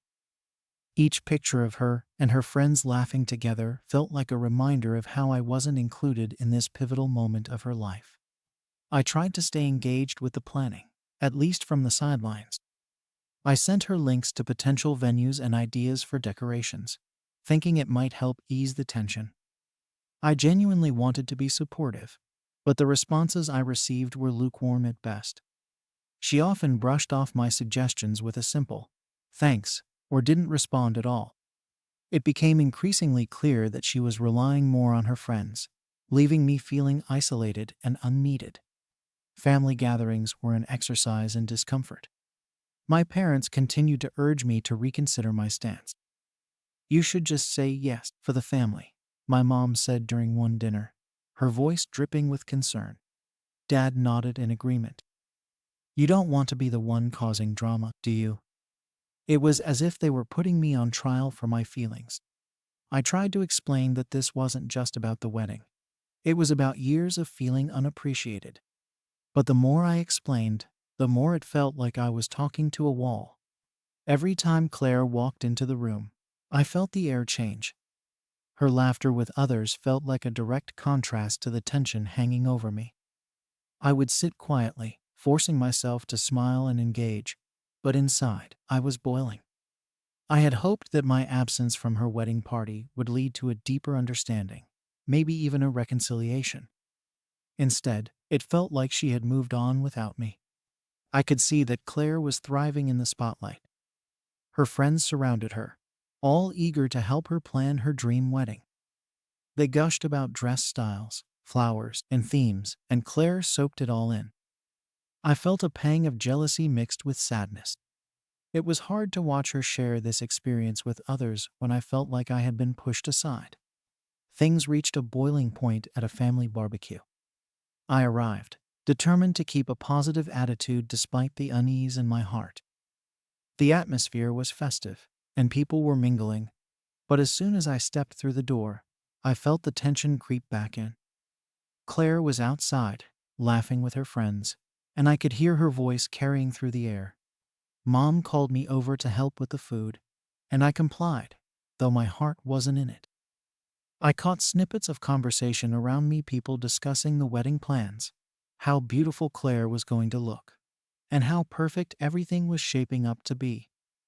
It felt like they were deliberately trying to exclude me. Isn't it exciting? Claire has really outdone herself, one of our aunts said, and I forced a smile. Yeah, it sounds amazing, I replied, my voice barely above a whisper. It was during one of these conversations that Claire came inside, her smile wide as she announced that she had just finalized the venue. The room erupted in cheers, and I felt like I was fading into the background. I stood there, wanting to celebrate with everyone but feeling like I didn't belong in this moment. Claire caught my eye, and for a brief moment, I thought I saw a flicker of something regret, maybe? But it was gone as quickly as it had come. She turned back to her friends, excitement bubbling over as they started planning the details of the wedding. I wanted to scream, to tell her how much it hurt to be excluded, but the words stuck in my throat. As the evening went on, I found myself retreating to a corner, sipping my drink and watching the chaos unfold.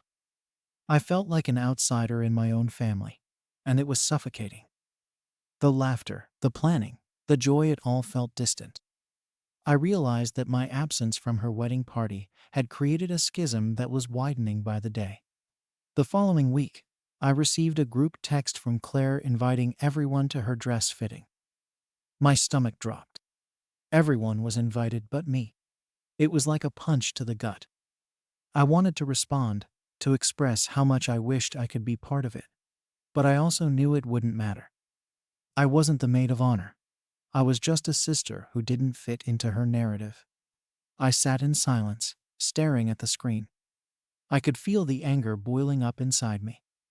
How could she not see how hurtful this was? It felt as if my feelings didn't matter at all. I wanted to tell her that I wanted to be involved, that I wanted to celebrate with her. But it seemed like the more I pushed, the more she pulled away. As the days turned into weeks, I tried to find ways to cope. I threw myself into my work and spent time with friends who reminded me that I was more than just Claire's sister. But even in those moments of distraction, I felt the weight of my family's expectations pressing down on me. It was a constant reminder of how I was perceived, someone who was causing drama, someone who didn't support family. Claire's wedding day was drawing closer, and with it, the anxiety began to creep in.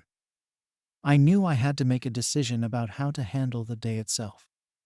Part of me wanted to stay away entirely, to avoid the pain of seeing her marry the person she loved while I stood on the sidelines. But another part of me felt the pull of family obligation. As the final days of preparation unfolded, Claire reached out to me again. This time, it was a more personal message, asking if I could help with something small. I felt a glimmer of hope. Maybe this was her way of trying to include me, a step towards rebuilding our relationship. I agreed to help with some DIY projects for the wedding, hoping it would bridge the gap between us. But even that didn't go as planned. When I arrived to help, it became evident that she still wasn't ready to let me in fully. I could feel her tension as I tried to offer ideas, and her dismissive comments stung. It felt like every suggestion was met with a roll of the eyes or a quick change of subject. I was left feeling like a nuisance rather than a supportive sister. After a long day of crafting centerpieces, I found myself exhausted and frustrated. I realized that my efforts were in vain. Claire was moving forward with her life, and I was still stuck in the past, clinging to the idea of a sisterly bond that seemed increasingly unattainable. As the wedding day approached, I felt more and more like I was fighting a losing battle. I tried to convince myself that it was okay to feel hurt, but the overwhelming sense of loss consumed me. I was supposed to be happy for her, to celebrate this monumental moment in her life. Instead, I was filled with resentment and sadness. The night before the wedding, I received a call from Claire. She sounded anxious and somewhat apologetic. I could tell she was feeling the pressure of everything, but I didn't know how to respond. I wanted to express my feelings, but I also didn't want to add to her stress. We talked for a few minutes, and I felt the tension start to ease, but it was still evident that things were far from resolved. As we hung up, I felt a mixture of hope and dread. I wanted to believe that we could mend our relationship, but I was still unsure how to move forward. The next day arrived, and as I dressed, I felt a pit in my stomach. I knew I would attend the wedding, but I was unsure of what role I would play in it all. I wanted to be there for Claire, but a part of me still felt like an outsider. I arrived at the venue and was hit with a wave of emotions.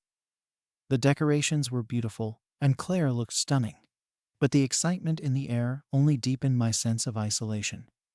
As I walked through the crowd, I felt the eyes of family members on me, their expressions a mix of concern and judgment. I caught glimpses of Claire, surrounded by her friends, laughing and enjoying every moment. It was a bittersweet scene, joyful for her, but painful for me. I spent the early part of the wedding mingling with family, forcing smiles, and engaging in small talk. I wanted to be part of this day, to show my support, but I felt invisible. Every time I glanced over at Claire, I was reminded of my place in this story. As the ceremony began, I took a seat toward the back, hoping to remain unnoticed. Claire looked radiant as she walked down the aisle, and for a moment, I felt a flicker of pride for her. But as she exchanged vows with her fiancé, I felt the weight of my absence in her life more than ever. The emotions bubbled up inside me. I couldn't shake the feeling that I should have been standing by her side, supporting her as she took this huge step. Instead, I was a distant observer, and it stung. When it was time for the reception, I thought it might be a chance to reconnect with Claire. As she made her rounds, I waited for the moment to approach her, to say something meaningful. But each time I tried to get close, she was swept away by friends or family who wanted her attention. Eventually, I found myself on the dance floor, surrounded by other guests.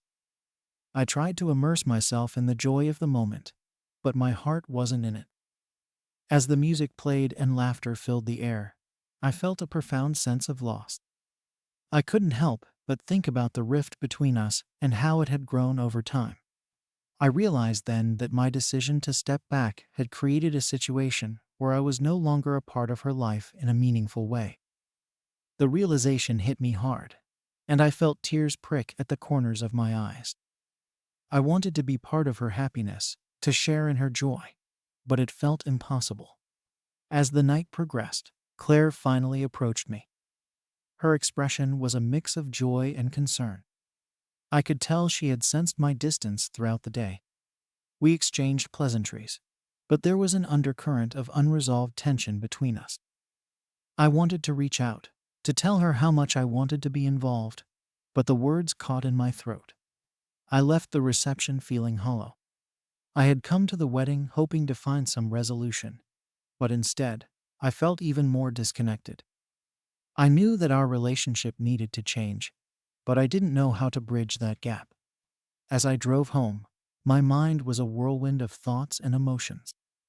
I knew this wedding would be a turning point for both of us, but I still felt lost. I needed to figure out what my next move would be, but the path ahead seemed uncertain. I realized that the struggle wasn't just about being her maid of honor.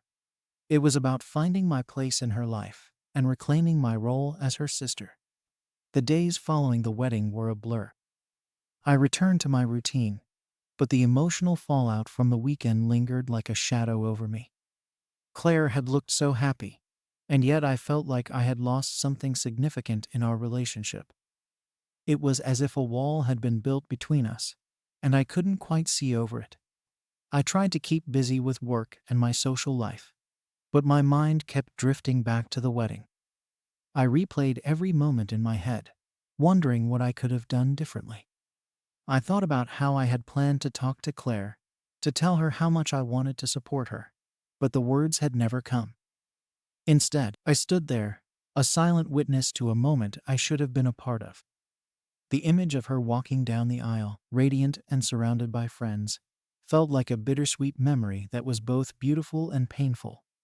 A few days after the wedding, I received a text from Claire. It was a simple message. "Hey, can we talk?" My heart raced. I had been hoping for this moment, but I also felt a surge of anxiety. What would she say? Would it be another confrontation, or was she ready to reconcile? I quickly replied, agreeing to meet up that weekend. The day of our meeting arrived, and I felt a mix of nervousness and hope. I chose a coffee shop that we had frequented in the past, a place filled with memories of our childhood. I arrived early, trying to calm my racing thoughts. I wanted to approach this conversation with an open heart, but the fear of rejection loomed over me. When Claire walked in, I could see the tension etched on her face. We greeted each other awkwardly and settled into a small booth in the corner. I took a deep breath, ready to dive into the conversation that had been weighing on us both. "Thanks for meeting me," she said, her voice a bit strained. I nodded, not trusting myself to speak just yet. After a moment of silence, she continued, "I've been thinking a lot about the wedding and everything that happened." I felt a surge of anticipation. Maybe she was finally ready to address the elephant in the room. "I know things have been tense between us," she said, her gaze dropping to the table. "And I didn't mean to push you away. I just got so caught up in everything." I listened intently, wanting to convey that I understood her pressure, but I also felt the need to express my own feelings. The wedding had left me feeling sidelined, but I didn't want to make this a blame game. I wanted to reconnect, to find common ground. "I just want you to know that I care," Claire continued, her eyes meeting mine. "I really wanted you to be a part of my special day."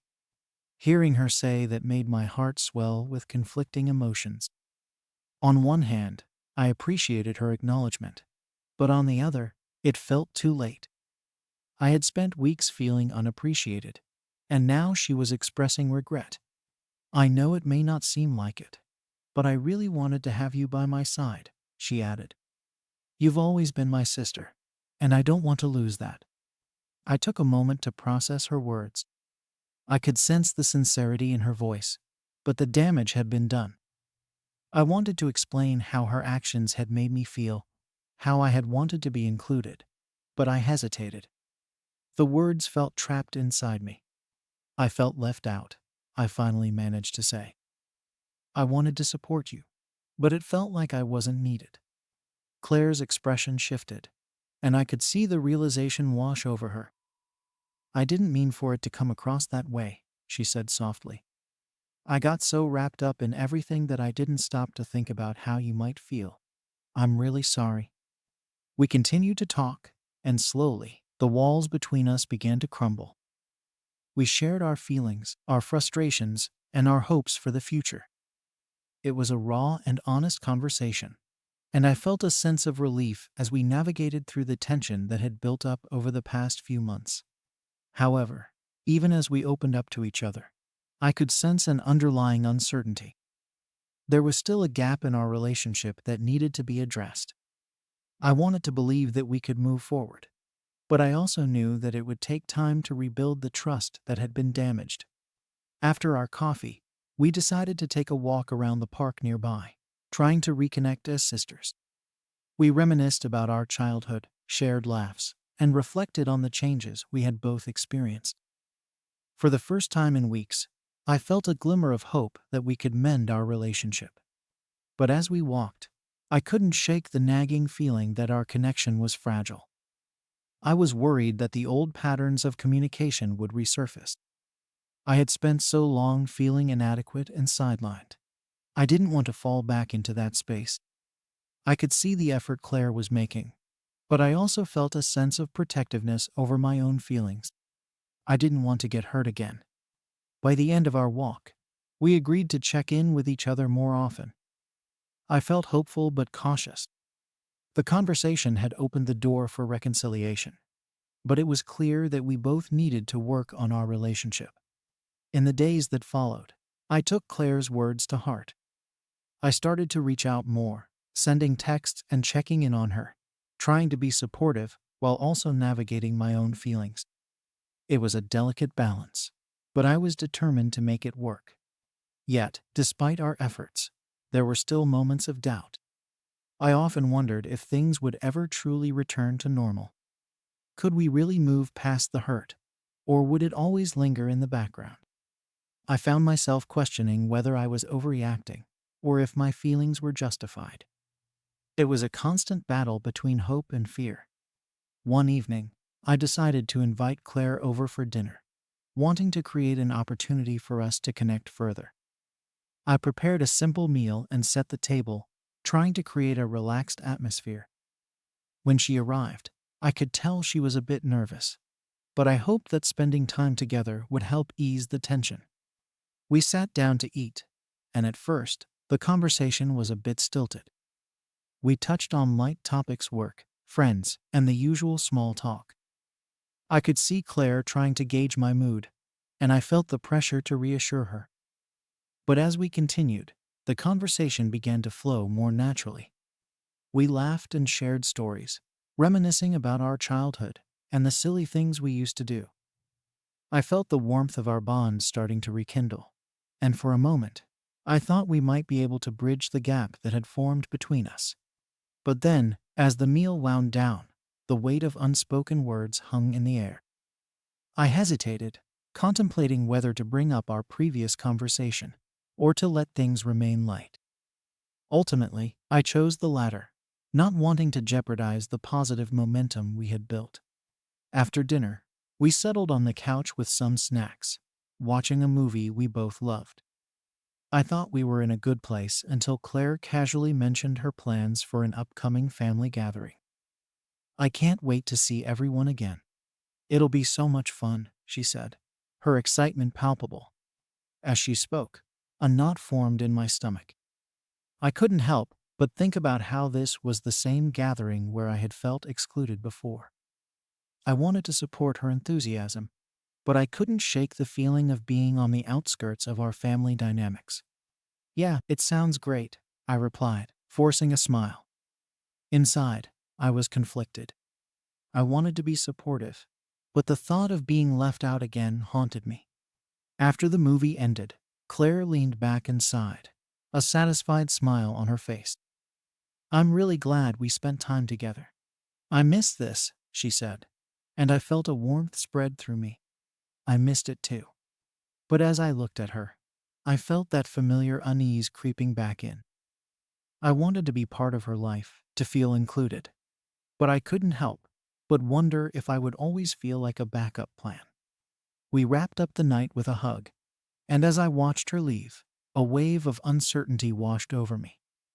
I knew I had to be honest with myself about how I felt moving forward. The question of whether I could fully embrace our renewed relationship lingered in my mind.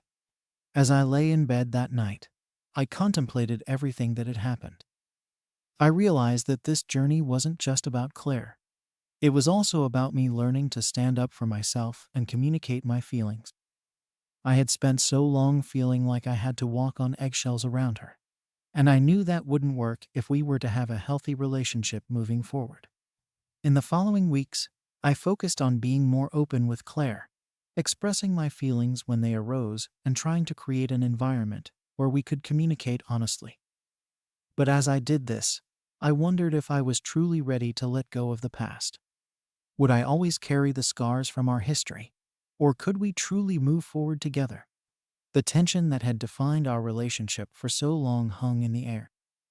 It was a precarious balance of hope and fear, and I found myself grappling with the question of whether we could navigate this new territory without falling back into old patterns. I knew we both had work to do, and I hoped that in the process, we would emerge stronger. But the lingering doubt remained. Could we truly overcome the shadows of our past, or would they continue to haunt our relationship? Story 15. Did I overstep by going to my niece's parent-teacher conference? I, a 36-year-old aunt, have always been concerned about my niece, Lily, who is in the third grade. My sister, Jenna, is a single mother juggling two jobs, and she often struggles to find the time to focus on Lily's education. I've seen Lily grappling with her schoolwork, and it really breaks my heart. I often feel helpless watching them both navigate through life. One day, while chatting with Jenna over coffee, I could tell she was feeling overwhelmed. She had just gotten off the phone with a client when I arrived, and she looked exhausted. Between work, trying to keep the household running, and supporting Lily, she seemed to be at her wit's end. She mentioned the upcoming parent-teacher conference, saying she might not make it because of her hectic schedule. I thought, this is my chance to step in.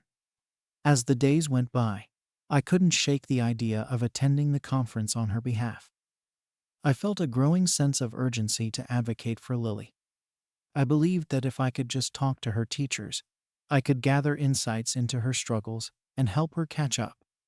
I didn't think Jenna would mind. After all, I was just trying to help, right? On the day of the conference, I woke up early, excited and nervous. I quickly went over what I wanted to say in my head. I planned to emphasize Lily's strengths while also addressing her challenges. It felt like a big responsibility, but I believed I could handle it. I wore my best outfit, trying to appear polished and professional, even though I was just the aunt. When I arrived at the school, the familiar smell of crayons and lunch wafted through the halls, reminding me of my own childhood. I found myself rushing toward Lily's classroom, my heart racing with anticipation. As I entered the room, I saw parents mingling with teachers, discussing their kids.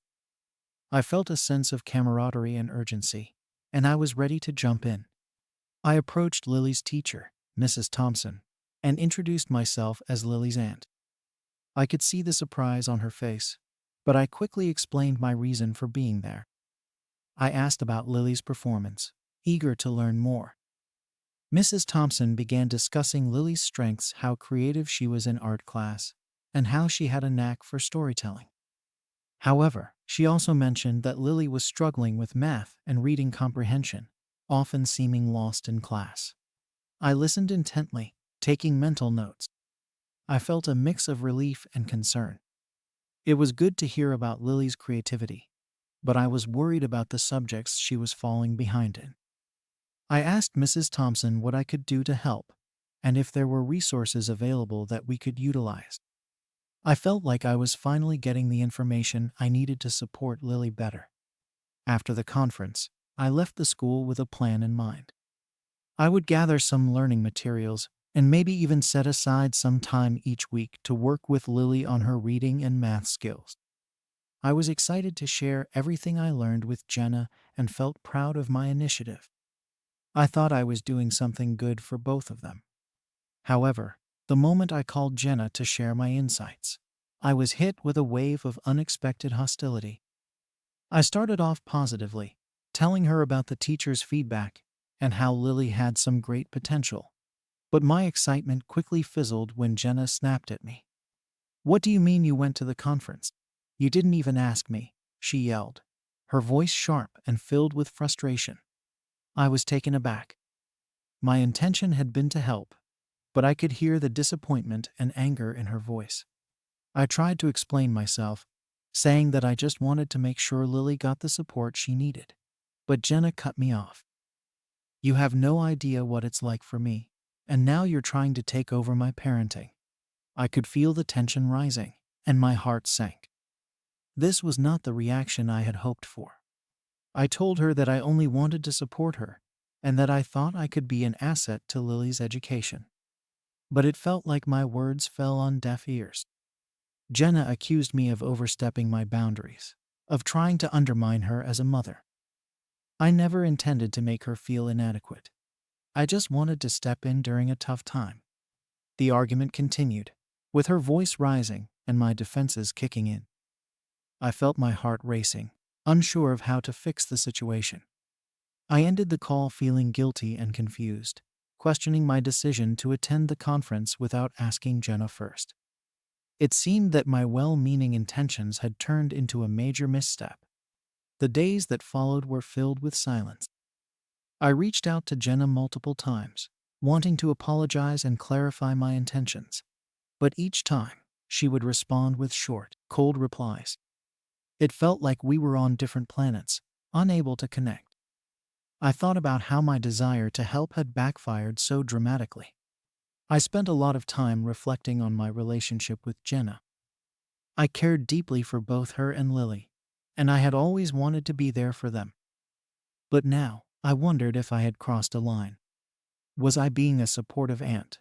Or had I become an unwelcome intruder in Jenna's life? One evening, as I sat on my couch staring at my phone, I noticed a message from Jenna pop up. My heart raced as I opened it, knowing that any chance of reconciliation might rest on this conversation. It read, "We need to talk." I took a deep breath, feeling the weight of what was about to unfold.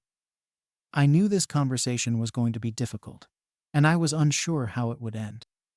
But deep down, I hoped that maybe we could work through this tension and find a way back to being a supportive family. As I sat there, staring at Jenna's text, I felt a mix of dread and anticipation. I knew I had to face the music, and the thought of talking to her made my stomach churn. The reality of what I had done weighed heavily on me. I took a moment to collect my thoughts before replying, hoping to convey that I genuinely wanted to resolve this issue. I suggested meeting at our usual coffee shop, a place where we'd shared countless memories over the years. It felt familiar and comfortable, a neutral ground where perhaps we could reconnect. When she agreed, I felt a small wave of relief, but also a rush of anxiety. What would I say? How could I make her understand my intentions? The day of our meeting arrived, and I found myself pacing nervously outside the coffee shop. I arrived early, using the time to mentally prepare myself for the conversation.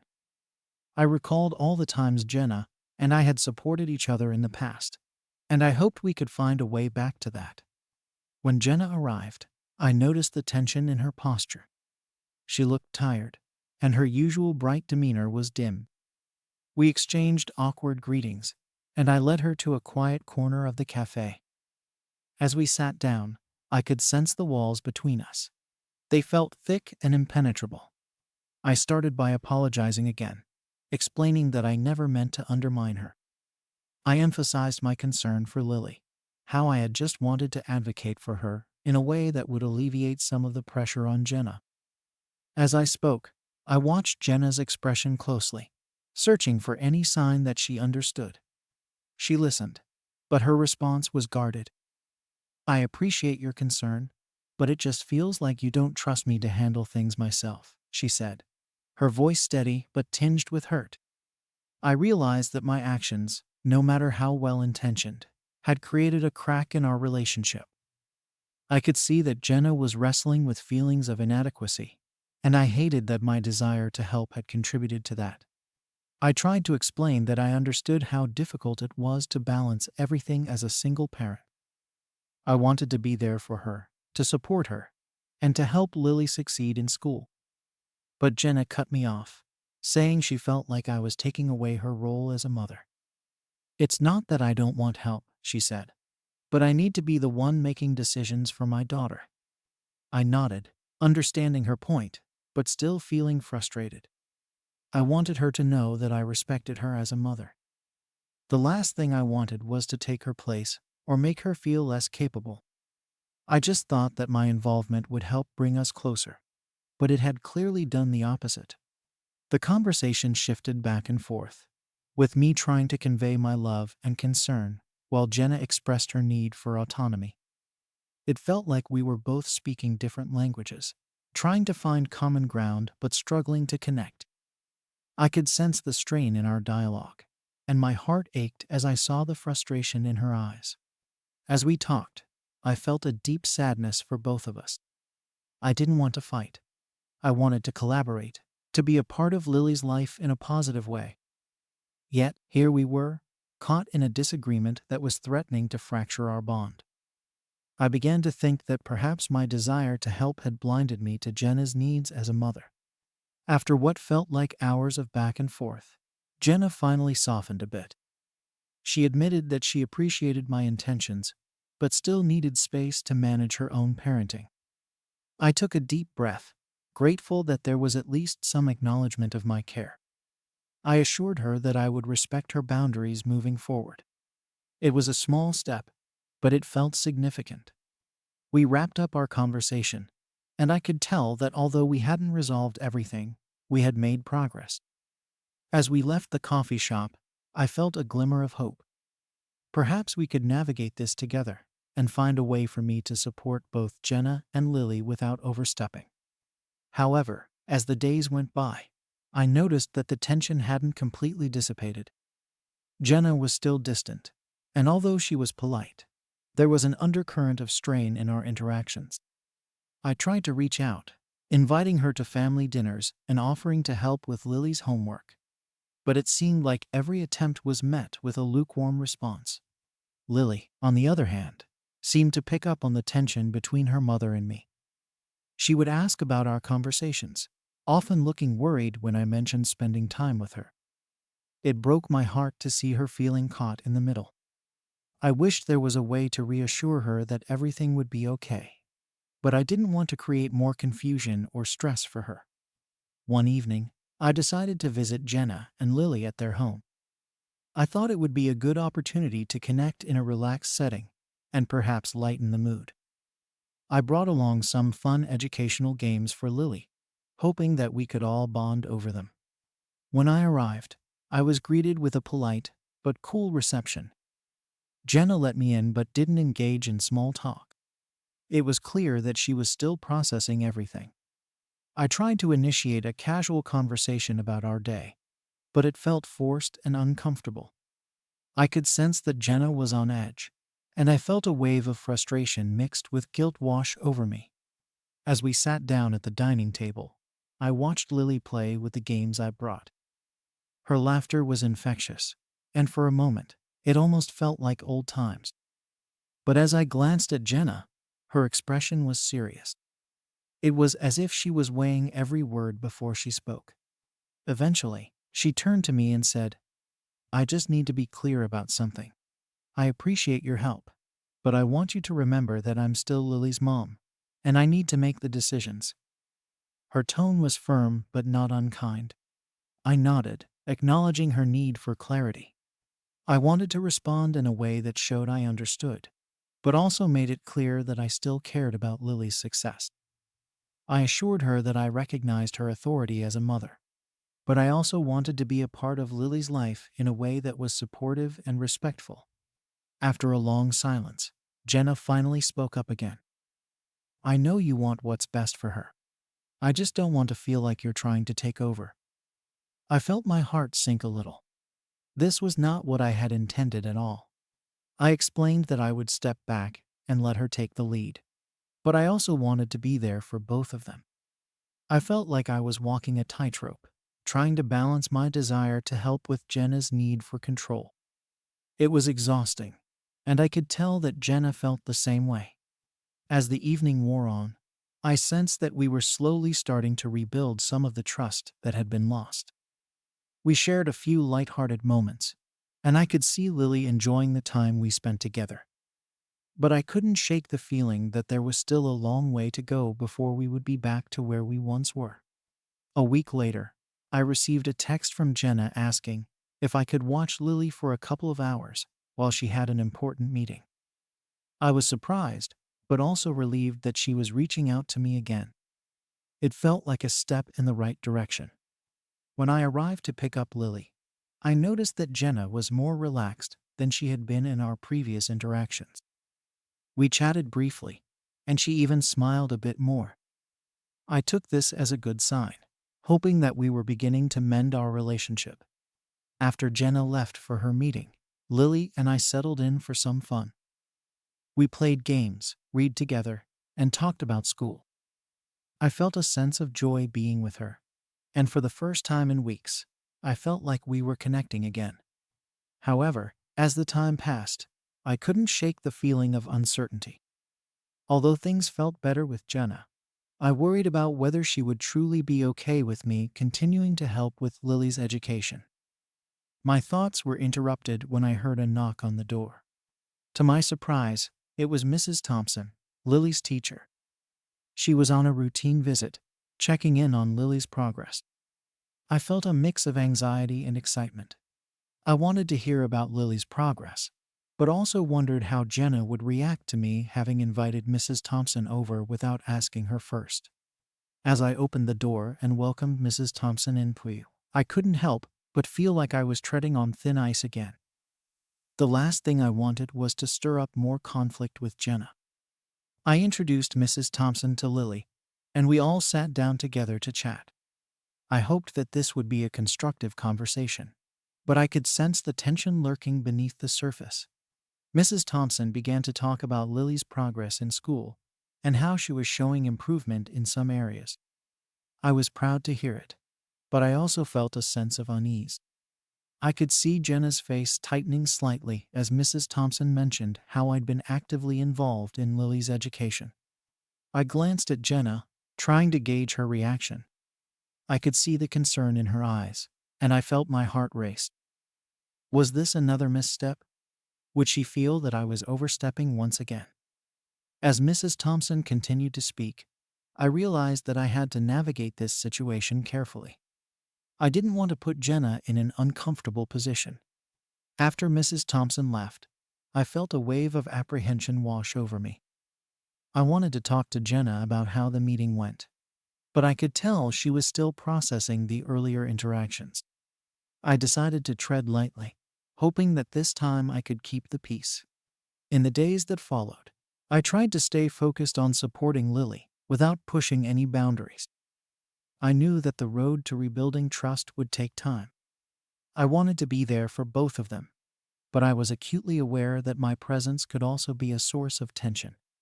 As I reflected on everything that had happened, I felt a mix of hope and anxiety. I hoped that we could continue to mend our relationship and that Jenna would start to feel more comfortable with me being involved. But I also knew that it would take consistent effort to rebuild what had been strained. I was determined to be patient, but I couldn't shake the nagging worry that I might still be walking a tightrope. I hoped that my next steps would lead us toward healing rather than further conflict. I had to find a way to balance my desire to help with Jenna's need for control, and I was ready to do whatever it took to ensure that both she and Lily felt supported and loved. As I prepared for the next steps, I knew that my journey as an aunt was far from over. After the meeting with Mrs. Thompson, I felt a mix of relief and anxiety. I was glad to hear that Lily was making progress, but I couldn't shake the feeling that my presence was still a source of tension between Jenna and me. I had made a commitment to myself to respect her boundaries, but it was difficult when I genuinely wanted to help. In the following weeks, I tried to keep things light and supportive. I focused on spending quality time with Lily during my visits. We played games, did art projects, and I tried to help her with her homework in a fun way. I aimed to create a positive environment where she felt encouraged and loved, while still giving Jenna the space she needed. Jenna seemed to be gradually relaxing a bit. She would occasionally smile and laugh during our interactions, and I noticed that she was letting me back into their lives slowly. However, every so often, I would catch her looking at me with a guarded expression, as if she were still assessing whether I could be trusted. I understood her hesitation, but it was tough to navigate this new dynamic. One day, I decided to invite them over for dinner, hoping it would provide an opportunity for us to bond as a family. I planned a simple meal, something we could all enjoy together. I wanted Jenna to know that I wasn't trying to take over, but rather just be a supportive presence. When I texted her the invitation, I held my breath, anxious about how she would respond. To my surprise, Jenna agreed. I felt a rush of excitement, but also a twinge of nervousness.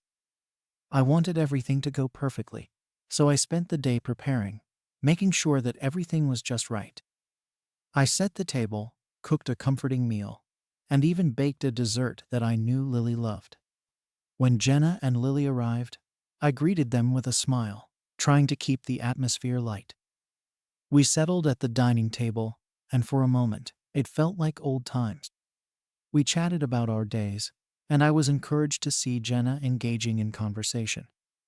But I could still feel an underlying tension, a reminder that things were not completely back to normal. As we ate, I tried to steer the conversation toward lighter topics, funny stories from my childhood, and Lily's latest school projects. I wanted to create a relaxed environment where we could all reconnect. However, whenever I mentioned something related to school, I noticed Jenna's posture stiffening slightly. It was clear that any mention of academics was still a sensitive subject for her. After dinner, we moved to the living room, and I suggested we play a board game together. I thought this would be a good way to bond and have some fun. As we played, I felt a glimmer of hope. Laughter filled the room, and Lily was animated, thoroughly enjoying herself. But every so often, I would glance at Jenna and see her watching me carefully, as if she were evaluating my every move. As the evening progressed, I noticed that Jenna was becoming quieter. I wanted to ask her if everything was okay, but I hesitated, unsure if that would only bring up more tension. Instead, I focused on Lily, who was engrossed in the game. I felt grateful for the moments of joy we shared, but I also sensed that things were still delicate. After a while, we wrapped up the game, and I suggested that we take a break and have some dessert. As I pulled the cake out of the fridge, I couldn't help but feel a wave of warmth as I watched Lily's eyes light up. But just as I was about to slice the cake, Jenna suddenly spoke up. "I appreciate you trying to make things nice, but I really need to set some boundaries," she said, her voice steady but firm. My heart sank. I knew this conversation was coming, but I wasn't prepared for it to happen right then. I nodded, trying to show that I was listening. Jenna continued, saying that while she appreciated my efforts to be involved in Lily's life, she needed to feel like the primary decision maker regarding her education and upbringing. I understood her point, but it still stung to hear that I had crossed a line. I took a deep breath, trying to maintain my composure. I reassured her that I understood her feelings and would respect her boundaries. I just wanted to be there for them, to support Lily in any way I could. I felt like I was walking a tightrope, trying to express my love and concern without overstepping again. The conversation hung in the air, heavy with unresolved tension. I tried to shift the focus back to Lily, hoping that she wouldn't feel the weight of our discussion. We enjoyed the dessert, and I made a conscious effort to keep the atmosphere light and cheerful for her sake. As the night drew to a close, I felt a mixture of disappointment and determination. I knew that I had to find a way to show Jenna that I could be a supportive aunt without intruding. I didn't want to jeopardize my relationship with them any further. After they left, I reflected on the evening. I realized that while I was trying to help, I also needed to listen more to what Jenna was saying. It wasn't just about what I thought was best for Lily. It was about supporting Jenna in her role as a mother. I made a commitment to myself to respect her boundaries moving forward, no matter how difficult it might be. In the days that followed, I continued to reach out to Jenna and Lily, but I focused on being more hands-off. I wanted to give Jenna the space she needed while still being a presence in Lily's life. I started to plan simple activities that didn't involve school, hoping to foster a bond with Lily without the pressure of academics hanging over us. As the weeks passed, I noticed a gradual shift in our dynamic. Jenna began to open up more during our conversations.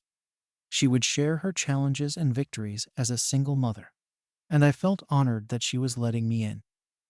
I listened intently, offering support without trying to take the reins.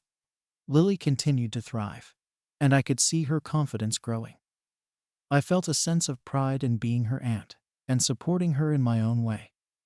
I made it a point to celebrate her achievements, whether it was a good grade or a successful art project. I hoped this would reinforce my role in her life as a source of encouragement rather than pressure. One evening, as I was scrolling through my phone, I saw a post from Jenna on social media. She had shared a picture of Lily with her art project, beaming with pride. I felt a surge of happiness and relief. Jenna was starting to embrace her role as a mother again, and I was glad to see her confidence returning. However, I was still acutely aware that there were underlying issues that needed to be addressed. I realized that my relationship with Jenna was still fragile, and I had to navigate it carefully. I decided to reach out to her and suggest that we have a family day together. I wanted to create new memories, reinforcing the bond we shared as a family. When I texted Jenna, she agreed, and we set a date for the outing. I felt a rush of excitement, but also nervousness. This was an opportunity to show Jenna that I could be a supportive aunt without overstepping. I wanted to make this day special for both her and Lily. The day of our family outing arrived, and I planned a trip to the local zoo. I thought it would be a fun way for us to spend time together and create positive memories. I packed a picnic lunch, excited to share it with them amidst the animals and excitement of the day. When we arrived at the zoo, the atmosphere was filled with laughter and the sounds of children enjoying the day. I watched as Lily's eyes widened in amazement at the animals, and I felt a surge of joy seeing her so happy. Jenna seemed to relax as well, and I hoped that this day would help strengthen our bond. We spent hours exploring the exhibits, sharing stories, and enjoying each other's company. I could see that Jenna was starting to let her guard down, laughing and engaging with me as we walked through the zoo. I felt a sense of warmth spreading through me, knowing that we were building a new foundation for our relationship. After we finished exploring, we found a nice spot to spread out our picnic. As we sat together, eating and laughing, I felt a renewed sense of hope. This was the kind of family time I had been longing for, and I was grateful that Jenna was open to it. As the day came to a close, I felt a sense of accomplishment. We had managed to spend a wonderful day together, and I sensed that Jenna was beginning to see me as a supportive figure rather than an intruder. But as I watched them leave, I felt a lingering uncertainty. Had I truly repaired our relationship, or was this just a temporary truce? In the weeks that followed, I made a conscious effort to maintain the positive momentum we had built. I focused on being there for Jenna and Lily without crossing boundaries, but I could still feel the fragility of our connection. I understood that rebuilding trust would take time and consistent effort, and I was determined to do whatever it took. One afternoon, as I was working on some projects at home, I received a text from Jenna. She wanted to discuss Lily's upcoming school performance and asked if I could help with preparations. My heart raced at the thought of being involved again, but I also felt a wave of caution. I had to navigate this carefully, ensuring I respected Jenna's role as the primary parent. I replied with enthusiasm, agreeing to help, but also making it clear that I would follow Jenna's lead. As we planned for the performance, I felt a sense of relief that she was inviting me back into the fold, but I was also acutely aware that I needed to tread lightly. When the day of the performance arrived, I felt a mix of excitement and nerves. I wanted everything to go perfectly for Lily, but I also knew that this was a significant moment for Jenna as a mother. As I watched Lily take the stage, I felt immense pride. She was shining, and I could see how hard she had worked. After the performance, I could see the joy on Jenna's face. We hugged Lily tightly, celebrating her success together. It was a beautiful moment, but I couldn't help but wonder if this would be enough to fully mend our relationship. As the night drew to a close, I reflected on how far we had come. It was clear that while we were making progress, there were still underlying issues to address. I wanted to make sure that Jenna felt secure in her role as a mother while still being able to have a relationship with Lily that was meaningful. In the end, I knew that the road ahead would be filled with challenges and uncertainties. I hoped that by continuing to show love and support for both Jenna and Lily, I could help create a new dynamic where we could all thrive as a family. But as I looked at the two of them together, I couldn't shake the feeling that there were still unanswered questions about how to navigate this journey moving forward. Would I be able to maintain this newfound balance, or would old tensions resurface? Story 16. Am I wrong for exposing my boss's unfair practices? I, male, 40, have been dealing with a lot of tension at work since I discovered my boss's manipulation of finances. I work as an accountant at a small company where everyone knows each other, and the atmosphere is usually friendly. But that changed when I stumbled upon discrepancies in our payroll records. My boss, Greg, 50, has been adjusting figures to underpay several employees, including myself. Everything started on a typical Monday morning. I was going through the monthly financial reports as part of my routine. It was nothing unusual at first, just the same numbers and data I had seen countless times before. But as I dug deeper into the records, I noticed something wasn't right. The employee compensation didn't match what was promised in our contracts. The numbers felt off, like a jigsaw puzzle with pieces that didn't quite fit. After cross-referencing the figures, my stomach dropped. Greg had been systematically reducing salaries and pocketing the difference. The realization hit me hard. I felt a mix of anger and disbelief. I had always respected Greg, seeing him as a mentor and someone who cared about his employees. Now, that image was shattered. The adrenaline kicked in as I decided I had to confront him about the discrepancies. Greg, we need to talk about the payroll. Something doesn't add up, I said, trying to keep my voice steady despite the anger bubbling inside. He turned pale when I mentioned the payroll and quickly shifted to defensive mode. Stay out of it, or you'll regret it, he shot back, his tone low and threatening. I was stunned but not deterred. I knew I couldn't let this slide. I felt like I was standing on the edge of a cliff, knowing I had to jump to do what was right. After our confrontation, I spent the rest of the day wrestling with my conscience. I knew I had to take action. I started gathering evidence, printing out documents and emails that would support my claims. It felt like I was preparing for battle, and the weight of what I'd discovered pressed heavily on my chest. That night, I couldn't sleep. My mind was racing with thoughts about my colleagues and what this could mean for them. I didn't want to put anyone at risk, but I couldn't just stand by and let Greg continue his unethical practices. I spent hours thinking about it, weighing the consequences of reporting him against the possibility of keeping quiet and letting the situation worsen. The next morning, I made my decision.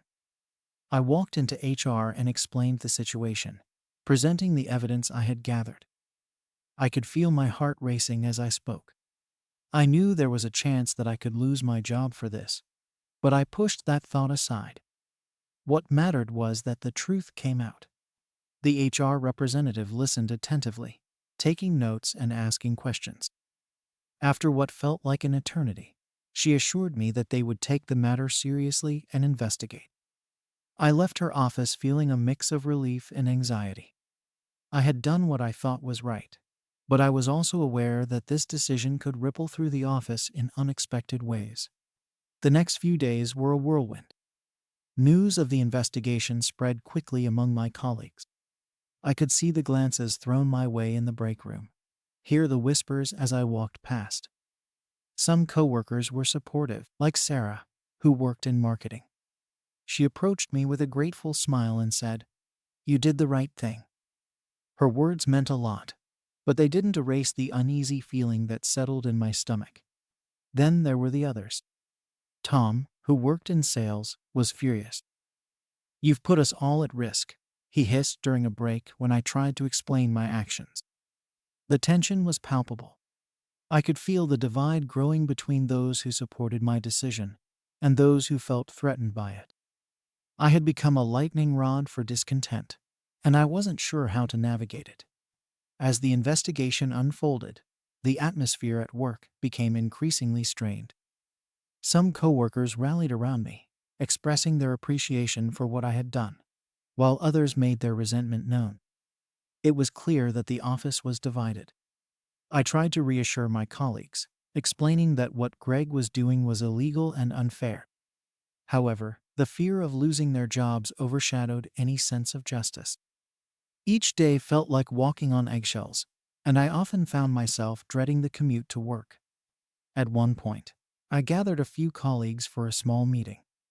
I wanted to address the tension and clear the air. I explained my intentions, emphasizing that I cared about the well-being of everyone in the office. I only wanted to protect us all, I said, hoping to bridge the gap. While some nodded in agreement, others looked away, avoiding eye contact.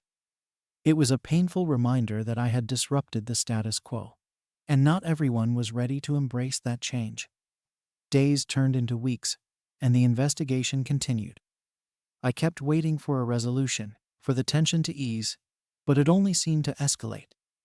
I overheard conversations in hushed tones, coworkers speculating about the outcome of the HR investigation. It was exhausting, and I often found myself feeling isolated. The office that had once felt like a second home now felt hostile. Then came the day when HR finally wrapped up their investigation. Greg was suspended pending further review. I thought this would bring some closure, but instead, it only intensified the divide in the office.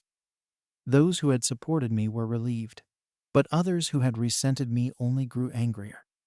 It felt like a rift had formed that could never be healed. I made another attempt to clear the air, reaching out to colleagues to explain my intentions one more time. During a team meeting, I spoke openly about the situation. I understand that this has been tough for all of us, but I truly believe it was necessary. As I looked around the room, I could see a mix of faces, some supportive, others filled with doubt. The atmosphere was thick with unspoken words. In the days that followed, the tension remained. I realized that I had become a symbol of conflict in the workplace. The gratitude I had hoped to feel from my coworkers was overshadowed by the resentment and fear that lingered in the air. I was left wondering if I had done the right thing, or if my actions had irreparably damaged my relationships at work. As I sat at my desk, the noise of the office buzzed around me, but I felt increasingly detached from it all. I thought about my coworkers, how they had families to support and bills to pay. I had put them in a difficult position, and for what? I still believed I had done the right thing, but I couldn't shake the feeling that I had also caused a lot of unnecessary pain. The atmosphere continued to be tense. I felt as though I was walking a tightrope, trying to balance my convictions with the growing divide in the office. Despite the support I received from some colleagues, the overall sentiment was one of uncertainty and fear. My mind was a whirlwind of thoughts, and I realized that this situation had turned my workplace into a battlefield. I had expected that doing the right thing would lead to a sense of relief, but instead, I was faced with ongoing tension and conflict. I was left grappling with my decisions, questioning whether I had made the right choice in exposing Greg's unfair practices. I knew the investigation had been necessary, but the cost weighed heavily on my conscience. The division in the office felt insurmountable, and I couldn't shake the feeling that I was the cause of it all. As I prepared to leave work that day, I couldn't shake the sense of foreboding that lingered in the air. The impact of my actions loomed large, and I wondered what the future would hold for me and my colleagues. The unease settled in my chest as I stepped into the parking lot, contemplating the journey ahead. I had opened Pandora's box, and there was no turning back. The fallout from the investigation hit harder than I anticipated. When HR wrapped up their inquiries and Greg was suspended, I thought there would be a sigh of relief, a moment where we could finally move on. Instead, the atmosphere at work only intensified. It felt as if a storm had rolled in, and everyone was bracing for the worst. After the announcement, I found myself surrounded by a mixture of support and resentment. Some coworkers approached me, expressing gratitude for taking a stand against Greg's unethical practices. Sarah continued to be a source of support, often pulling me aside during breaks to discuss how we could rebuild the team's morale. I appreciated her efforts, but it became clear that the divide was growing deeper. Then there were the others, particularly Tom, who continued to voice his displeasure. He was vocal in team meetings, criticizing me for bringing trouble to our workplace. "You didn't think about the consequences, did you?" He snapped during one of our discussions about future projects. It was becoming increasingly difficult to defend my actions when the atmosphere was charged with hostility. I tried to explain my reasoning, but it felt like talking to a wall. His anger was palpable, and I could sense that he wasn't the only one who felt this way. I spent my days trying to focus on work, but my mind was constantly racing. Each email notification sent a jolt of anxiety through me, fearing it might be another complaint or a sign of further division. The team's productivity plummeted as the lingering tension overshadowed everything we did. I was caught in a cycle of guilt and frustration, feeling responsible for the discomfort my actions had caused. Despite the turmoil, I pushed myself to maintain a sense of professionalism. I reminded myself that my intentions had been noble, that I had aimed to protect my colleagues from exploitation. Yet, with each passing day, the praise from some coworkers felt more like an echo in a cavern than a genuine acknowledgement of my efforts. I yearned for a sense of normalcy, but it seemed to slip further away. As the weeks went by, I noticed a subtle shift in the dynamics of our workplace. New alliances formed, and it was evident that people were choosing sides. Breakroom conversations became quiet when I entered, and the laughter that once filled the space was replaced with hushed tones. It was disheartening, to say the least.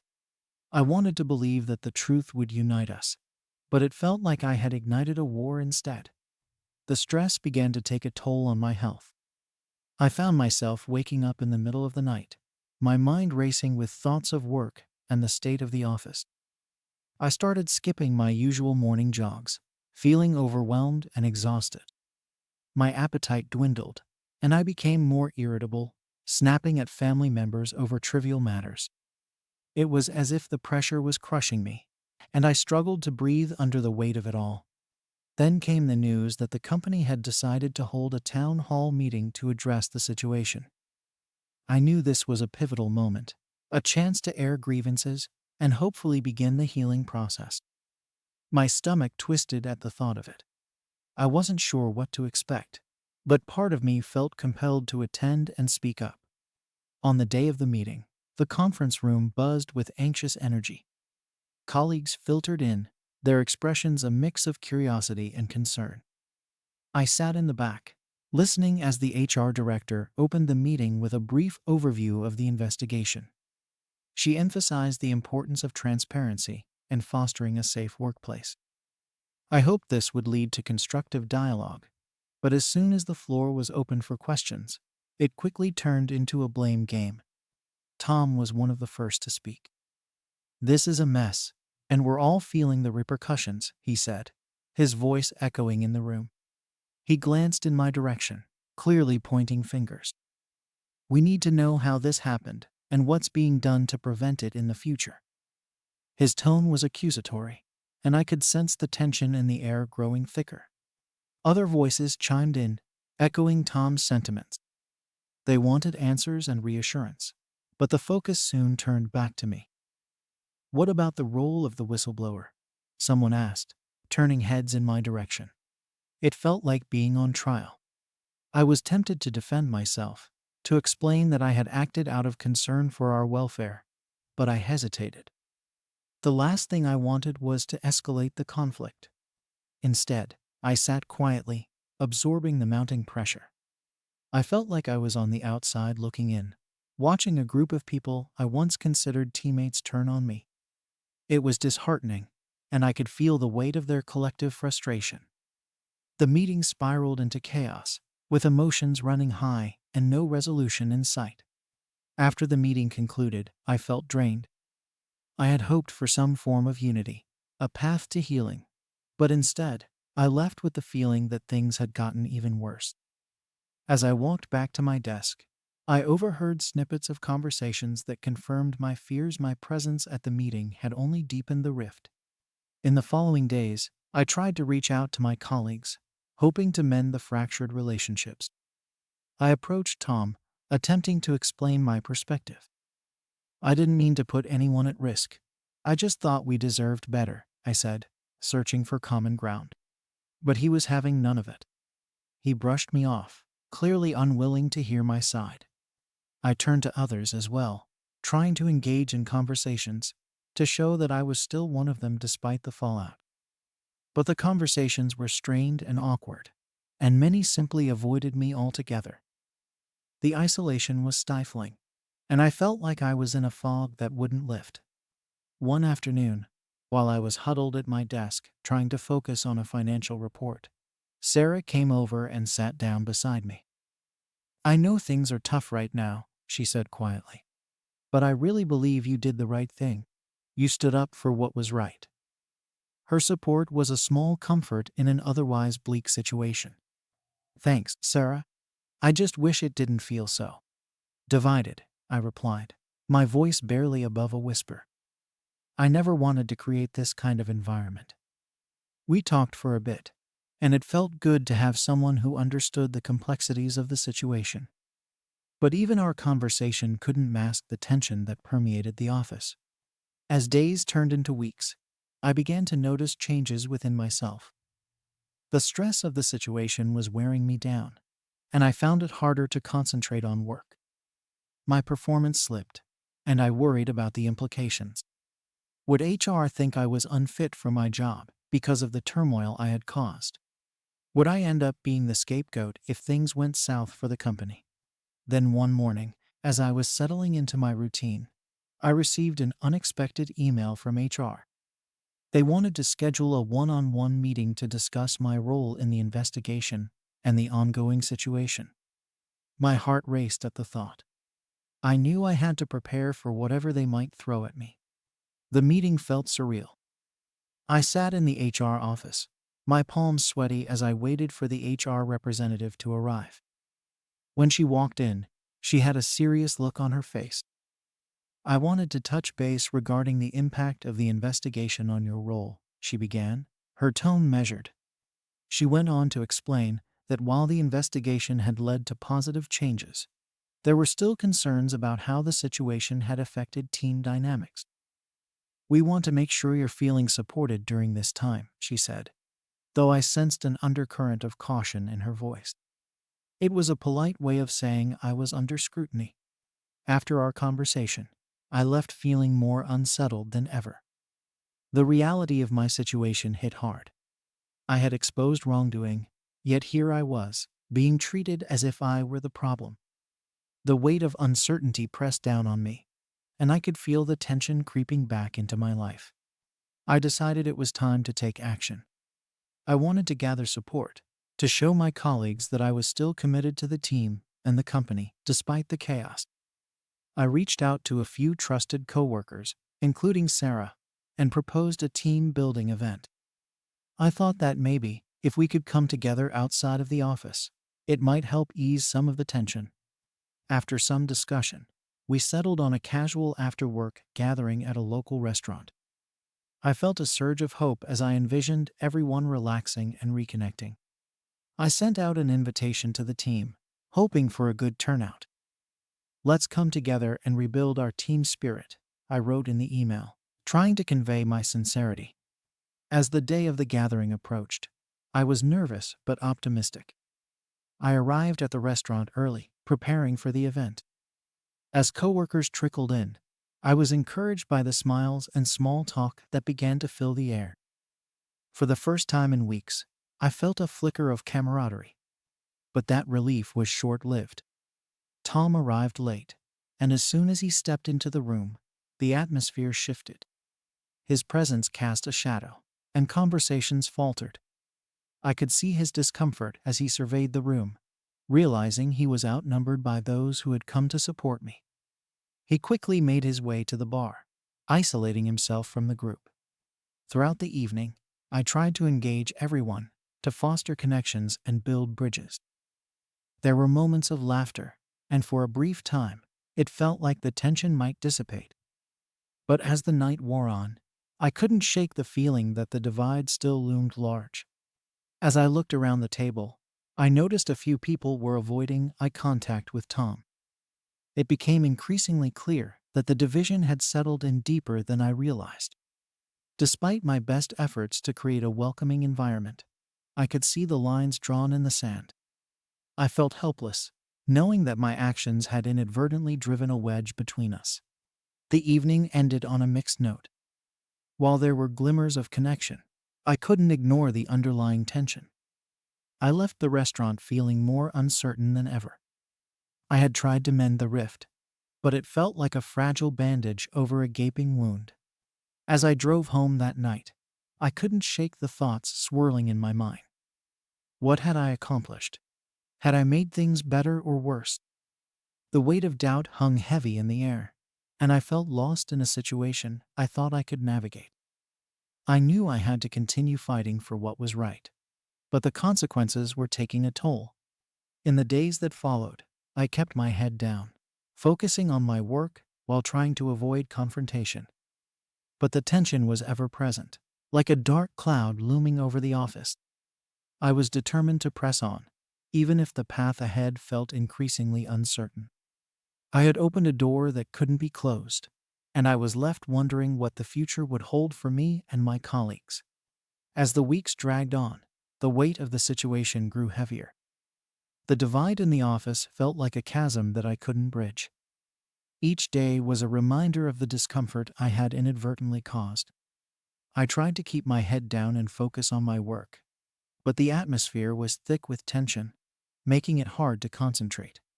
Despite the chaos, I was determined to push through. I believed in the importance of standing up for what was right, even if it meant facing backlash. But as I went through my daily routine, the cracks in my resolve began to show. I felt exhausted both mentally and physically, and the unease was starting to seep into my home life. One afternoon, during a particularly quiet moment in the office, I overheard a conversation between two coworkers at the next cubicle. They were discussing the potential impact of the investigation on their future job security. It struck me how deeply the situation affected everyone, not just me. I felt a pang of guilt wash over me. I had wanted to protect my colleagues, but instead, I had become a source of anxiety. As I continued to navigate this turbulent environment, I decided to reach out to Sarah once more. I valued her perspective, and I needed to talk to someone who understood. We met for coffee outside the office, hoping that a change of scenery would help lift my spirits. Over steaming cups, we talked about the strain we were both feeling from the lingering tension. "I just don't know how to fix this," I admitted, frustration creeping into my voice. "I thought things would settle down after Greg's suspension, but it feels worse. It's like we're all walking on eggshells." Sarah nodded in agreement, her expression serious. "It's hard when the fallout is this significant. People are scared, and fear can breed resentment. You're not the only one feeling this way." Her words resonated with me. I had been so focused on my own turmoil that I hadn't fully considered the broader implications for my coworkers. After our conversation, I felt a flicker of determination reignite within me. I couldn't let the situation fester any longer. I decided to propose a follow-up team-building event, this time focusing on open communication. I hoped that creating a space for honest dialogue might help us all come to terms with what had happened and rebuild trust among the team. I sent out an email inviting everyone to a casual lunch meeting, where we could discuss our thoughts and feelings in a constructive manner. "Let's come together and share our perspectives," I wrote, hoping it would encourage participation. I was nervous about how it would be received, but I felt it was necessary. The day of the lunch arrived, and I entered the conference room filled with a mix of hope and apprehension. My coworkers trickled in, and I could sense the tension still lingering. As everyone settled into their seats, I introduced the purpose of the meeting. I encouraged everyone to speak freely, assuring them that their thoughts were valued. At first, the room was quiet. Some people exchanged glances, unsure of how to begin. I decided to share my perspective first, talking about my intentions behind reporting Greg. I emphasized that I had never wanted to put anyone in a difficult position, but felt it was important to stand up for fairness. I hoped that by sharing my motivations, others might feel more comfortable opening up. Slowly, voices began to emerge. Some coworkers shared their frustrations, expressing how the situation had created a rift in their relationships. Others spoke about their fears regarding job security and the future of the company. It felt like a release, a cathartic moment where we could finally air our grievances. But as the conversation continued, I noticed that Tom remained quiet. I felt the weight of his silence in the room. I wanted to reach out, to invite him into the discussion, but I didn't want to put him on the spot. After a while, he finally spoke up, voicing his anger once again.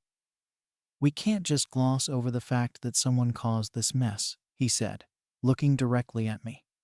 His words stung, and the tension in the room escalated again. It was evident that the wounds were still fresh, and the divide hadn't healed as much as I had hoped.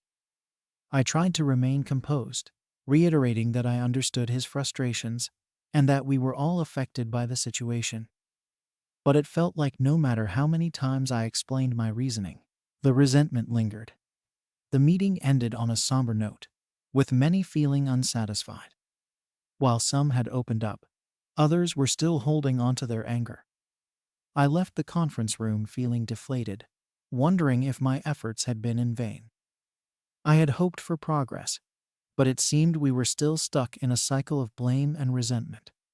In the days that followed, I continued to feel the strain. The atmosphere remained tense, and I felt increasingly isolated from my coworkers. I tried to engage in small talk, but it often fell flat. I was determined not to let the situation define me, but it was becoming increasingly difficult to navigate. Then one morning, I received an unexpected email from HR again. They wanted to meet with me to discuss my role in the ongoing tension and how I was coping with the aftermath of the investigation.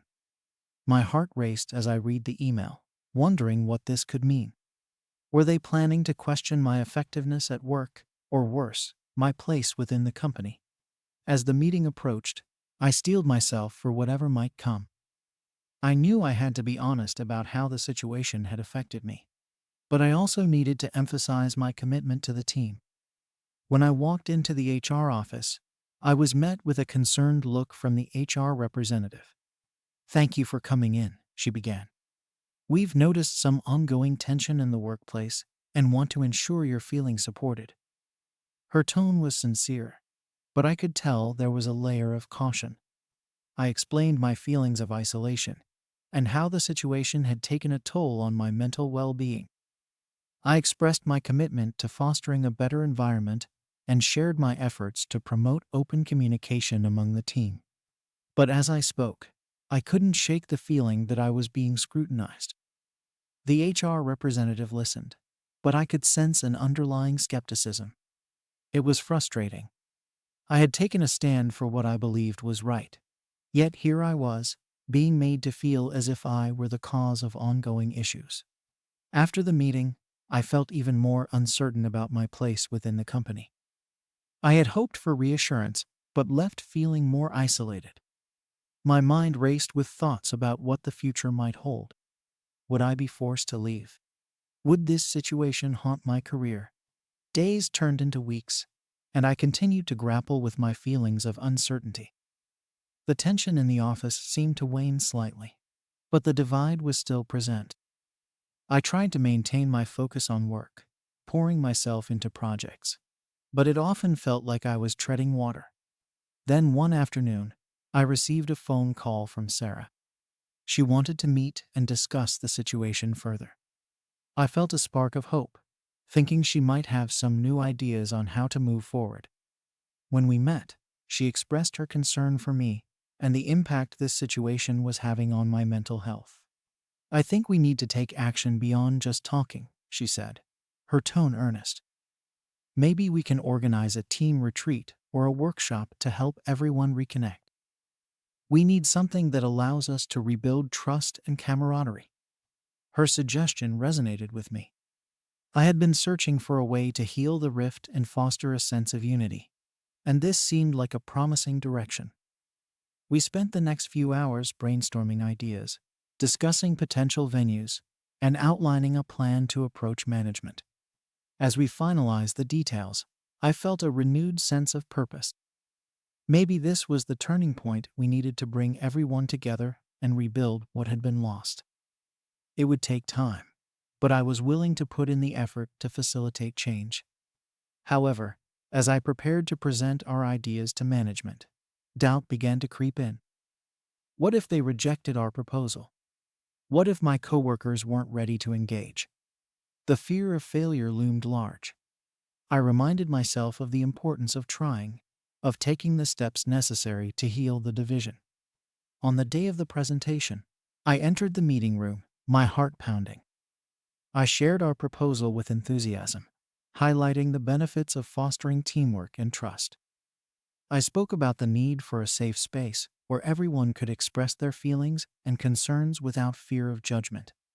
The management team listened attentively, and for a moment, I felt optimistic. They acknowledged the importance of team dynamics and expressed their support for the idea of a retreat. However, they emphasized the need for a thorough plan and follow-up. While I left the meeting feeling relieved that they were on board, I was still anxious about how to implement the retreat. I wanted to ensure it would truly help mend the broken relationships within the team. The next few days were a flurry of planning and coordinating logistics. I poured every ounce of energy into making the retreat a success. Finally, the day of the retreat arrived. I felt a mix of excitement and anxiety as my coworkers gathered at the venue. The setting was beautiful, with open spaces that encouraged conversation and connection. As we settled in, I hoped that this experience would allow us to confront our differences and move forward as a united team. Throughout the day, we engaged in activities designed to promote teamwork and trust. It felt refreshing to see everyone participate, slowly breaking down the barriers that had formed in the office. There were moments of laughter and genuine connection, but I was still acutely aware of the underlying tensions. As the retreat progressed, I encouraged open dialogue about the past week's events.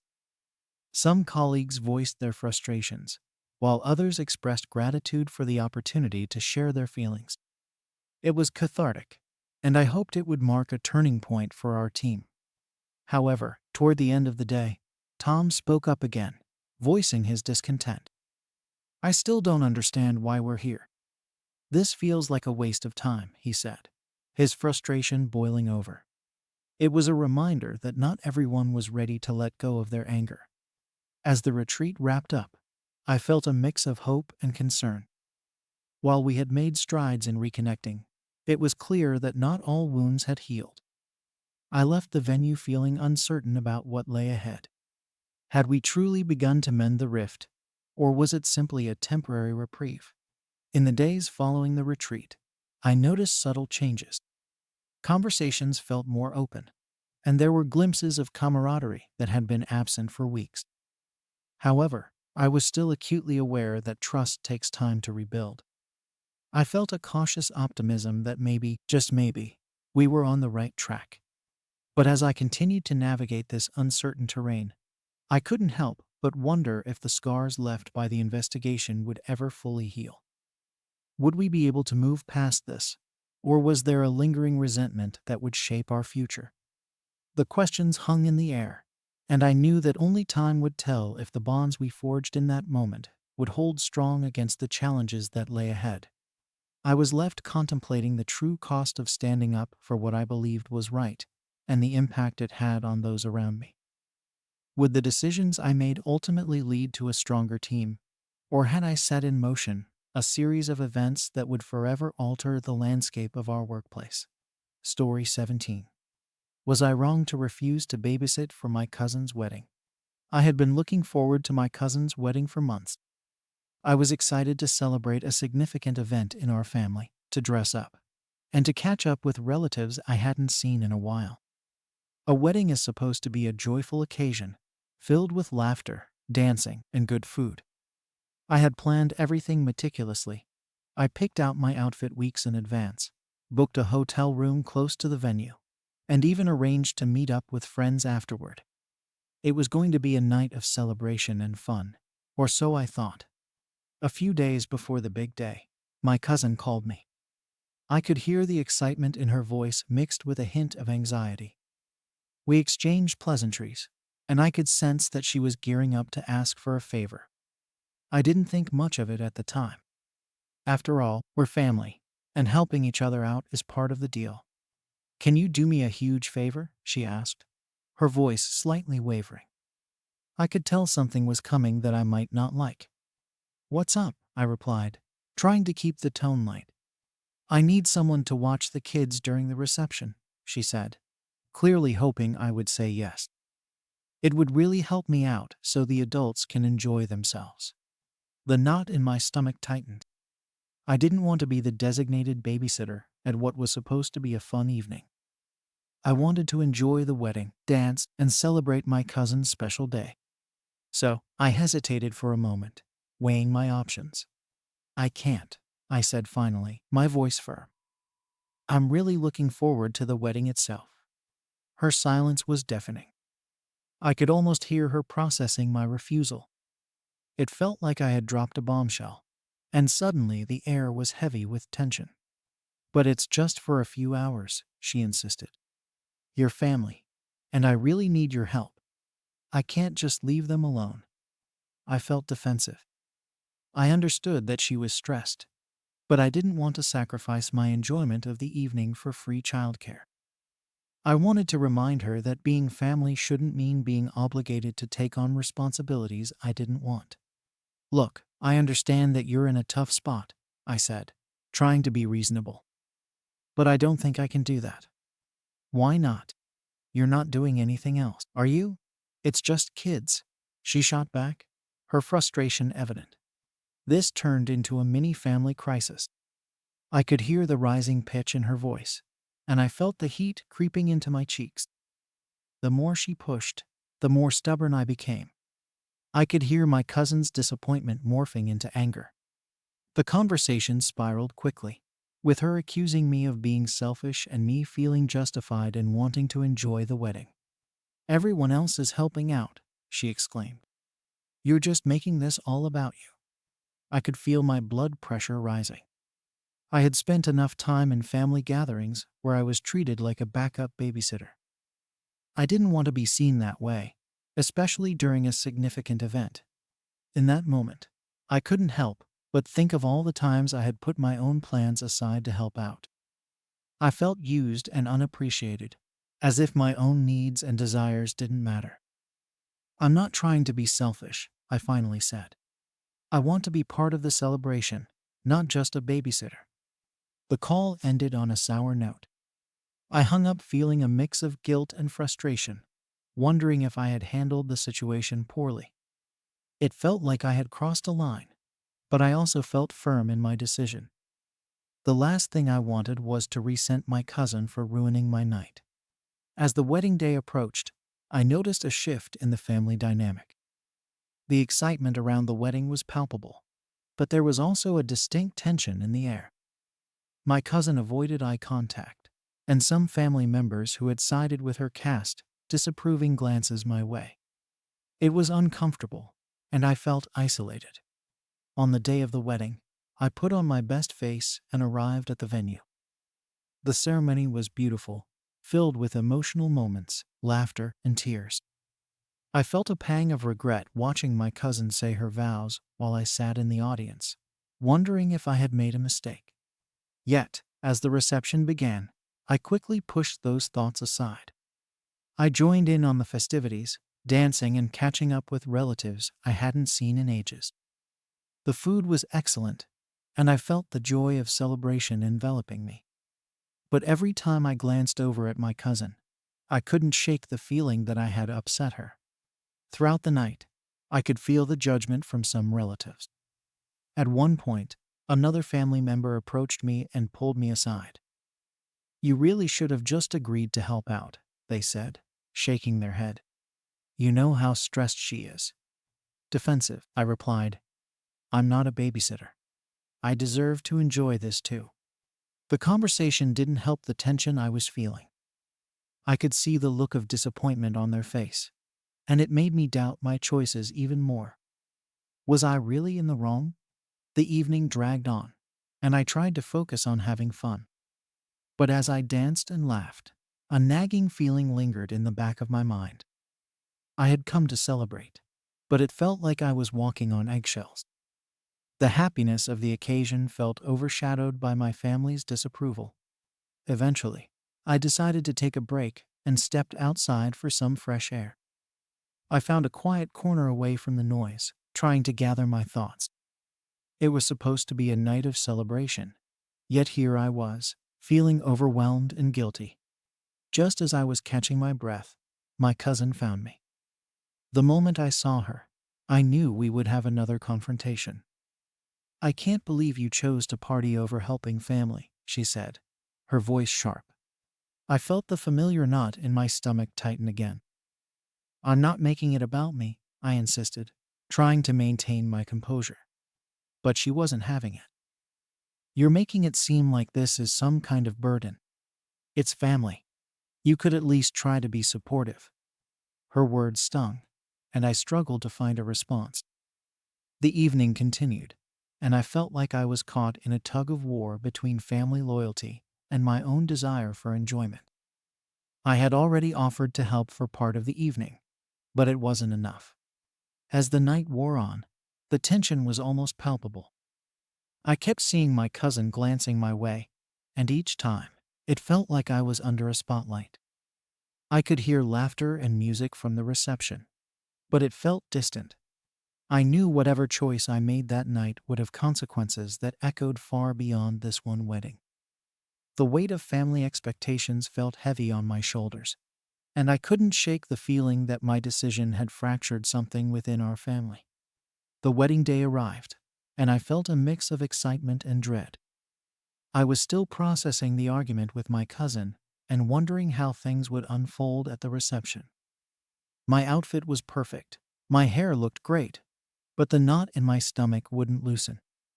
I was supposed to be celebrating, but instead, I felt like I was bracing for a confrontation.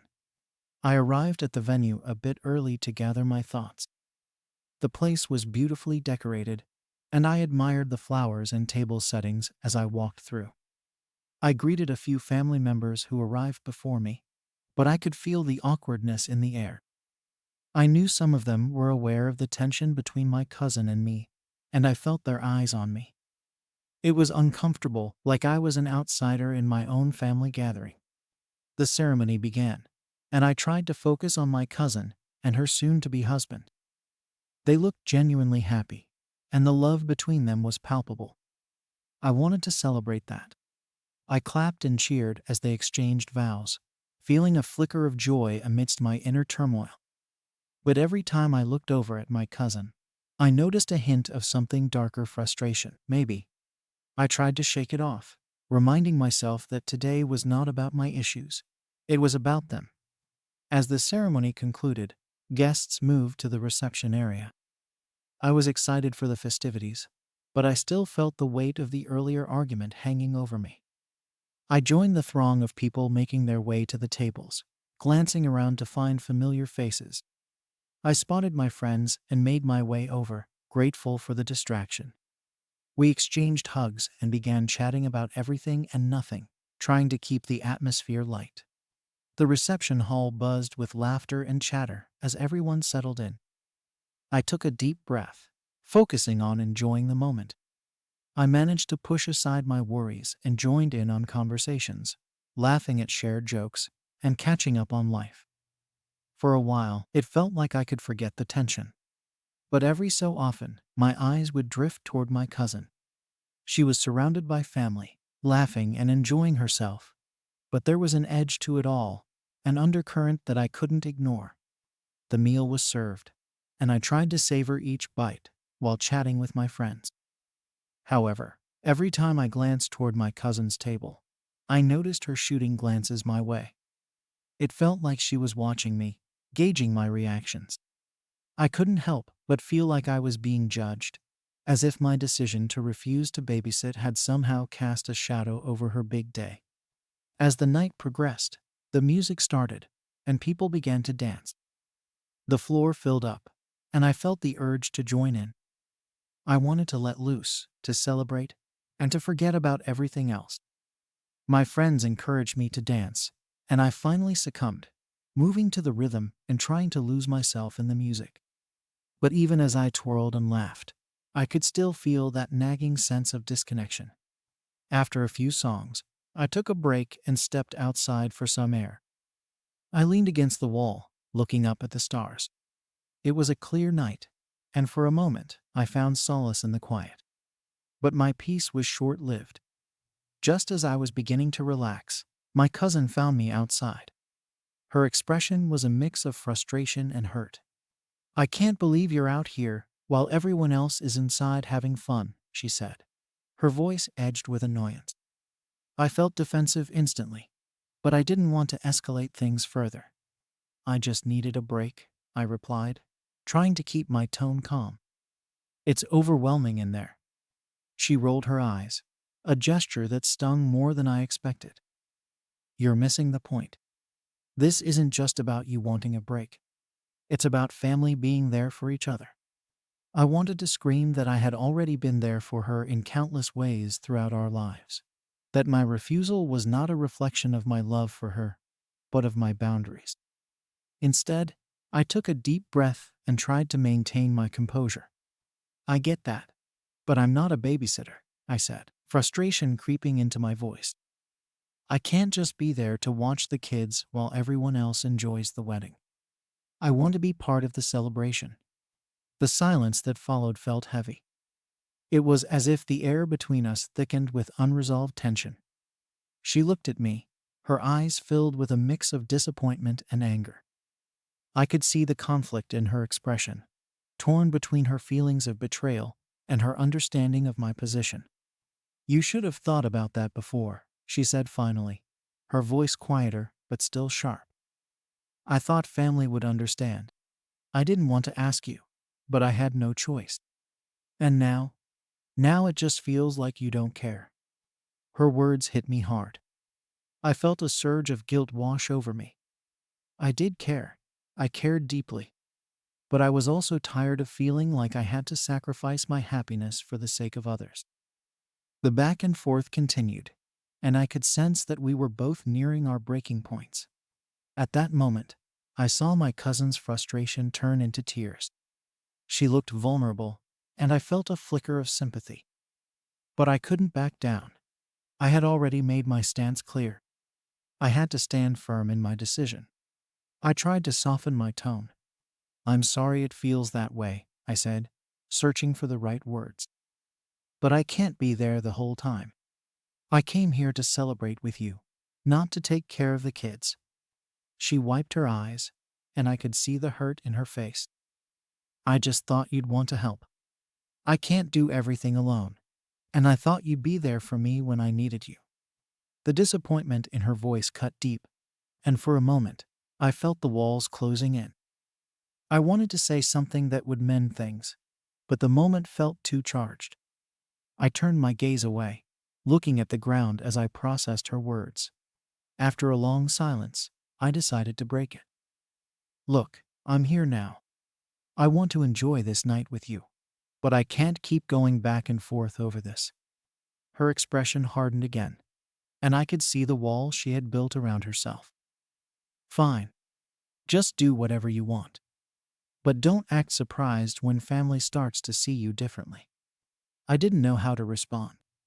I felt like I was stuck in a cycle of conflict with no resolution. I wanted to scream that I was not the villain in this story, but I held it in.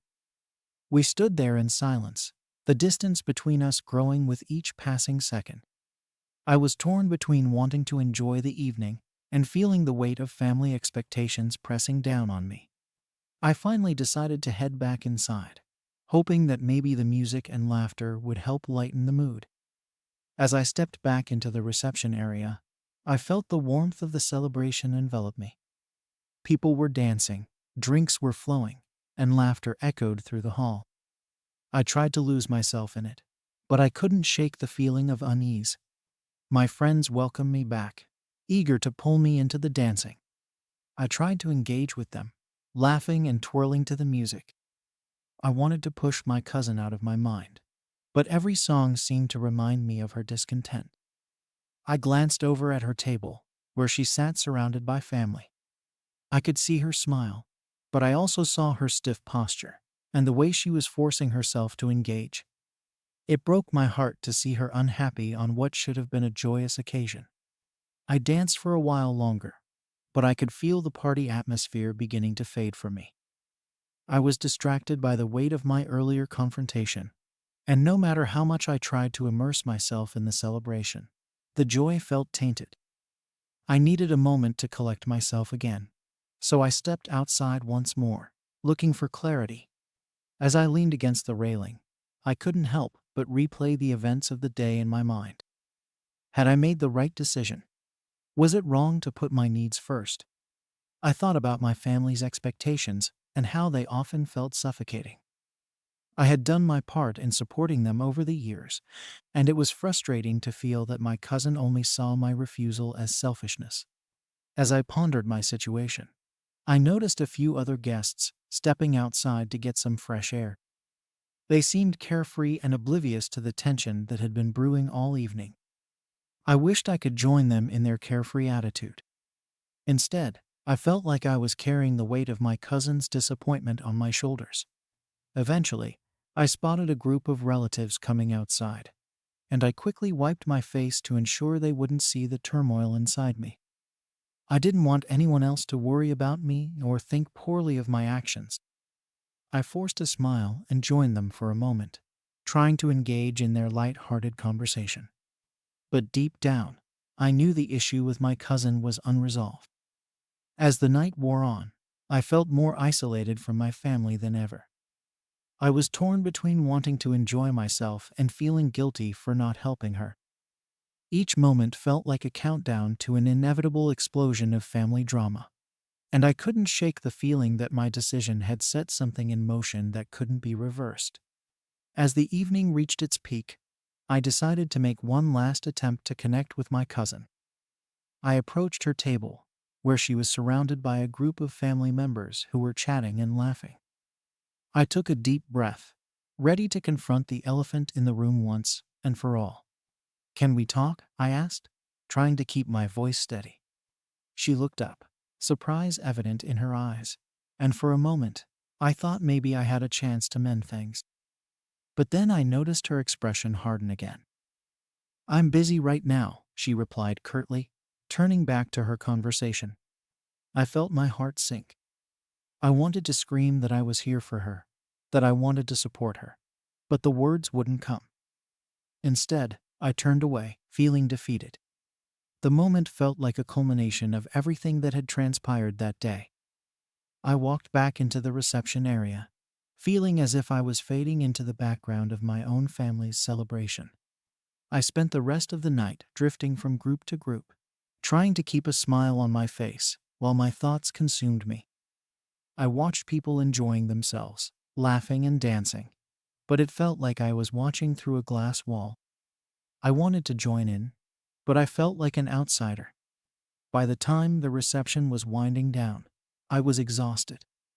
I had been so focused on my cousin's anger that I hadn't allowed myself to really enjoy the celebration. I felt a mixture of sadness and frustration bubbling up inside me. I had come here to celebrate love and family, but instead, I felt isolated and misunderstood. As I prepared to leave, I glanced back at my cousin one last time. She was laughing with a group of family members, but I could see the hint of strain in her smile. I felt a pang of regret wash over me. I wished I could go back and handle things differently, but what was done was done. As I walked to my car, I couldn't shake the feeling that this wasn't over. My cousin and I would have to address our issues sooner or later, and I dreaded what that conversation might entail. The night had ended, but the tension lingered in the air like a heavy fog, and I knew that unresolved conflicts had a way of resurfacing. Driving home, I couldn't stop replaying the events of the night in my mind. I questioned whether I was in the wrong, or if my cousin's expectations were simply too much. I wished I could have enjoyed the wedding fully without this looming conflict. As I parked my car and headed inside, I felt a sense of unease settle over me. I didn't know what the future held for my relationship with my cousin, but I knew one thing for sure. I had to confront this head on, no matter the cost. The days following the wedding felt heavy with unresolved tension. I tried to return to my normal routine, but the aftermath of the night lingered in my mind like an unwelcome guest. Every time I scrolled through social media and saw photos from the wedding, I felt a pang of guilt and regret. My cousin looked so happy in those pictures, surrounded by family, and I couldn't shake the feeling that I had contributed to the cloud hanging over her special day. I kept replaying the events of the wedding in my head. I knew we would have to address what had happened eventually, but the thought of confronting my cousin filled me with anxiety. I wanted to resolve the situation, but I didn't know how to approach it without reopening old wounds. A week passed, and I finally decided to reach out. I texted her, suggesting we meet for coffee to talk things over. I wasn't sure what to expect, but I felt it was necessary to address the tension.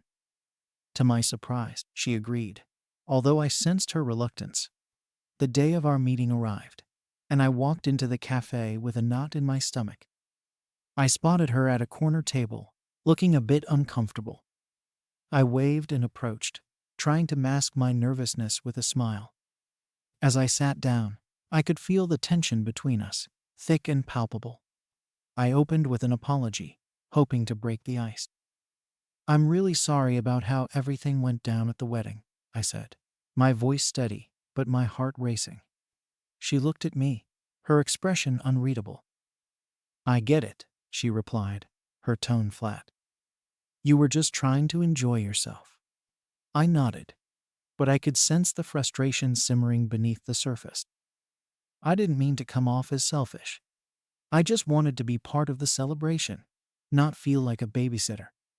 She took a sip of her coffee, avoiding my gaze. "It just felt like you didn't care about helping family." I didn't want to impose, but I really needed someone I could trust with the kids. "I understand that," I said, trying to validate her feelings. But I felt overwhelmed. I didn't want to sacrifice my enjoyment for free childcare. She sighed, looking down at her cup. "It's not just about the wedding. It felt like you were putting your needs before family, and that hurt." I felt a mix of guilt and frustration. I've always been there for family, but I also have my own life to live. It's exhausting to feel like I have to drop everything for others. The conversation continued, but it felt like we were going in circles.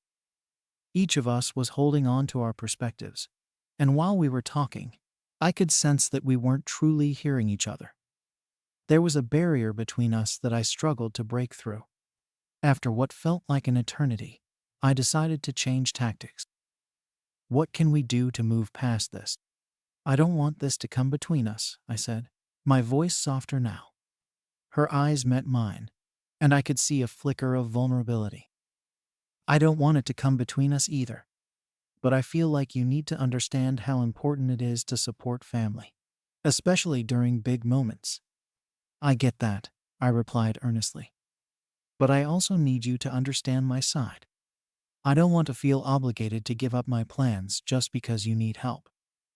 I want to be there, but not at the expense of my own happiness." The air felt charged with tension as we continued to navigate this difficult conversation. I could see that she was processing my words, but it wasn't clear if she was ready to let go of her hurt. I wished there was a way to bridge the gap between us, but it felt like we were talking past each other. Eventually, the conversation began to shift. She shared stories of how she felt overwhelmed with wedding planning and family expectations. I listened, feeling a wave of empathy wash over me.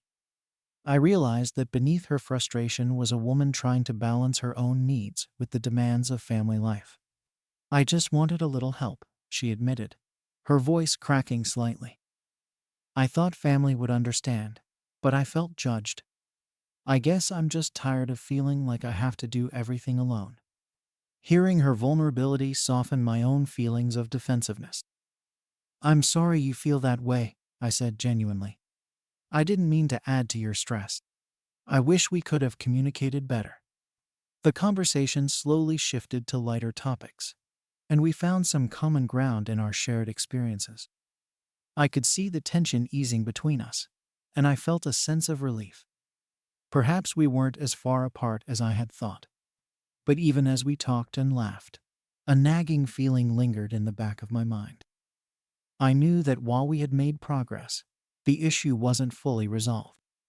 I had my own feelings about family expectations, and I could sense that my cousin still felt some resentment.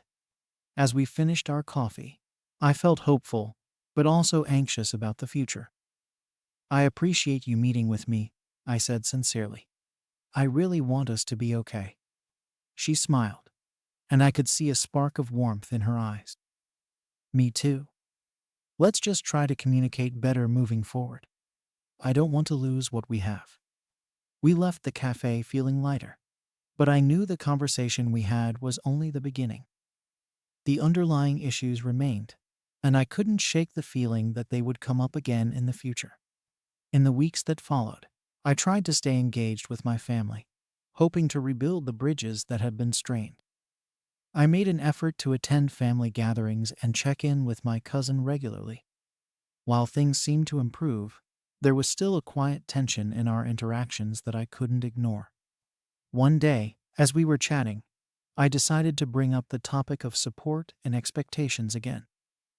"How do you feel about the way we handle family responsibilities?" I asked. She looked thoughtful for a moment. "I think it's important for everyone to pitch in, but I also understand that not everyone can do the same things. We just need to communicate better about what we need and what we're willing to give." I nodded in agreement, but I couldn't help but wonder if it would ever truly be that simple. The pressure to be supportive while maintaining personal boundaries was a tricky balance to navigate. As the months went by, I continued to reflect on my relationship with my cousin and my family. I found myself questioning the expectations placed upon me and others. Was it fair to expect family to drop everything for one another? And was it wrong to set boundaries around my time and energy? These questions lingered in my mind as I tried to maintain my connections with family while also pursuing my own goals and happiness. I started to realize that while family was essential, I also had to prioritize my own needs. Then came the news of another family gathering, this time a birthday party for one of our younger relatives. My cousin reached out to me, excited about the planning. I felt a familiar mix of anticipation and anxiety. I wanted to be there for her and the family, but I also feared falling back into old patterns of obligation and guilt. As the party approached, I found myself grappling with my feelings again. Would I be expected to help with the kids? Would my cousin and I fall back into that uncomfortable place?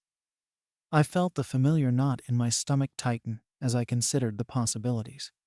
The day of the party arrived, and I walked into the house filled with decorations and laughter.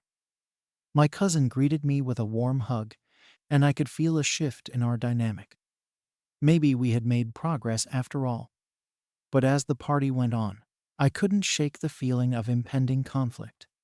As the afternoon unfolded, I watched my cousin moving between guests, keeping everything organized and running smoothly. She looked overwhelmed but happy, and I wanted to jump in and help. But I was also wary of crossing that line into babysitting territory again. After some time, she approached me with a hopeful smile. "Can you help me with the kids? Just for a bit?" I felt the knot return, but I took a deep breath and decided to speak my mind. "I'd love to help, but I don't want to take on too much responsibility. I want to enjoy this party too." Her smile faltered slightly, and I could see her processing my words. "I get it. I don't want to put you in that position again," she said, her tone more subdued. We shared a moment of understanding, and I felt a flicker of hope that we had reached a new level of communication. But as the party continued, I could sense that familiar tension creeping back in, and I couldn't help but wonder, how would we navigate this new chapter of our relationship? With those thoughts swirling in my mind, I found myself reflecting on family dynamics and the expectations we placed on each other.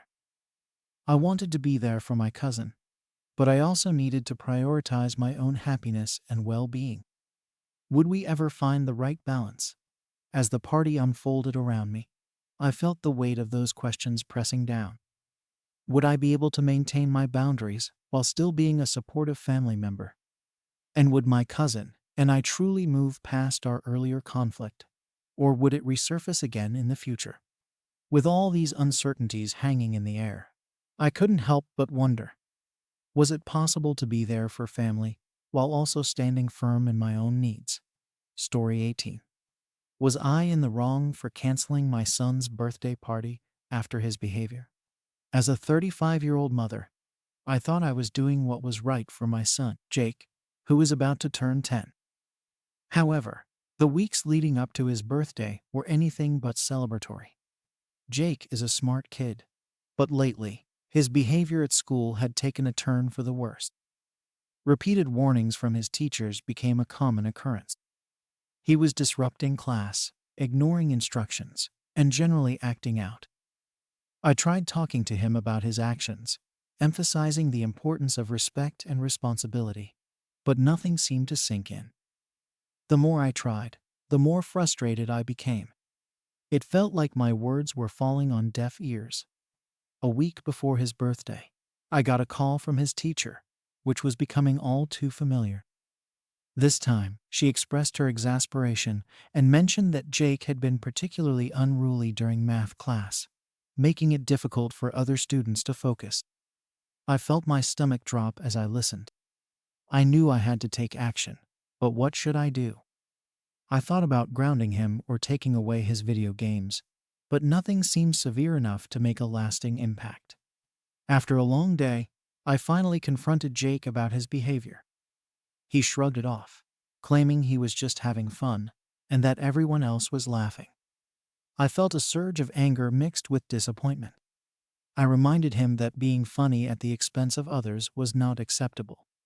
My voice grew sharper, and in a moment of frustration, I threatened him with canceling his birthday party. I didn't actually think I would go through with it, but I wanted him to understand the seriousness of his actions. Then, just days later, the situation escalated. Jake had friends over for a playdate, and instead of playing nicely, he ended up arguing with one of his friends. I overheard the commotion and walked into the room to find them pushing each other.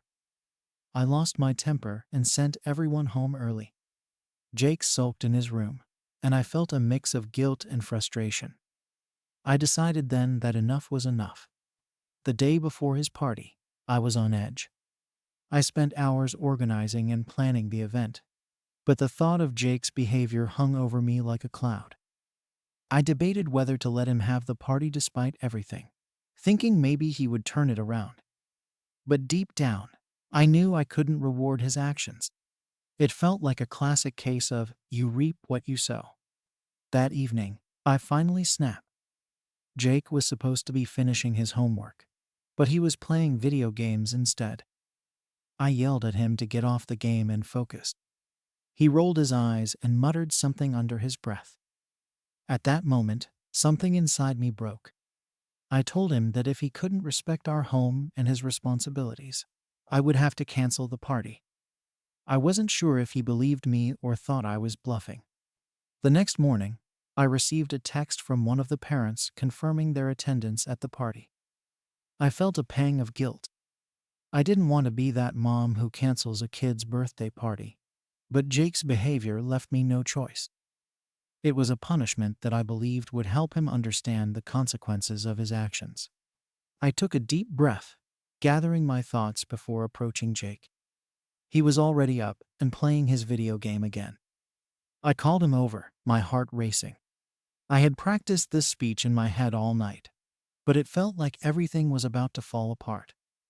I told him he needed to understand that his actions had consequences. When I finally said the words, "Jake, I'm canceling your birthday party," I watched his face crumble. I thought I would feel empowered, but all I felt was a sense of dread. His eyes widened, and he looked at me in disbelief. "You can't be serious," he exclaimed. I could see the shock morphing into anger. "I am serious," I replied, trying to remain calm. "Your behavior at school has been unacceptable, and this is the consequence." He stomped back to his room, and I felt a weight settle in my chest. The disappointment in his eyes haunted me. I didn't have time to wallow in my guilt. I had to send messages to his friends and their parents about the canceled party. As I texted them, I could almost feel the collective disappointment. "I'm so sorry, but due to Jake's behavior, we're going to have to cancel the party," I typed, bracing myself for the backlash. The responses came flooding in. Some parents were supportive, understanding the need for discipline, while others were clearly frustrated. "Kids just want to have fun. You're being too harsh," one friend replied. The day of what was supposed to be his birthday was filled with tension. Jake barely spoke to me, and I could feel the distance between us growing. I tried to explain my reasoning, but he wouldn't listen. The disappointment and anger consumed him. As the hours passed, I felt like I was losing him, and the thought of it made me ache inside. After several hours of silence, I decided to take action. I wanted to salvage something from this situation. I proposed a small gathering with just a few of Jake's closest friends, hoping to make amends. I figured maybe a little party at home could cheer him up and help him feel better about the day. I sent out messages to a couple of parents, asking if they would let their kids come over for a low-key celebration. Jake was hesitant at first. He wasn't thrilled about the idea, but I could see a flicker of hope in his eyes. I quickly got to work, setting up balloons and decorations. I baked a cake, and even though it wasn't the grand celebration I had originally planned, I hoped it would still mean something to him. As his friends arrived, the atmosphere felt strained. Jake seemed excited at first, but I could tell that the shadow of his canceled party loomed over him. The laughter was more forced than genuine, and I could sense the disappointment still clinging to Jake. I felt guilty as I watched him attempt to enjoy himself while wrestling with his emotions. The small gathering went on, but I couldn't shake the feeling that I had failed him. This wasn't the birthday he had envisioned, and I could see the toll it took on him. When his friends left, I felt a pit in my stomach. I approached Jake, wanting to talk, but he just turned away, retreating to his room. I had hoped to mend things, but instead, I felt like I had put a wedge between us. The whole day played over in my mind, and I couldn't escape the realization that I might have made a mistake. I had acted out of anger and frustration, but was it really the right approach? As I closed the door to his room, I felt a mix of resolve and uncertainty, knowing that the next steps were crucial in our relationship. After the small gathering, I found myself in a whirlwind of emotions. The guilt of canceling Jake's birthday party sat heavily on my shoulders, and I couldn't shake the feeling that I had let him down. I spent the following days in a fog, trying to navigate the tension that had settled in our home.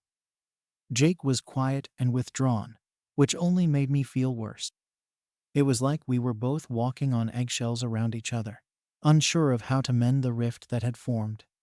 As the days passed, I kept replaying the events in my mind, second-guessing every decision I had made. Was canceling the party really the best way to teach him a lesson? I thought about the countless conversations we'd had about his behavior and how I felt compelled to act when he ignored those warnings. Yet, deep down, I knew I didn't want to be the bad mom who ruins her child's happiness. I tried to find a balance between being a disciplinarian and being understanding, but it felt like I was failing on both fronts. Jake's mood didn't improve much after the party.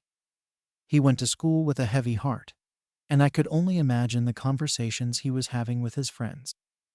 I felt so conflicted. Part of me wanted to reach out and talk to him, but another part feared making things worse. I wasn't sure if I should push him to express his feelings or if I should give him space to process everything. That weekend, I decided to take a different approach. I thought maybe a family outing could help us reconnect. I planned a trip to the local amusement park, figuring it would be a great way for us to bond and forget about the past week's events. I hoped that some fun and laughter would help Jake see that I still cared and wanted to support him. When I brought up the idea, I was met with a mixture of surprise and skepticism. Jake looked at me with cautious hope, and I could tell he was hesitant. He wanted to believe that we could have a good time, but I could also sense his lingering hurt. After some back and forth, he agreed to go, and I felt a glimmer of relief. On the day of the outing, I could see Jake trying to muster excitement, but there was still a shadow over him. As we arrived at the park, I encouraged him to pick out some rides. We started with the Ferris wheel, and while we waited in line, I attempted to lighten the mood. I joked about how I used to be scared of heights when I was a kid, hoping to coax a smile from him. As we boarded the ride, I could feel him relax a bit. The views were breathtaking, and for a moment, it felt like we were reconnecting. I could see the city in the distance, and I thought that maybe this was the reset we both needed. But as we descended, I saw the worry return to Jake's face. It was as if he was still processing the fallout from his birthday party. After the Ferris wheel, we moved on to a few other rides. I tried to engage him, asking what he thought of each one, but his responses were short. I could tell he was distracted, lost in thought, and I wished I could break through the wall he had built. I felt a growing frustration. I wanted to help him, but it seemed like no matter what I did, I couldn't reach him. As we took a break and sat down for lunch, I saw a group of kids at a nearby table laughing and playing games. I watched as they teased each other, the kind of carefree interactions that come so easily to children. It reminded me of how Jake used to be before all this misbehavior started. I could almost hear their laughter echoing in my mind, and I wished desperately that my son could find that joy again. When I returned to our table, I mustered the courage to bring up the situation. "Jake, I know things have been rough lately," I began, choosing my words carefully. "I just want you to know that I'm here for you, and I want us to work through this together." He looked down at his plate, avoiding eye contact. "It's fine, Mom," he replied softly. The way he said it felt dismissive, and it stung. I knew he was trying to be brave, but the sadness in his voice told me everything. After lunch, we decided to try one more ride, a thrilling roller coaster that Jake had been eyeing. As we climbed into our seats, I felt a flicker of excitement from him. The ride was fast and exhilarating, and for a brief moment, I saw a genuine smile break through. As we stepped off the ride, he laughed and said it was the best one yet. I felt a surge of hope, thinking maybe we were finally moving in the right direction. But as the day wound down, I noticed Jake becoming quieter again. The weight of his feelings seemed to return, overshadowing the joy of the outing. I tried to keep the conversation light, suggesting we grab some ice cream before heading home. I thought it would be the perfect way to end the day, but Jake was uncharacteristically silent, lost in his thoughts. As we drove home, the car was filled with an uncomfortable silence. I stole glances at Jake in the rearview mirror, watching as he stared out the window. I wished I could read his mind, to understand what he was thinking, what he was feeling. Was he angry with me? Sad about the party? Confused about everything? When we got home, I suggested a family movie night to keep the momentum of the day's fun going. I wanted to create a cozy environment where we could relax together. But Jake just shrugged and mumbled that he was tired. I felt another wave of disappointment wash over me. The efforts I made to connect seemed to fall flat, and I didn't know how to reach him anymore. That night, I lay awake in bed, feeling like a complete failure. I thought about how Jake used to run to me with excitement, share everything with me. Now, it felt like there was a chasm between us that I couldn't bridge. I replayed every interaction in my mind, trying to figure out where I had gone wrong. Had I been too harsh? Should I have waited before canceling the party? As the days turned into a week, I tried to maintain normalcy. We settled into our routines, but Jake continued to act distant. School was still a struggle for him, and I received messages from his teacher expressing concern about his focus and participation. The guilt resurfaced with each notification. I felt like I had not only canceled his birthday party, but had also crushed his spirit in the process. One evening, I decided to take matters into my own hands. I reached out to his teacher for guidance. I explained the situation and asked if she had any suggestions on how to better support Jake at home. She was sympathetic and acknowledged that children often respond differently to discipline. She suggested that I try to reconnect with Jake by focusing on his interests. Find common ground, she said.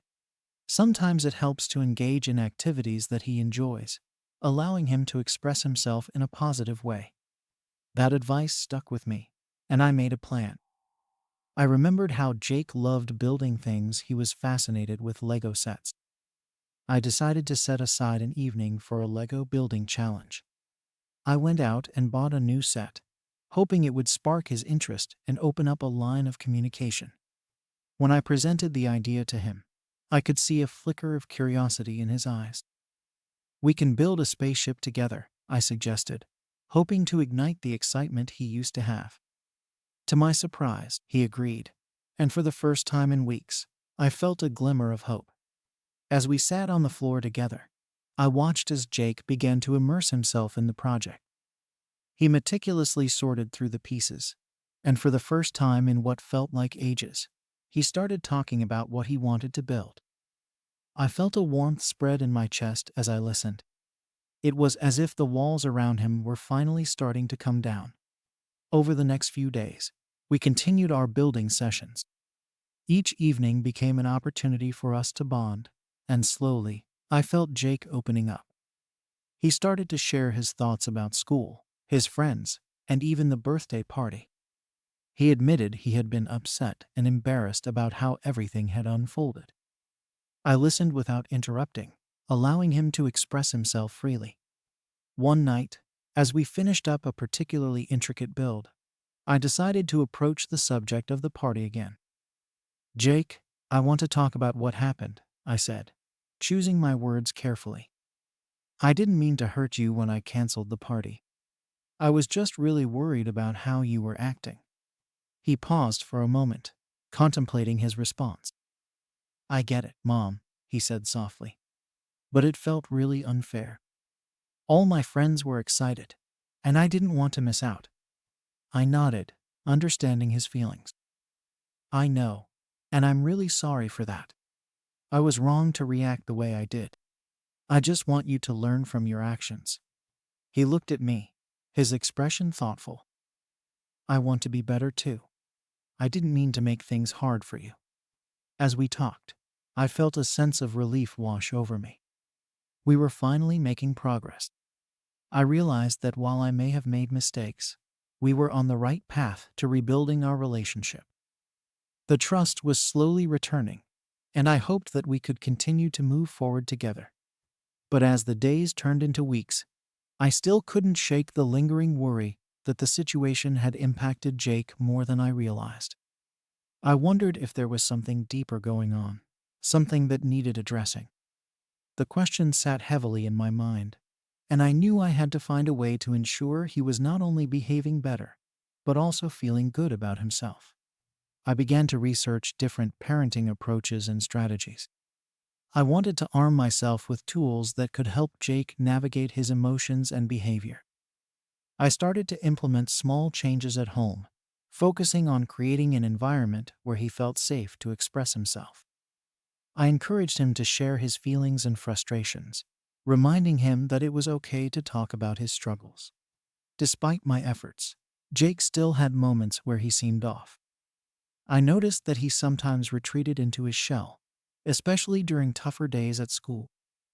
I remained vigilant, hoping to catch any signs of distress and address them promptly. I didn't want to slip back into the pattern of ignoring issues and allowing them to fester. One day, Jake came home from school with a downcast expression. I knew something was bothering him, so I gently prompted him to share what was wrong. After a few moments of silence, he finally spoke up, telling me about a group project that had gone awry. His teammates weren't cooperating, and he felt frustrated by their lack of effort. I listened, validating his feelings, and offered to help him brainstorm ways to address the situation. As we talked, I felt a sense of pride in our progress. I could see Jake beginning to navigate his challenges more openly. but there was still a sense of uncertainty lingering in the air. I realized that while we had made strides in our relationship, the road ahead was still filled with obstacles. I continued to encourage open dialogue and supported Jake in finding constructive ways to deal with his frustrations. Yet, I still feared that the shadow of his earlier behavior would return. I worried that I hadn't done enough to help him learn from his mistakes. As I pondered these thoughts, I couldn't help but feel the pressure mounting. As weeks passed, I found myself in a constant state of vigilance, watching for any signs of regression. Jake had improved, but I knew that consistency was key. I hoped that my efforts were enough to guide him toward becoming the responsible and respectful child I knew he could be. However, as Jake navigated his school life, the whispers of doubt began to creep back in. The question of whether I had truly done the right thing lingered in my mind. I couldn't shake the feeling that perhaps I had been too harsh, too focused on punishment rather than guidance. And with each passing day, the uncertainty grew heavier, leaving me to wonder how best to support my son as we moved forward together. I thought we had made significant progress in rebuilding our relationship. But as we moved further into the school year, I realized that challenges were far from over. Jake had moments where he shined, his laughter returned, and he engaged more during our Lego building sessions, but then he would retreat back into silence. And I couldn't help but worry that he was still struggling more than he let on. As the weeks rolled by, I kept close tabs on Jake's behavior at school. I had a conversation with his teacher about his improvements, and she was cautiously optimistic, noting that he was participating more and seemed less distracted. However, she also mentioned that he occasionally still struggled with group dynamics, which was something I worried about. I wanted to ensure he felt confident and accepted by his peers, especially after everything that had happened. One day, I decided to check in with Jake about how he felt things were going at school. I approached him while he was working on his homework. "Hey, buddy, how are things with your friends lately?" I asked, hoping to open up a dialogue. He shrugged and kept his eyes on his papers, mumbling that everything was fine. I could sense he was holding back, but I didn't want to push too hard. The following week, Jake had a school project due, and I was eager to help him with it. He needed to create a presentation about his favorite animal. When I asked him if he wanted to work on it together, he hesitated but eventually agreed. As we brainstormed ideas, I noticed his enthusiasm start to bubble up. We chose to focus on wolves, and he started to share interesting facts he had learned, which made me smile. It felt good to see him excited about something. We spent the next few days putting the project together, and I felt a sense of pride in our collaboration.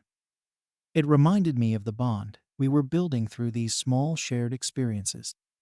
The night before the presentation, Jake was nervous but determined. I assured him that he would do great, and I promised to be there to support him. The day of the presentation came, and as I sat in the audience, I felt a mix of pride and anxiety. Watching him stand up there, speaking about wolves with confidence, brought tears to my eyes. I knew he had worked hard, and I could see that he was genuinely enjoying the moment. When he finished, I could tell he felt accomplished. He returned to his seat with a huge grin, and I couldn't help but cheer for him. After school that day, I asked him how he felt about the presentation.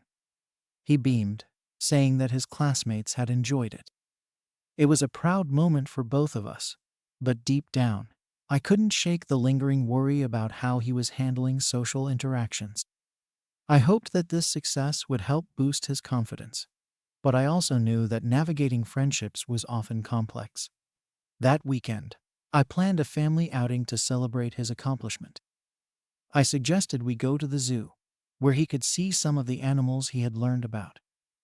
Jake was excited, and for a while, I felt that familiar warmth return. We spent the day wandering through the exhibits, and I watched as Jake eagerly pointed out different animals, recalling facts he had learned. However, the excitement didn't last long. As we were leaving the zoo, Jake spotted a group of kids playing a game of tag. I could see the longing in his eyes as he watched them laugh and run around. I wanted to encourage him to join, but I sensed his hesitation. "Why don't you go play with them?" I nudged him gently. "It looks like fun." He glanced at the group, then back at me. "I don't know, Mom. What if they don't want to play with me?" His fear echoed in my mind, a reminder of his earlier struggles. I wanted to assure him that he was more than capable, but I also didn't want to push too hard. Instead, I encouraged him to give it a shot, and I reminded him that kids generally just want to have fun. He stood there for a moment, contemplating, and I held my breath, hoping he would muster the courage to join in. Finally, after a deep breath, he took a few hesitant steps toward the group. I watched, feeling a mix of pride and anxiety, but as soon as he approached, I saw one of the kids glance at him, then return to the game without a second thought. My heart sank as I realized the sting of rejection on Jake's face. I rushed over, not wanting him to feel discouraged. "Hey, it's okay. Sometimes it just takes a moment to fit in," I said, trying to offer comfort. We walked away from the game, and I could see the disappointment settle in his expression. That evening, I could tell he was quiet and withdrawn again.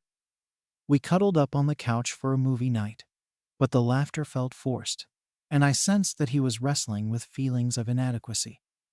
I decided to take a different approach. I wanted to validate his emotions without dismissing them. "Jake, I saw how you tried to join that game today. I'm proud of you for putting yourself out there," I told him. "It's not always easy, but you showed a lot of courage." He looked up at me, and for a moment, I thought I caught a glimpse of relief. "But what if they don't want me there?" he asked, his voice trembling. I thought carefully before responding. "Sometimes kids can be caught up in their own games. It doesn't mean they don't like you or want to be friends." I wanted him to understand that rejection wasn't a reflection of his worth. "You're a great kid, and I know you have so much to offer as a friend." But even as I spoke, I couldn't shake the worry that lingered in my mind. I began to realize that I had to find ways to help him navigate these social dynamics better. After some research, I discovered social skills programs that might help children like Jake learn how to interact with peers more effectively. I began to look into local options, thinking this could be a valuable resource for him. The next week, I approached Jake with the idea. "How would you feel about joining a group where you could meet other kids and practice some fun activities together?" I asked cautiously. At first, he was hesitant. "Is it like a therapy thing?" "I don't need therapy," he replied defensively. I reassured him that it wasn't about therapy, but more about having fun and learning new skills to make friends. Eventually, he warmed up to the idea, and I felt a wave of relief wash over me. We enrolled him in a weekend program that focused on social skills through interactive games and group activities. The first session came, and I dropped him off, my heart pounding with a mix of excitement and nerves. I waited anxiously, wondering how he would feel after the session. When I picked him up, he was buzzing with energy. "I made a new friend," he exclaimed, and I could hardly believe my ears. We played a game where we had to work together to build something. I felt a surge of hope. Maybe this was the turning point we had both been waiting for. Over the next few weeks, Jake continued attending the program, and each time, he returned home with stories about his new friends and the fun activities they had done. I watched as his confidence grew, and I was grateful for the positive impact it was having on him. He even began to open up more about his feelings, something I hadn't seen much of before. But just when I thought things were improving, a new concern arose. I noticed Jake starting to isolate himself at home. Although he was thriving at the social skills program, he seemed to retreat into himself when he was back home. He spent more time alone in his room, often engrossed in video games or scrolling through social media. I understood that kids need their own space, but this felt different. I decided to check in with him during dinner one evening. "Jake, I've noticed you've been spending a lot of time in your room lately. Is everything okay?" I asked gently. He shrugged, avoiding eye contact. Yeah, I'm fine, he replied. But I wasn't convinced. The lingering worry about his emotional well-being resurfaced, and I knew I had to address it. I wanted to create an open space for him to talk about anything that might be bothering him. Over the next few days, I continued to encourage him to share his thoughts and feelings. I suggested we do something together, maybe a family game night or a fun outing to help him reconnect with us. But Jake remained hesitant, and I felt that familiar frustration bubbling up. I wanted to break through to him, to understand what was going on in his mind. Finally, one afternoon, I decided to take a direct approach. I knocked on his door and asked if I could come in. He nodded, and I took a seat on the edge of his bed. Jake, I really want to talk about how you're feeling. I know things have been up and down lately, and I want to be here for you. He looked down, fiddling with his hands. I don't know, Mom. I just feel different. Sometimes I feel left out, even when I'm with my friends. My heart ached for him. It's completely normal to feel that way sometimes, I assured him. Everyone has moments when they feel like they don't belong, but it doesn't define who you are. I wanted him to understand that these feelings were part of growing up, but I also wanted to reassure him of his value. Over the next few weeks, I made it a point to keep the lines of communication open. I suggested we establish a weekly tradition where we would set aside time to just hang out together. Whether it was watching movies, playing games, or simply talking, I wanted Jake to feel supported. I hoped it would give him the comfort to open up more about what he was experiencing. As our routine continued, I felt that familiar tension beginning to ease. Jake seemed more relaxed and engaged. I cherished these moments of connection, realizing how important they were for both of us. Yet, even as things appeared to improve, a nagging fear remained. I knew that parenting would always be filled with uncertainties, and the road ahead would likely come with more challenges.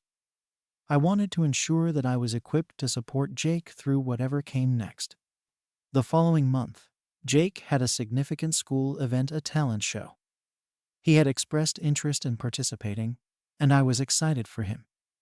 I encouraged him to perform a magic act, something he had been practicing. I could see the spark of enthusiasm in his eyes, and I hoped this would be a great opportunity for him to shine. As the talent show approached, I noticed a change in Jake. He became more focused and practiced his tricks diligently.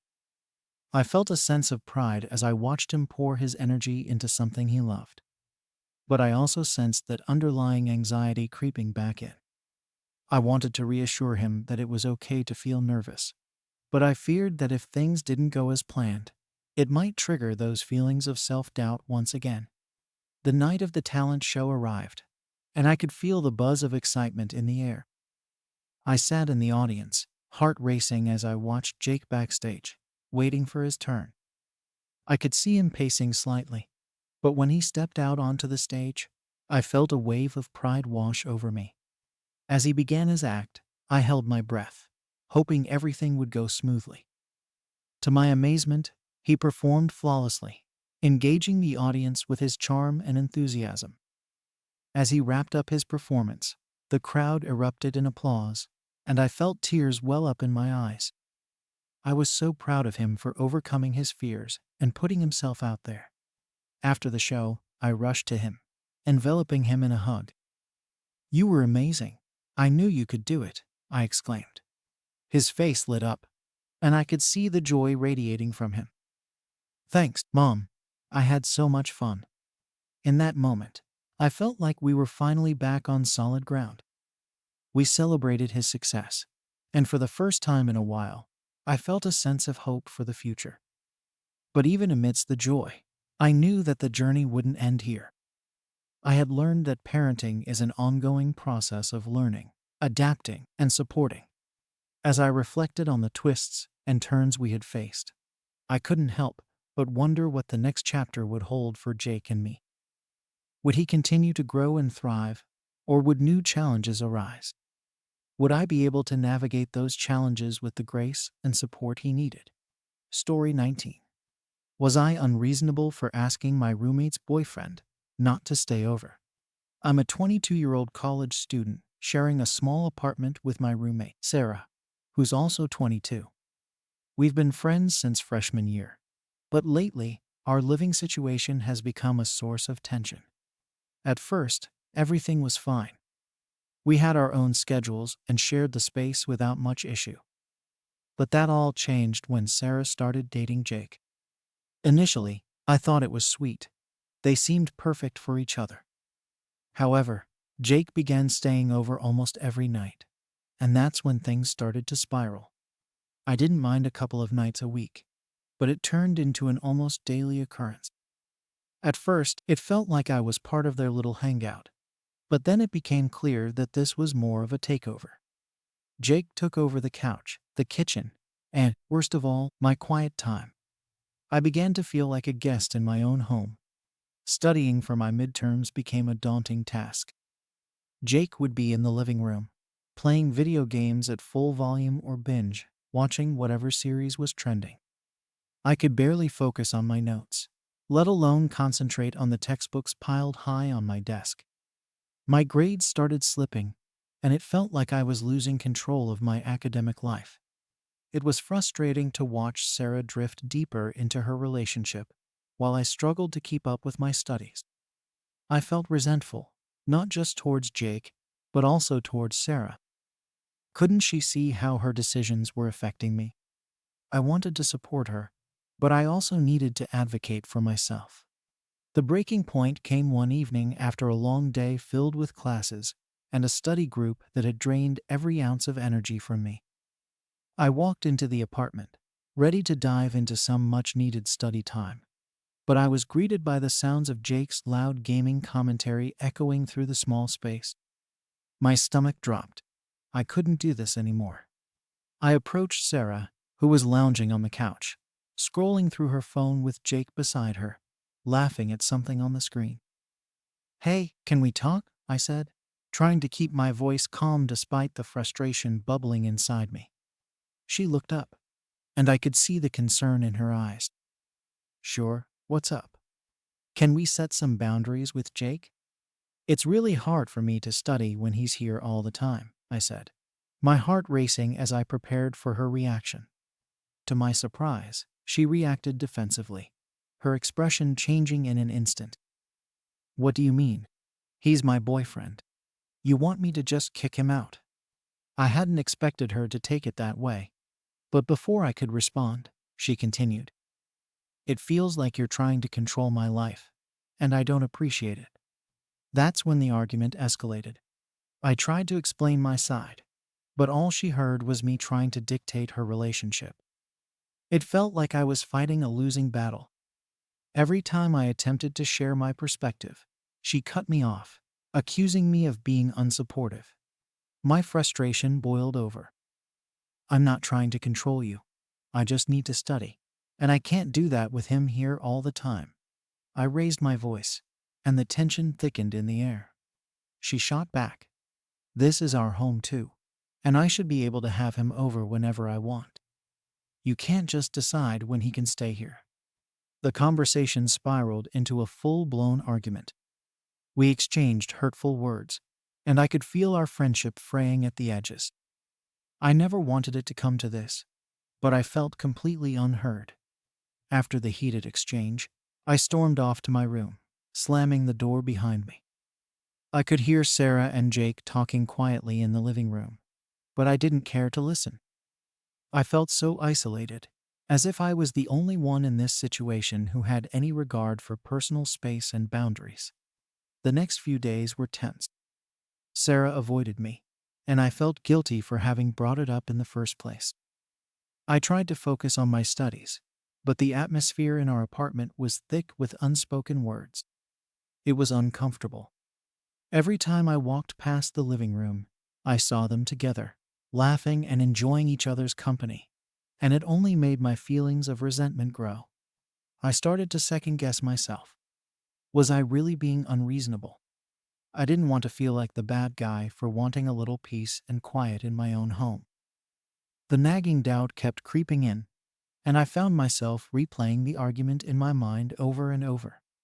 After a week of silence and cold shoulders, I finally mustered the courage to talk to Sarah again. I approached her one evening, gathering my thoughts as I walked into the living room. I saw her folding laundry, and for a moment I hesitated. But then I took a deep breath. "Look, I don't want this to come between us," I said, trying to sound as calm as possible. "I just need to know that I can study without distractions." Sarah looked up at me, her expression softening for a moment. "I get it. But you need to understand that this is my relationship too." Just then, the door swung open, and Jake walked in, completely unaware of the tension that had built up between us.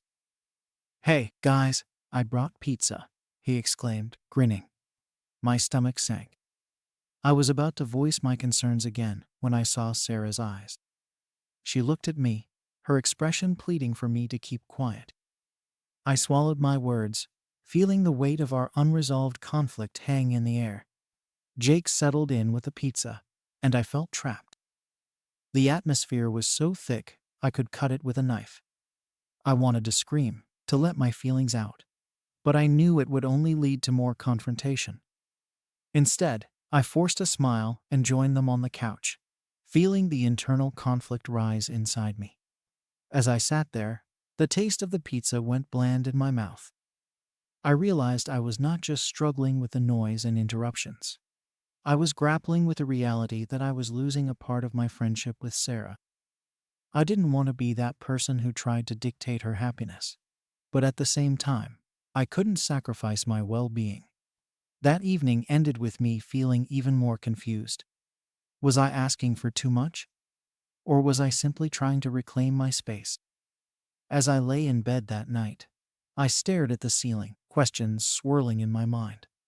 The tension between Sarah and me was palpable, and it felt like we were standing on opposite sides of a chasm.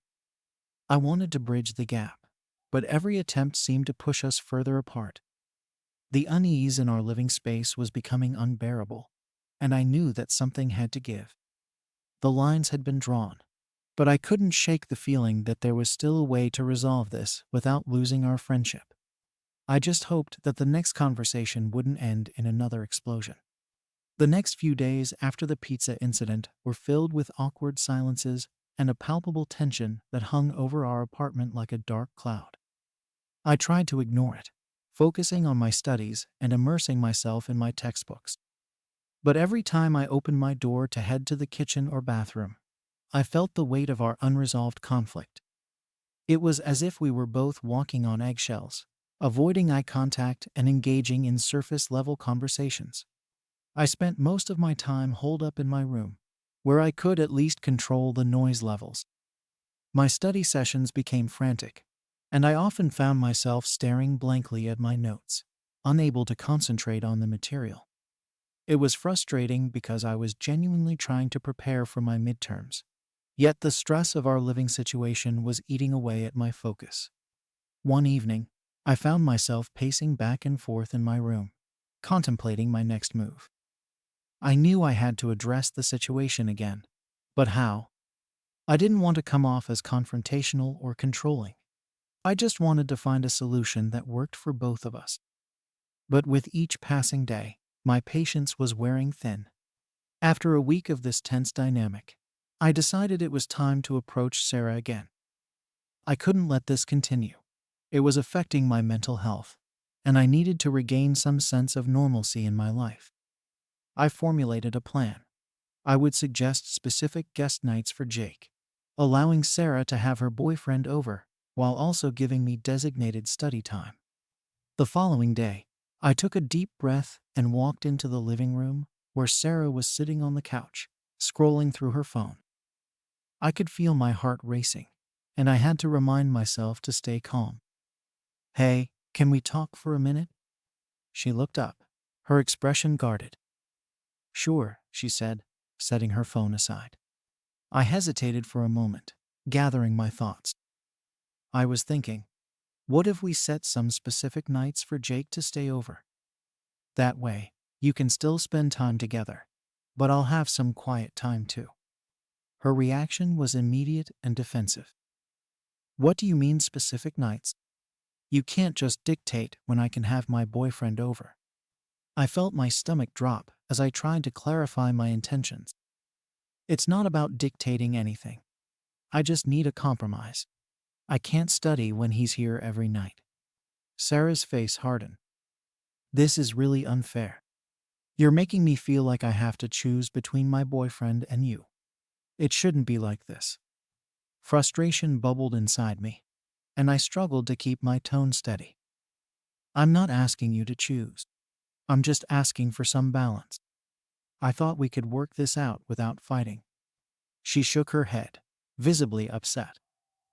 You're acting like I'm the problem here. This is my home too, and I want to enjoy my time with Jake. I felt defeated. My suggestion, meant to foster understanding, had backfired. I was at a loss for what to do next. The conversation ended with us both feeling angry and misunderstood, and I left the room feeling like I had hit a wall. Days turned into a blur as I tried to navigate the tense atmosphere. I kept my distance from Sarah and Jake, often opting to study in the library or at a coffee shop just to escape the noise. Each time I returned home, I felt a knot tighten in my stomach, knowing I was stepping back into a situation that felt increasingly hostile. It was during one of those late-night study sessions at a coffee shop that I received a text from Sarah. Can we talk? I don't want this to keep going like this. I felt a glimmer of hope. Maybe she was ready to find some common ground. I quickly responded, suggesting we meet at the apartment when I got back. When I walked through the door that evening, I could sense the change in the air. Sarah was sitting at the kitchen table, and for the first time in days, she looked less defensive and more open. Thanks for coming back early. I think we need to figure this out, she said, her voice softer than usual. I took a seat across from her, feeling cautiously optimistic. I agree. I want us to feel comfortable in our home again. I miss our friendship. She nodded, and I could see the stress lines on her forehead. I've been thinking a lot about what you said. I don't want to be selfish, but I really care about Jake, and I enjoy having him around. But I also don't want to make you feel uncomfortable. I appreciated her willingness to meet me halfway. I understand that. I don't want to take away your happiness, but I really need a space where I can study without distractions. We started discussing options, and as we talked, it became clear that we both wanted to make this work. We came up with a rough plan that designated a couple of nights a week as guest nights for Jake. It felt like a small victory for me, and I could see Sarah relaxing as we hashed out the details. But just when I thought we were making progress, Jake walked in, oblivious to our serious discussion. Hey, what's up? He asked cheerfully, plopping down next to Sarah. I felt my heart sink again. Sarah's demeanor changed instantly, and I could see her excitement to see him overshadowing our conversation. She grinned at Jake, and it felt like all our progress had just evaporated. I tried to stay calm. We were just discussing the possibility of setting specific nights for you to stay over, I said, hoping to keep the conversation on track. Jake's smile faltered, and I could see confusion wash over his face. Why? Is something wrong? I glanced at Sarah, who looked back at me with an expression that pleaded for me to say something. No, it's just that it's been hard for me to study with you here every night, I explained, feeling the weight of their gazes on me. Jake frowned. I didn't realize it was bothering you. I'm just trying to hang out with Sarah. I thought you were okay with it. There it was again, the sinking feeling that I was the odd one out in my own home. I took a deep breath, reminding myself to keep my cool. I want you both to have time together. I just need some quiet time to focus on my studies. Sarah interjected, trying to diffuse the tension. We're trying to find a balance, Jake. I don't want you to feel unwelcome, but I also don't want to disrupt my studies. The conversation continued, but it felt like we were going around in circles. Jake wasn't particularly interested in compromise, and it was frustrating to watch Sarah try to placate him, while I felt my concerns getting swept aside again. As the evening wore on, I retreated back into my room, feeling defeated. It seemed like every attempt to set boundaries was met with resistance, and I was starting to wonder if this was a losing battle. Over the next few days, the dynamic didn't improve much. I continued to spend more time away from home, opting for study sessions at the library or at a friend's place. But it didn't help the feelings of frustration that were brewing inside me. The apartment was starting to feel like a battleground, and every time I returned home, I felt the tension grip me tighter. One evening, after a particularly long day, I came home to find Sarah and Jake sprawled out on the couch, laughing at something on TV. The sight made my stomach twist, and I considered turning around and leaving again. Instead, I forced myself to walk in, feeling like I was intruding on their little world. "Hey," I said, trying to keep my voice steady. Sarah looked up and smiled, but I could see that it didn't quite reach her eyes. "Hey, we ordered takeout. Want some?" I appreciated the offer, but I shook my head. "I'm good. Just going to study." I didn't wait for a response and headed straight to my room, shutting the door behind me. As I sat down at my desk, I felt the weight of everything crashing down on me. The constant disruptions, the feeling of isolation, and the nagging thought that I was losing my friendship with Sarah were overwhelming. I couldn't shake the feeling that my needs didn't matter in this situation. Late that night, I was still tossing and turning in bed, unable to sleep. I pulled out my phone and opened up the group chat I had with my other friends. I needed to vent, to express everything that had been building up inside me. I started typing, sharing the details of what had been happening. As I typed, I felt a bit of relief wash over me. I wasn't alone in this. My friends understood what I was going through. They offered words of encouragement and reminded me that setting boundaries was not unreasonable. But the reassurance didn't last long. I knew I had to face Sarah and Jake again, and I dreaded the thought. I had tried to communicate, to find common ground, but it felt like every step forward was met with 2 steps back. The next day, I decided to take a different approach. Instead of avoiding the situation, I would confront it head on. I called Sarah and asked if we could sit down and talk without any interruptions. When we met, I took a deep breath, trying to remain calm. "I really want us to work through this, but I feel like every time we try, something gets in the way. I need to know if we can come to an understanding." She looked thoughtful, and for a moment, I thought maybe we were on the same page. "I want that too, but it feels like you're making me choose," she said. "I'm not trying to make you choose. I just want to ensure we both feel comfortable in our home," I explained. We discussed various options, but the moment Jake entered the room, the conversation shifted. Sarah's focus was immediately on him, and I felt like I was once again left on the sidelines. I knew I had to make a stand. I took a breath and spoke up. "I need to know that my needs matter too. I can't keep living in a situation that feels unbalanced." The words hung in the air, heavy with implication. I looked at both of them, feeling the weight of the situation settle around us. We were all at a crossroads, and I hoped that this time, we could finally find a way forward. But as I watched Sarah and Jake exchange glances, I couldn't shake the feeling that this was far from over. After our last serious talk, I hoped that things would finally change for the better. I wanted to believe that we could come to a mutual understanding, but deep down, I felt the tension still simmering beneath the surface. The apartment felt like a tightrope walk, and I wasn't sure how much longer I could maintain my balance. In the following days, Sarah seemed to be making an effort to keep the peace. She started to coordinate her time with Jake better, making sure to ask if I needed the living room to study before he came over.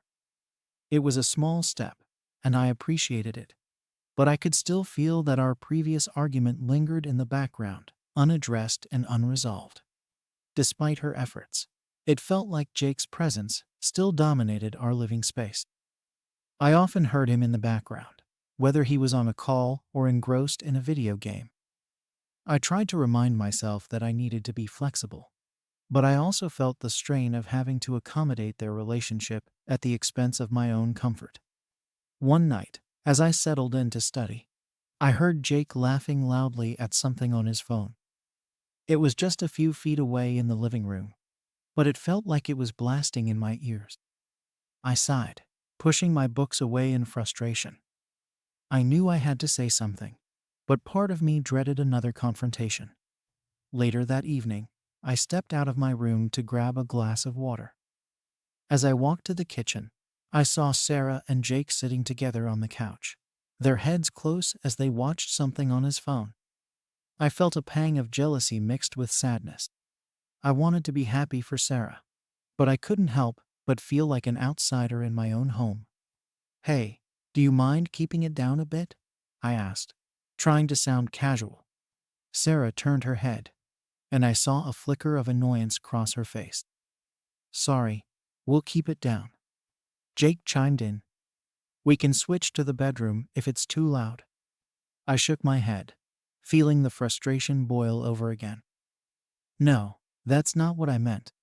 I just need some quiet to study." There it was again, the tension. Sarah looked from Jake to me, and I could see the internal struggle on her face. She didn't want to upset either of us, but the reality was that I felt like my needs were constantly sidelined. The next day, I spent hours at the library, trying to escape the chaos at home. As I flipped through my notes, I couldn't shake the feeling of being trapped in a situation where my voice felt small. I knew I had to find a way to express myself more effectively, but every time I tried, it ended in frustration. That evening, when I got back home, I found Sarah and Jake in the living room again. They were cuddled up together, and I felt a wave of resentment wash over me. I had always valued my friendship with Sarah, but this constant feeling of exclusion was starting to wear me down. I took a deep breath and decided to approach them again. "Can we talk about the noise levels and how it's affecting my study time?" Sarah looked at me, her expression softening. "I thought we were doing better with that." "I didn't realize it was still bothering you." Jake chimed in. "We're just trying to enjoy our time together. I didn't mean to disrupt your studying." It was frustrating to hear them both respond as if my need for quiet was an afterthought. "I understand that, but I really need to focus right now, especially with midterms coming up." The conversation spiraled into a familiar pattern, where I felt like I was explaining myself over and over. Eventually, I left the room again, feeling defeated. That night, I lay in bed, staring at the ceiling. I felt exhausted, not just from studying, but from the emotional toll of our living situation. I found myself questioning my choices. Was it unreasonable for me to want peace in my own home? Or was I truly being a bad friend by asking for what I needed? The next few days continued in the same vein. I tried to study whenever I could, but I often found myself distracted by their laughter and conversations. I wondered how much longer I could keep this up. Then came the night when I walked in to find Sarah and Jake in the middle of a passionate argument. I stood frozen at the doorway, unsure if I should interrupt. Their voices were raised, and I could hear fragments of their conversation. It was clear that something had triggered a disagreement, and I felt an unsettling mix of anxiety and concern for both of them. "Why can't you just be more understanding?" I heard Sarah say, her tone sharp. Jake responded with frustration. "I'm not doing anything wrong. I thought you were okay with it." I didn't want to invade their space, but part of me felt like I should step in. "Is everything okay?" I finally said, breaking the tension. They both turned to look at me.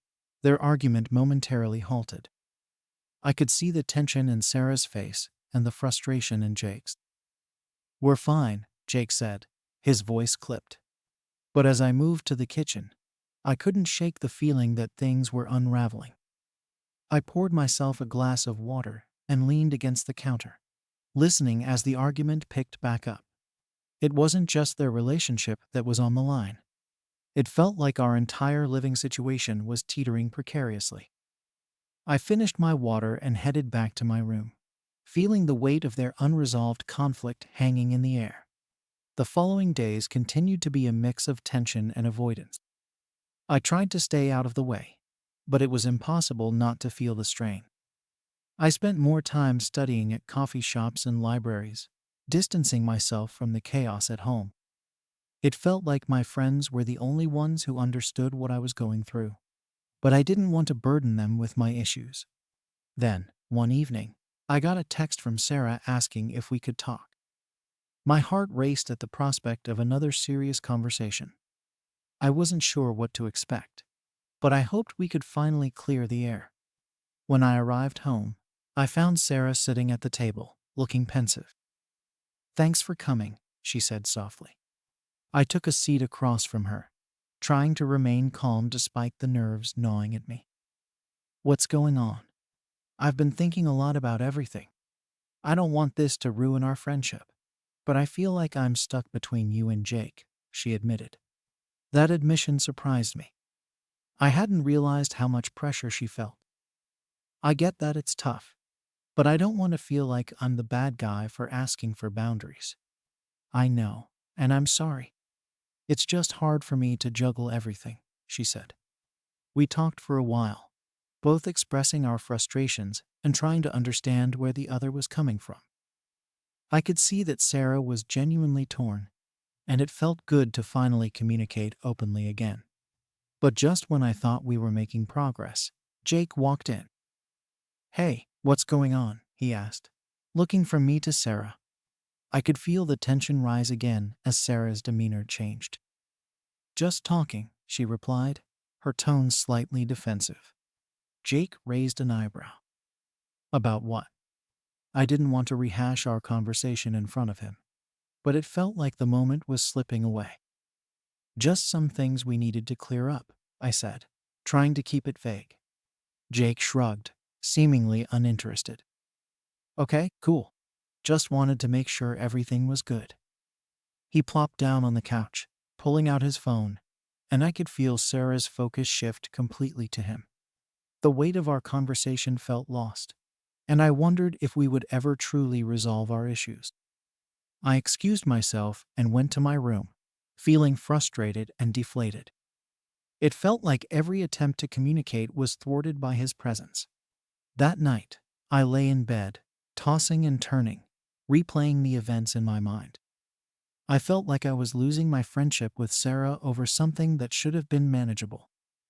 The apartment felt like a battleground, and I had no idea how to reclaim my space. I needed a new plan. I had to find a way to set my boundaries without it becoming a point of contention. I started jotting down my thoughts, trying to articulate what I needed clearly. I wanted to approach Sarah again, but this time I would be more direct about how her relationship with Jake impacted me. The following week, I decided to put my plan into action. I called Sarah and suggested a time to sit down and talk again, hoping this time would be different. When we met, I laid out my thoughts clearly. "I care about our friendship, but I need to set boundaries. It's affecting my studies and my mental health." Sarah listened, and I could see the wheels turning in her head. "I don't want you to feel pushed out," she said.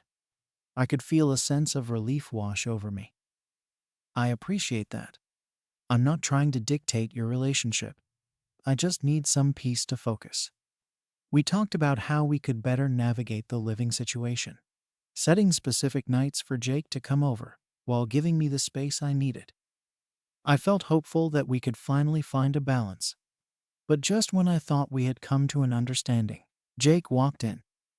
He greeted us both with a smile, but I felt the tension creep back in. I glanced at Sarah, and it was clear that she was more focused on him than on our conversation. I watched as the moment of clarity we just had began to slip away. The feeling of unease settled back into my chest. I wanted to scream that I needed my voice to be heard, that I wouldn't be sidelined any longer. But I held back, knowing that this was a work in progress. I could only hope that our attempts to communicate would lead to a better understanding. As I headed back to my room that night, I couldn't shake the feeling of uncertainty. I was left wondering if our friendship could withstand this strain, or if it was already too late. Was I wrong for wanting to protect my space in my own home? Story 20. Did I make the wrong choice by revealing my friend's workplace crush? I, a 28-year-old man, have been navigating a tricky situation at my office involving my best friend, Tom, who is also 28. We've been close for years, sharing everything from late-night gaming sessions to career aspirations. Recently, Tom confided in me about his crush on Sarah, a coworker we both respect. The problem? I felt it was inappropriate given the office dynamics, and I worried about the potential fallout. The tension started building when Tom came to me one Friday, practically bursting with excitement. He couldn't stop talking about Sarah and how he was planning to ask her out. While I wanted to support him, a nagging feeling in the back of my mind told me this could end badly. I'd seen too many office romances go south and impact friendships and work relationships. After some inner turmoil, I decided to take matters into my own hands. Tom had always been the more adventurous one in our friendship, the type who would throw caution to the wind without a second thought. I, on the other hand, tended to be more cautious, especially when it came to workplace relationships. When Tom described Sarah, I couldn't help but feel a mix of admiration for his boldness and dread about the situation. He painted her as the perfect girl, smart, funny, and gorgeous. But my instincts screamed that it wasn't as simple as he thought. That Friday evening, Tom invited me for drinks after work. I almost canceled. My gut was telling me something was off. But I didn't want to leave him hanging, especially since he was so excited about Sarah. During our drinks, he kept bringing her up, his eyes lighting up at the thought of her. I could see he was genuinely infatuated. But as he rambled on, I started to feel a sense of urgency. I knew I had to do something. The next morning, I decided to approach Sarah. It wasn't a decision I made lightly. I didn't want to betray Tom's trust, but the thought of him getting hurt loomed over me. I figured if I could give Sarah a heads up, she could prepare for Tom's approach and avoid any potential awkwardness. I sent her a message on our company chat, asking if we could talk for a moment. It felt odd, but I justified it as a necessary precaution. When I met Sarah, I felt a wave of nerves wash over me. She was warm and friendly, the kind of person who could light up a room. I was struck by how comfortable she made me feel despite the weight of what I was about to say.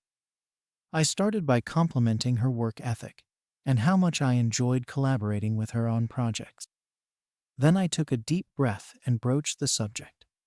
"Hey, I wanted to talk to you about something that might be a bit awkward," I said, trying to gauge her reaction. I told her about Tom's feelings for her, stressing that he hadn't approached her yet, and that I thought it was important for her to know. I mentioned my concerns about the potential office drama that could ensue. As I spoke, I could see her expression shift.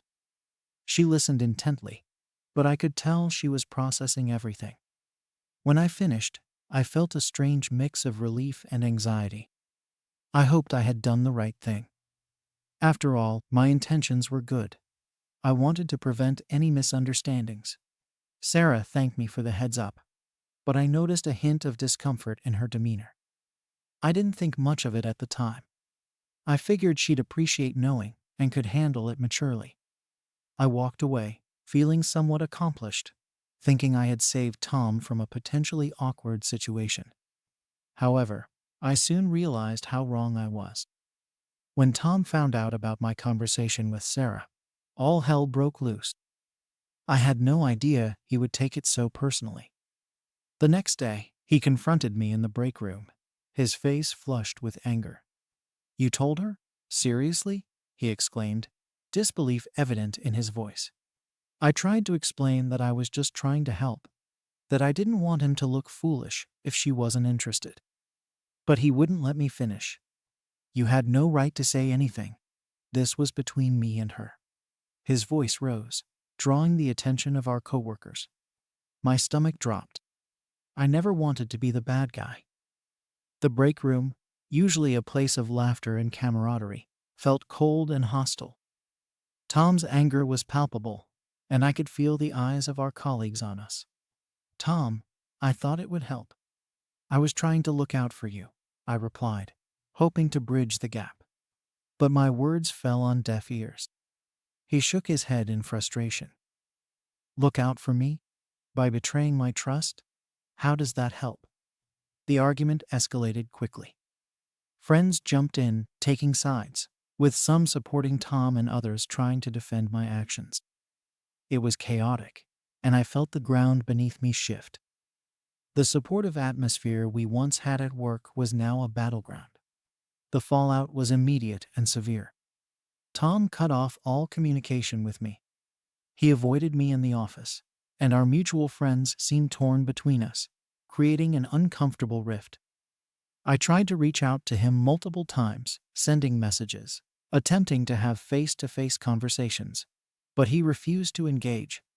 The silence was deafening. As the days turned into weeks, the tension only grew. I kept replaying the events in my mind, wondering where I had gone wrong. My conscience was heavy with doubt. Had I really crossed a line? Was it so wrong to think I was helping? The once familiar work environment now felt like a minefield, and every interaction with Tom's friends was a reminder of the fracture between us. Each day, I watched as Tom seemed to move on without me. He continued to chat with Sarah, and they would share laughs in the break room. I felt like a ghost, hovering in the background of my own life. The irony stung. I had tried to save my friend from embarrassment, and instead, I was the one left embarrassed and alone. I wanted to believe things would blow over, that Tom would eventually see my side. But as time passed, the hope dwindled. The office gossip escalated. People speculated about what had happened between us, whispering in hushed tones. It felt like a betrayal on a much larger scale, an entire office divided because of my one decision. Finally, I decided I had to confront him again. I approached him during lunch, my heart racing. Tom was sitting with a group of friends, and the chatter died down as I approached. The atmosphere was thick with tension. I took a deep breath and spoke up. Tom, can we talk? Just the two of us. He glanced at me, his expression unreadable. After a moment, he nodded, and we stepped away from the group. I felt a mix of fear and determination. I was ready to apologize, to clarify my intentions, and hopefully mend things. I just wanted to say I'm sorry for how everything went down, I started, trying to keep my voice steady. I thought I was helping by telling Sarah. I never meant to betray your trust. I thought if she knew, it could prevent any awkwardness. He crossed his arms, a wall between us. You don't get it, do you? You thought you were helping by sticking your nose where it didn't belong. You ruined everything. I felt a knot tighten in my stomach. I understand you're upset. But can we just talk about it? You know I would never intentionally hurt you. Tom shook his head, dismissing my words. You made a choice without thinking about how it would affect me. That's not a friend. The weight of his words hit me like a punch to the gut. I could feel the tears stinging my eyes, but I fought them back. I wanted to scream, to make him see reason, but instead, I just stood there, helpless. I just wanted to avoid drama, I said softly, my voice barely above a whisper. He looked at me with a mixture of pity and disdain. You wanted to avoid drama. Look where we are now. This is worse than any drama I could have faced. Thanks for nothing. I took a step back, feeling the full force of his anger. I realized then that there was no way to undo what I had done. The rift was too wide, and the trust I had broken was too damaged. As I walked away, I felt the weight of the world on my shoulders. The office, once my sanctuary, now felt like a prison. The question of whether I had done the right thing loomed large in my mind, gnawing at me. I had tried to help, but I was left alone, with only my regrets to keep me company. Days turned into weeks, and the situation only deteriorated further. Tom avoided me completely, and I felt the loss of our friendship keenly. The guilt I carried was heavy, and I wished I could turn back time. Each time I saw him with Sarah, laughing and sharing moments, it felt like a knife twisting in my heart. I knew I had to make one last attempt to reach out to him. But deep down, I feared it was too late. It had been weeks since my fallout with Tom, and the silence between us felt suffocating. The office atmosphere was heavy, not just because of the tension between us, but also due to the underlying whispers that floated through the halls. I could sense the gossip swirling, and it left me feeling more isolated than ever. I spent my days avoiding the break room, trying to minimize any chance of bumping into Tom or his new group of friends. During this time, I tried to focus on my work, throwing myself into projects to distract from the emotional turmoil. But even the most engaging tasks couldn't pull my mind away from the mess I had created. I replayed our last conversation in my head repeatedly, wishing I had chosen my words more carefully. I thought about reaching out to him through texts, emails, or even a handwritten note. But every time I tried to type something, my hands froze. In the days following our confrontation, I noticed subtle changes in the office dynamics. Tom's interactions with Sarah became more pronounced. They often chatted in the open, laughing and sharing inside jokes. It was as if I no longer existed in that world. Whenever I caught a glimpse of them together, it was a painful reminder of my misstep. My heart sank each time I saw Tom flash that smile, the one he reserved for people he cared about. That smile had once been for me too. I sought solace in my other friendships. But the truth was, no one else could fill the void left by Tom. Even my casual conversations felt hollow. I missed our late-night gaming sessions, our deep dives into our favorite shows, and the way we could talk for hours without it feeling like a chore. I knew I had to make one last attempt to mend things. One Friday evening, I mustered up the courage to send Tom a message. I kept it simple, stating that I wanted to talk, and that I was ready to hear him out. I waited nervously for a response, my heart racing with anticipation. When my phone buzzed, I practically jumped. It was a brief reply. "I'll think about it." That vague response felt like a small win, but it didn't ease my anxiety. The weekend passed in agonizing silence, and by Monday, I was on edge. I kept checking my phone, hoping for a sign that things might turn around. When I arrived at the office, I felt the tension in the air. I had a long day ahead, filled with meetings and the usual grind. But all I could think about was Tom. During lunch, I saw him again with Sarah. They were sitting across from each other, their heads leaning in, sharing what looked like a very intimate moment. I felt a stab of jealousy and regret all at once. I wanted to march over and demand he hear me out. But I held back, knowing that my anger wouldn't help. I returned to my desk, forcing myself to eat a sad sandwich while staring blankly at my computer screen. Days passed, and the cycle continued. I'd send a message, he'd reply vaguely, and I'd be left feeling more confused and frustrated. I decided to try a different approach. I wanted to show him I was genuinely remorseful and willing to work on our friendship. I arranged for a small get-together at my place that Friday. I invited a few mutual friends, hoping that being in a familiar setting would ease the tension. As the day approached, I felt a mix of excitement and dread. I sent a more direct message to Tom, telling him that I was hosting, and that it would mean a lot if he could come. I was met with another vague response, but this time he agreed to show up. That felt like progress.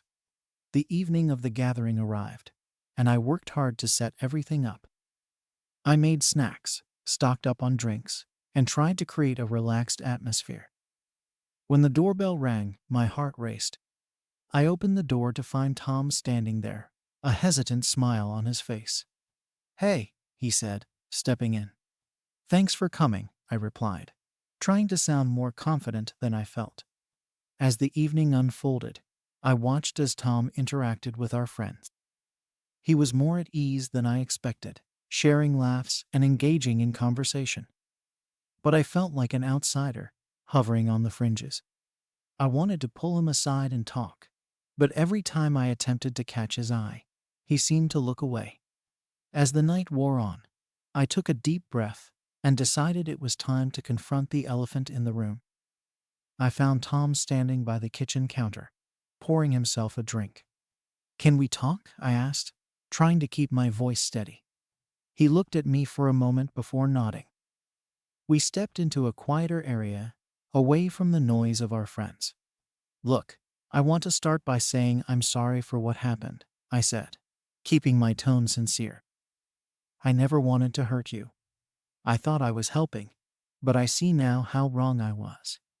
He crossed his arms, a familiar defensive posture. "You still don't get it. You thought you were helping by betraying my trust. I just can't understand why you felt the need to do that." I nodded, fully acknowledging his feelings. "I know, and I can't take back what I did, but I really want you to know that my intentions were never malicious. I care about you and our friendship, and I'm willing to do whatever it takes to fix this."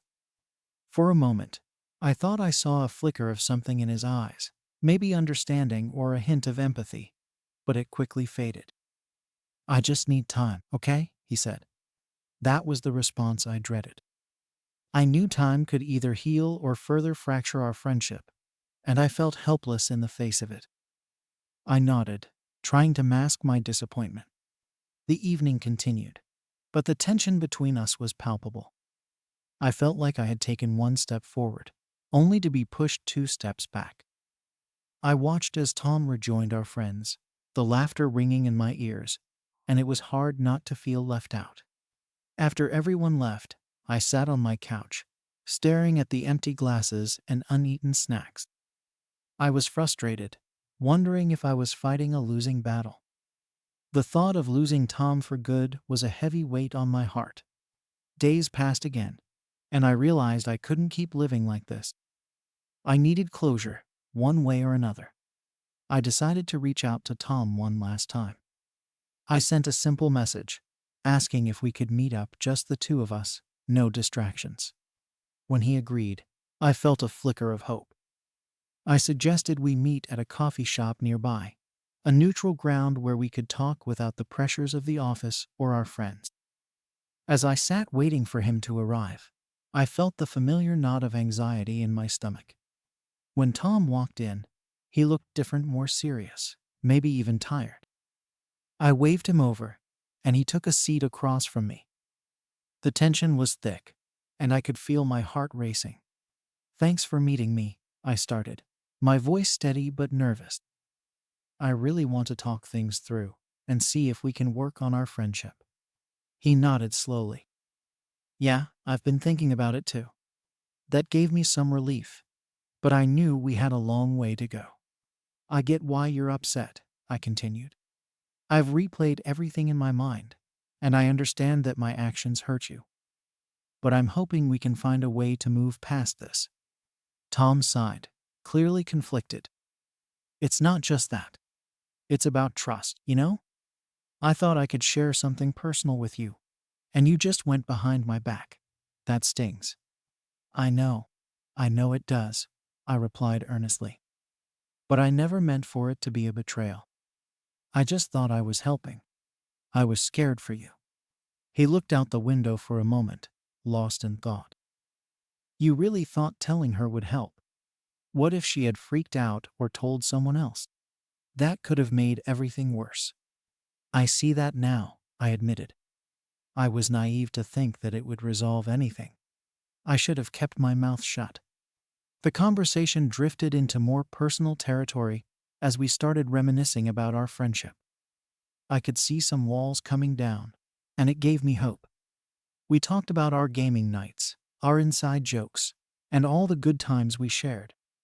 It felt like we were starting to find common ground again. But then, as if the universe wanted to remind us of our reality, Sarah walked into the coffee shop. I noticed Tom's demeanor shift instantly. He tensed up, his expression tightening as he spotted her. I felt a pang of anxiety, fearing that this moment could unravel everything we had just started to rebuild. Just act normal, I whispered to him, trying to keep the atmosphere light. But it was too late. As she approached, I could see the tension in Tom's face. Sarah walked up to our table, her smile bright, but somehow strained.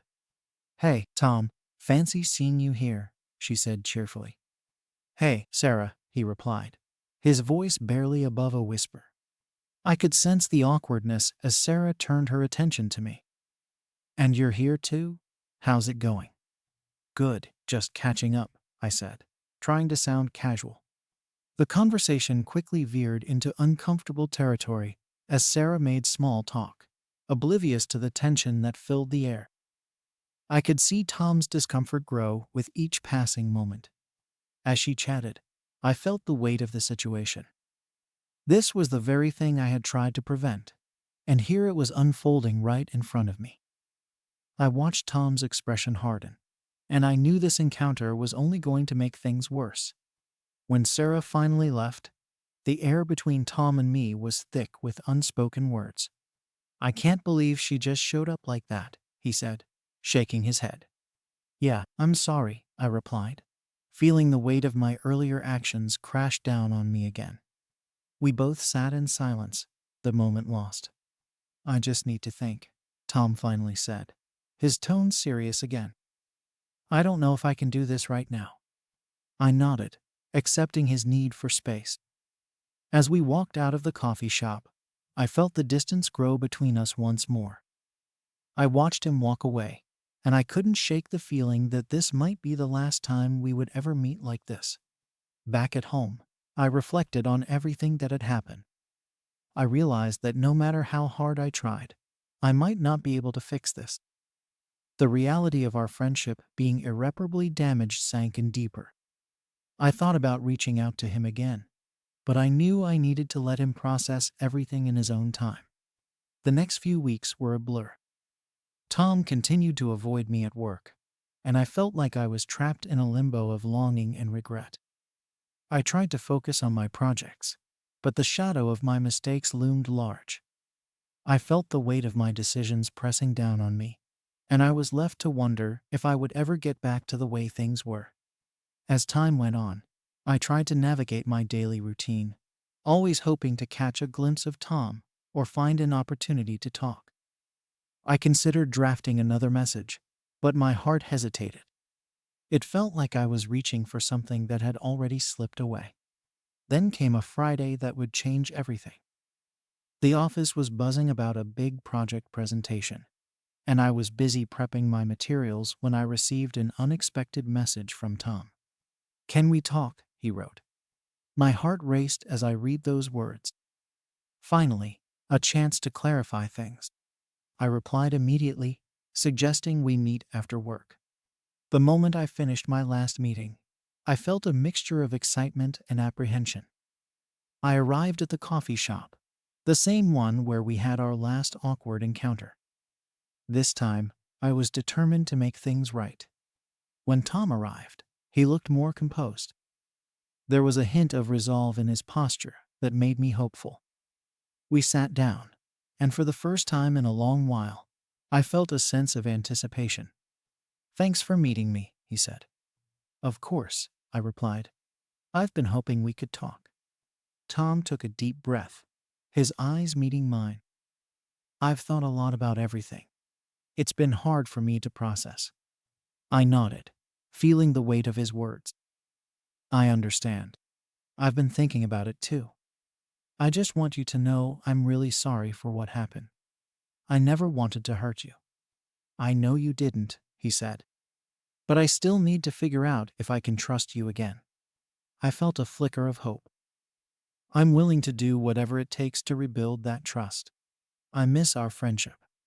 Tom looked thoughtful, and for a moment, it felt like we were back on the right track. But as he continued, I sensed that this conversation would not be straightforward. "I appreciate you reaching out, but I need time," he reiterated. I felt my heart sink, but I knew pushing wouldn't help. Take all the time you need. I'll be here when you're ready. As we wrapped up the conversation, I walked away feeling both hopeful and uncertain. I realized that rebuilding our friendship would be a long journey. I left the coffee shop with a sense of determination. I wanted to prove to Tom that I was still the friend he once knew. But I also understood that trust doesn't get rebuilt overnight. As the weeks turned into months, I continued to give Tom space while working on myself. I focused on being a better friend, not just to him, but to everyone around me. I hoped that in time, our friendship could be salvaged. But in the back of my mind, I feared that some scars would never fully heal. Despite the distance, I held on to the hope that we could find a way back to each other, that our friendship was worth the fight. And while I was still grappling with the fallout of my choices, I was determined to make things right, no matter how long it took. It had been several months since I last spoke to Tom in a meaningful way, and I was beginning to wonder if our friendship was truly beyond repair. I had given him the space he asked for, trying my best to show him that I respected his need for time. But as the days turned into weeks, and weeks into months, the silence between us felt more like a chasm that was only growing wider. During that time, I focused on my work and attempted to mend relationships with our mutual friends. I didn't want to become the subject of gossip or have people take sides. I was aware that some of our friends had chosen to distance themselves from me because of the fallout, but I didn't hold any grudges. I understood that people often felt compelled to pick a side in conflicts. I just wished they could see how hard I was trying to fix things. Despite my efforts, I often found myself looking for signs of Tom around the office. I missed our daily banter and the easy friendship we had built over the years. There were times when I caught a glimpse of him talking to Sarah, their laughter echoing down the hallway. It stung each time, a constant reminder of what I had lost. I decided to take a proactive approach. I reached out to Tom again, proposing we grab lunch together. I wanted to rebuild our friendship in a more casual setting, hoping it would alleviate some of the tension. I figured a relaxed atmosphere could help us talk more openly without the pressures of work hanging over us. To my surprise, he agreed. We met at a small cafe that we used to frequent, a place filled with memories of countless meals and conversations. As I waited for him to arrive, I felt a mix of excitement and dread.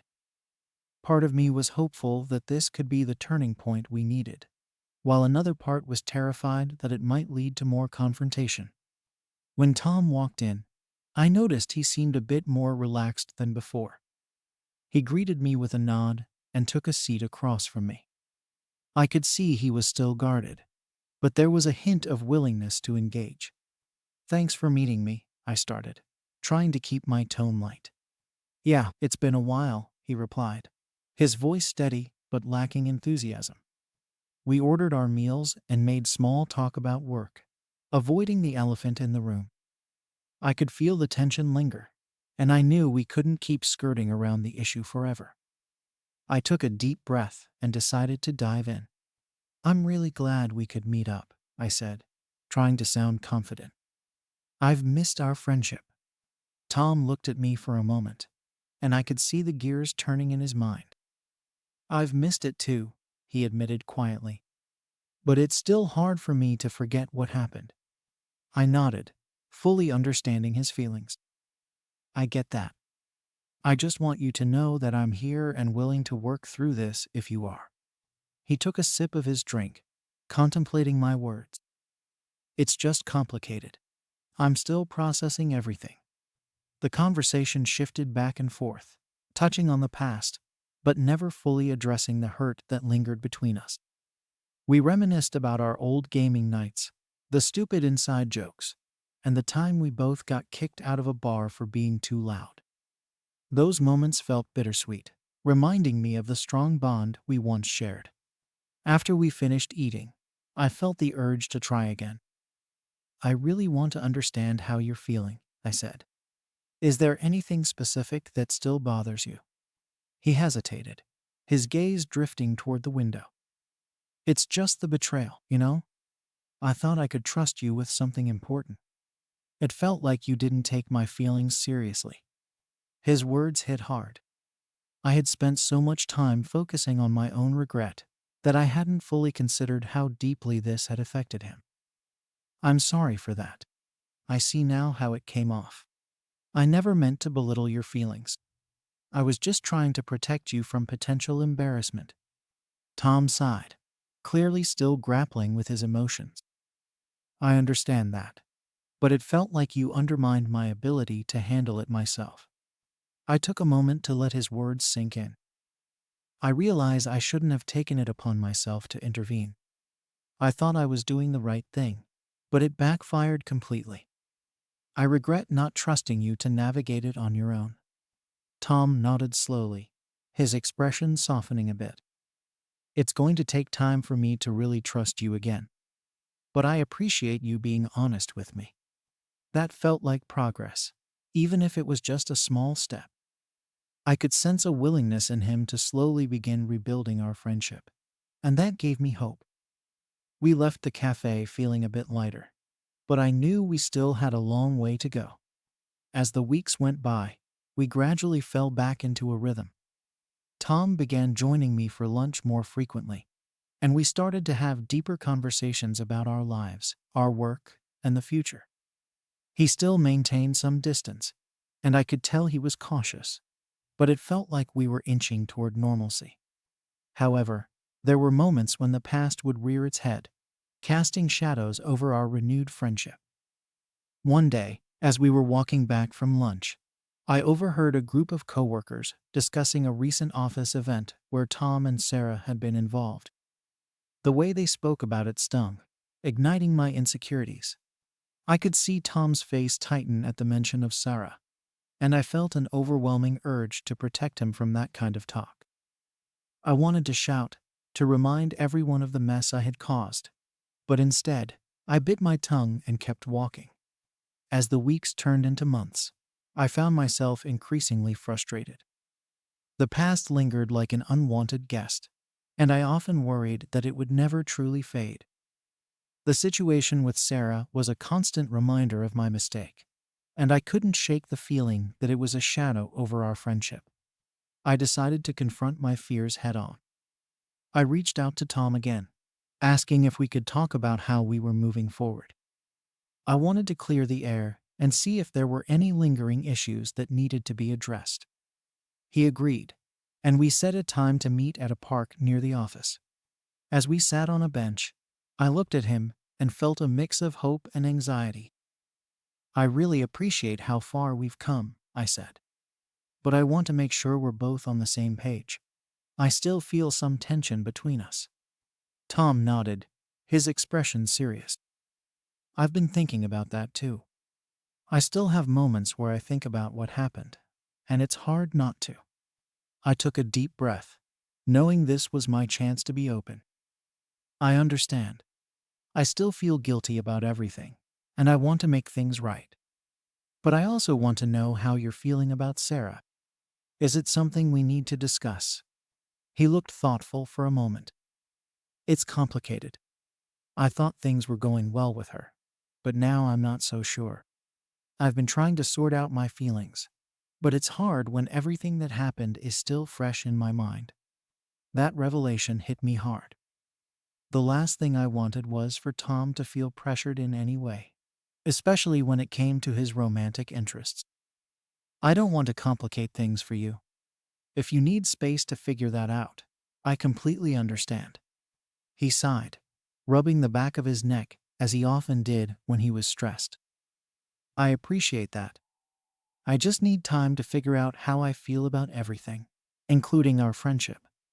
We talked for a while longer, covering a range of topics, but I couldn't shake the feeling of unease. I felt a flicker of hope that we were rebuilding our friendship, yet I also sensed the fragility of our situation. After that meeting, life returned to a semblance of normalcy. We continued to meet for lunch, share jokes, and discuss work-related matters. But I could feel the undercurrents of unresolved issues lurking beneath the surface.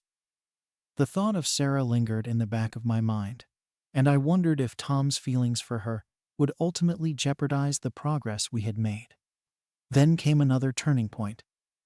One Friday afternoon, our manager announced a team building retreat for the following month. Everyone was buzzing with excitement, but when I saw the list of participants, my heart sank. Tom and Sarah were both on the list, and it felt like a punch to the gut. I knew I couldn't allow jealousy to dictate my actions.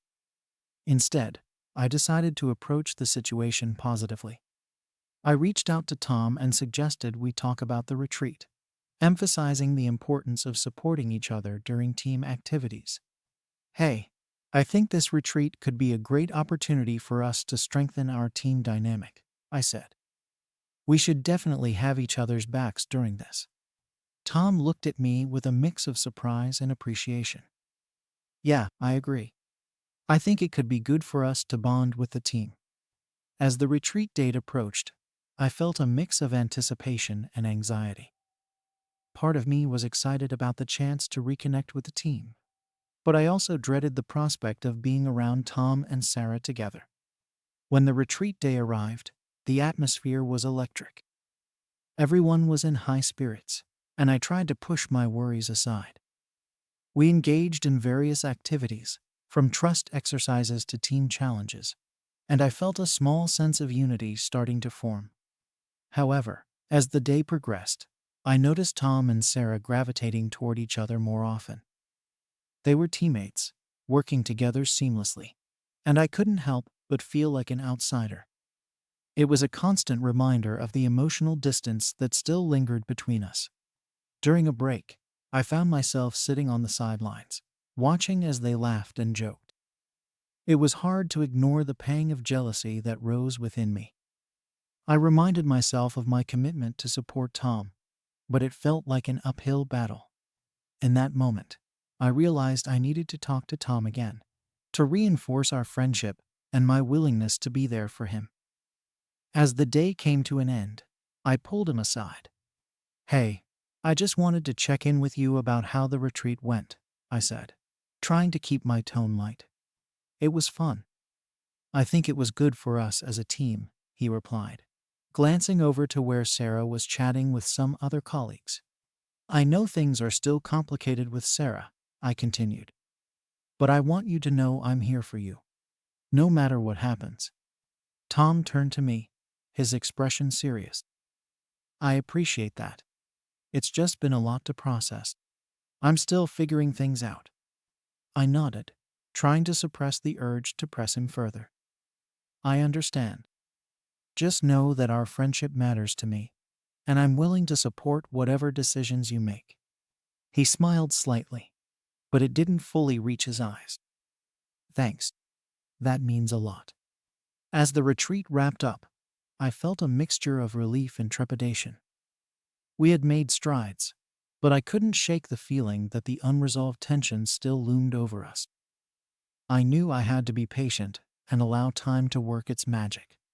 Weeks passed after the retreat, and life returned to a routine. Tom and I continued to rebuild our friendship, gradually restoring some of the trust that had been fractured. However, I remained acutely aware of Sarah's presence in our lives. One day, as we were having lunch together, Tom brought her up unprompted. "I've been thinking about how I need to have a conversation with Sarah," he said, his tone contemplative. My heart raced at the mention of her name. "About what?" He looked down at his plate, clearly conflicted. "I think I need to clarify where we stand. It's been on my mind for a while, and I don't want to lead her on."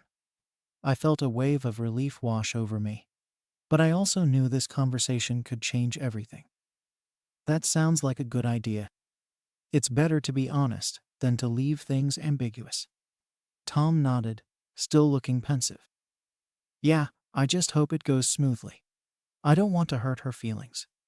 The next few days were filled with anticipation as Tom prepared for his conversation with Sarah. I offered him support, letting him know that whatever he decided, I would be there for him. I could sense that he was ready to face the truth, and that gave me hope for both of them and our friendship. Finally, the day came when Tom approached me after work. looking a bit more relaxed. I talked to Sarah today, he said, a small smile breaking through his previous tension. I felt my heart skip a beat. How did it go? Better than I expected. I explained my feelings and that I wanted to be upfront with her. It was a little awkward at first, but she appreciated my honesty, he said, relief evident in his voice. I couldn't help but smile at his news. I'm glad to hear that. It sounds like you handled it well. Tom nodded. Yeah, it feels like a weight has been lifted. I can finally focus on what really matters, our friendship and being there for each other. That moment felt like a turning point, a step toward healing. I could see the tension between us begin to dissipate, replaced by a renewed sense of camaraderie. As we left the office, I felt a wave of gratitude for the journey we had been on together. Despite the struggles, we were finding our way back to each other. However, I knew that trust is fragile and can take time to rebuild completely. With that thought in mind, I looked at Tom and asked, "What's next for us?" He smiled, and for the first time in a long while, I felt the possibility of a brighter future ahead. But as I walked alongside him, a question lingered in my mind. How do we move forward from here, knowing the past will always be a part of our story?